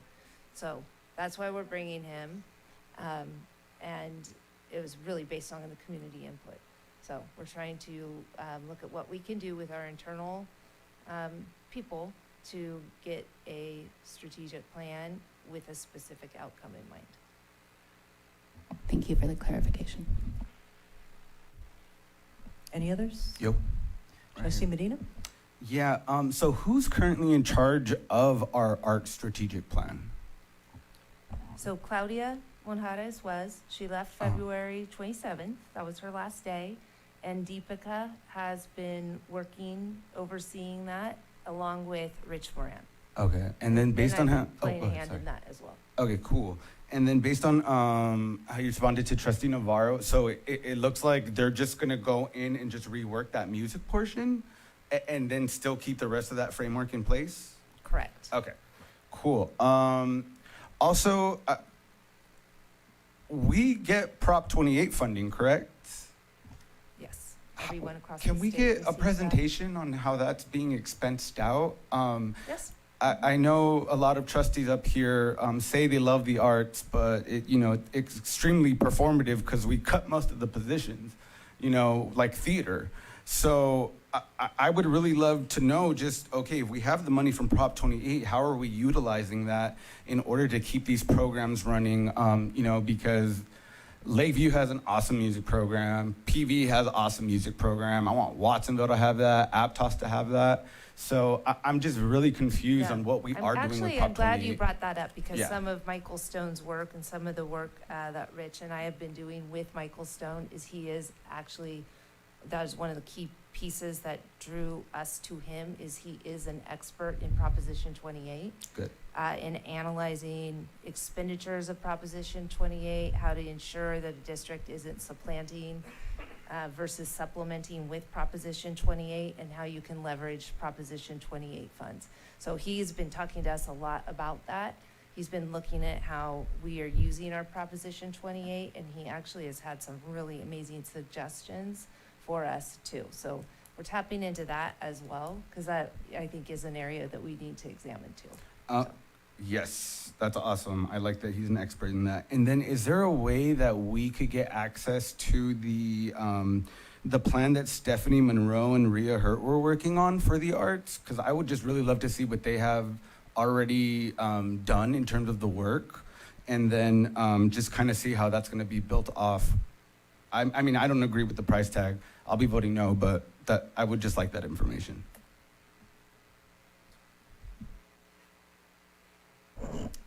Daniel Dodge Jr.? Just to kind of piggyback of what Trustee Medina was talking about, I along with Olivia, we had issues of, music and VAPA and Prop 28, and there was a lot of concern saying, hey, this money was already allotted for this, why is this not happening in other? And so I would like to see that report too, because that was a couple years ago, and we're going ahead and here's $4,000, which, but Yeah. I think seeing that report, okay, well, where's the millions or hundreds of thousands? And he's helping us look at that. I think he's probably going above and beyond with us right now, just because he's taken an interest in our district, what we're doing. Sometimes it's nice to have that outside set of eyes to look at what we're doing from a different perspective, and he's been really helpful. So, be happy to provide the board with whatever they would like. That report and our plan was approved by you, so you have access to it, but I'll bump it up and get it to you for the again. newer trustees, So- that way Yeah. it reinforces what we did and then what everybody else is asking. Yeah, and I think that part of why we reached out in our internal discussions is we've heard a lot of concerns about what is happening with our Prop 28 funds, what is happening with the plan, how's the implementation going, and we think it's an area, growth point, where we can do better and need to improve on. So. Well, I mean, that's millions of dollars, and we're like, Yep. let's spend 4,000 to find the millions that we should have already. Thank you. Just going off that, can you give us a report on how much we get a year and how much we've expensed? Okay, cool. Thank you. Trustee Flores? Yes, I am in full support of this, and I am thankful that you mentioned, that we would be looking at the music portion, because, Trustee Dodge and I went, when we toured Watsonville, or one of the last times we were there together, Principal Gregorio was so excited to show us the music room and some new instruments that they had, and all the other instruments they already have that are just sitting there. And so I remember when Watsonville had an amazing band, and so I'd love to see that again. The same goes with Aptos, but a lot of times it's because, it's hard for a ninth grader to come in and just take on an instrument. So if we get them junior high, or even better, middle school, then it's gonna encourage those in high school. And I remember growing up at EA Hall, I almost thought it was a requirement, but maybe it wasn't. But I learned the flute for a year or two because it was very much encouraged. And so I'd like to see that again. So I'm excited to see that we're putting some focus on this. And so with that, I'd like to make a motion to approve. I'd like to make my comments first before we move on to that. Watsonville High has a decades, probably 100-year history of having amazing marching bands that the community was so proud of, and to see that has died is painful for me, and I would really like to see that come back. When I was at Freedom School, we had music. A lot of it was more like rhythm, but there were some flutes and clarinets and whatnot. Middle school, bands got really strong, and then all of the high schools had really strong bands back when I was in school, and we need to bring that back. So I will be in support of it. And we do have a motion to approve this. Is there a second? I see a second from Daniel Dodge Jr. All those in favor signify by saying aye. And opposed? I'm going to stay on the side of fiscal responsibility and say no. Okay, so that is 4102. Motion carries. Thank you. And that brings us on to 1141, which is approve agreement with Corwin Doug Fisher to provide keynote address at the August 7, 2026 Professional Development Day and throughout the 26-27 school year.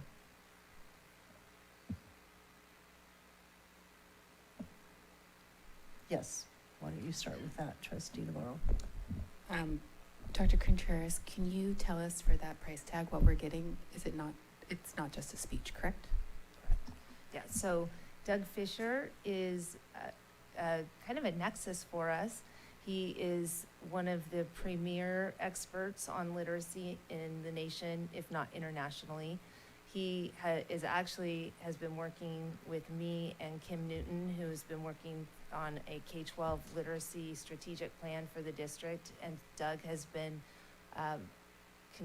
donating his time to us, overseeing the creation of that plan as we know that's a growth point for our district.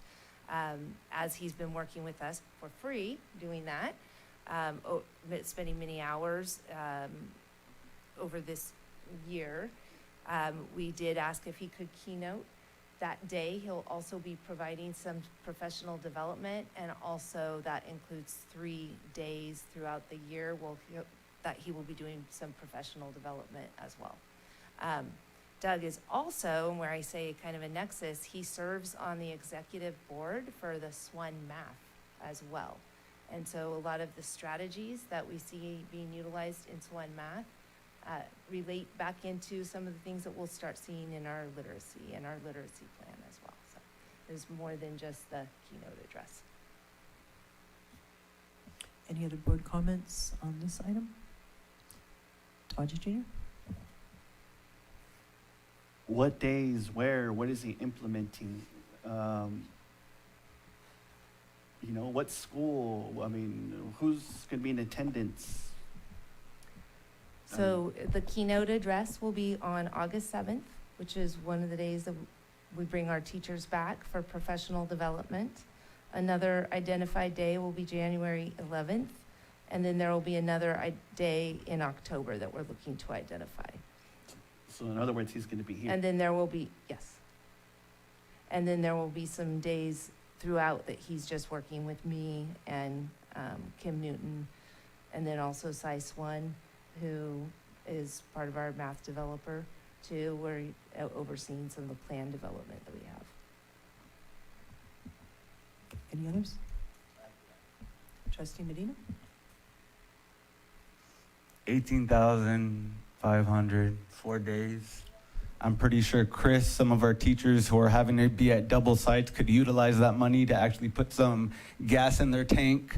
So, you know what? Let the vote decide, and let's see who truly is fiscally responsible up here on this board. Because if we approve this, when's it going to stop? We haven't made a deal with our PVFT, our CSEA. We're approving this. Is this coming from a grant, or is this coming from the restricted or unrestricted funds? Gerardo, do you have that information in front of you for that?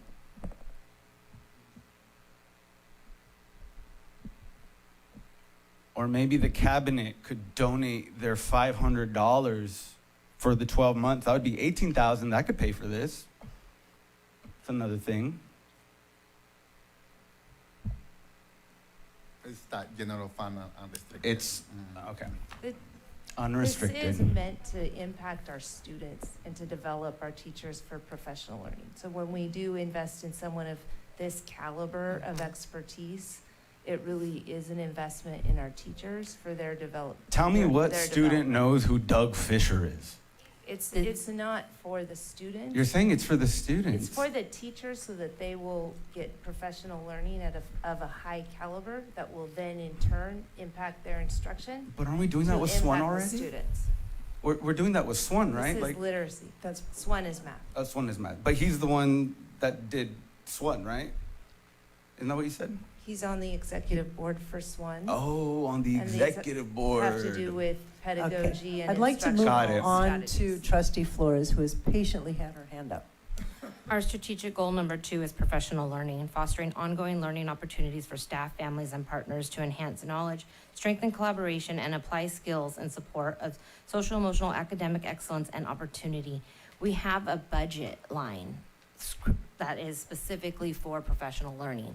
And it's something that we feed into our staff to make better teachers, make better admin, make better, cabinet, everything. And so I understand there's a price tag, there's a price tag with everything. There is allocated money to professional development, to professional learning. And that's where this is coming from. So. It's not your turn right now. The intent really was to help our teachers, and that is why we are doing that. But if that is something that the board does not find I'm valuable, taking my then time. that is fine. And we can find other ways to develop teachers. And I appreciate the I'd like to intent, take my time now. I'd Heather, like to and take my I think time we now. should do more opportunities like to like take this. my So time now. that's all I wanted to say. Well, unmute me. I would like mute to me. take my time now. Exactly. I don't have the button. Exactly. You I'd don't like have to a take- button. So why don't you stop being authoritarian? Can you tell me, Dr. Contreras, are our students succeeding? What percentile are they in generally? Or in the bottom 5th percentile Bottom of students for 5 literacy. is one of your responsibilities and dictates to take actions to ensure that our students are improving and no longer are we going to be in the bottom 5%. Yes. Okay, thank you. Was there a motion? Had you made a motion? I'll make a motion to approve. Okay, is there a second? I'll second. All those in favor signify by saying aye. I want roll call. Okay, would you do a roll call for us, please? I want to know who's fiscally responsible. Let's do it.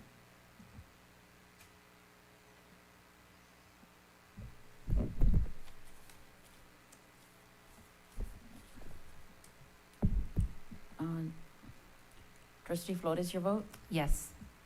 Trustee Medina, your vote? No. Trustee Navarro, your vote? Yes. Trustee Dodge, your vote? No. Trustee Finn's not here, and President Turley, your vote? Yes. Yeah, so it does not pass because we did not have 4. So that, I believe, is the last item on our agenda. I don't think we have any reason that we need to go back into closed session. We're solid? Okay. Our next meeting, again, will be April 22nd. That will be at EA Hall Middle School. I don't believe we're planning on a closed session.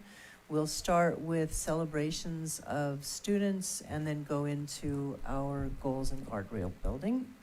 Trustee Turley, can I make one final comment before you end the meeting? Is it on the agenda? I don't think so. It is. Well, it's related to. Well, I'm going to move on. Okay. Thank you, though. All right. So at 10:54, we adjourn. Thank you.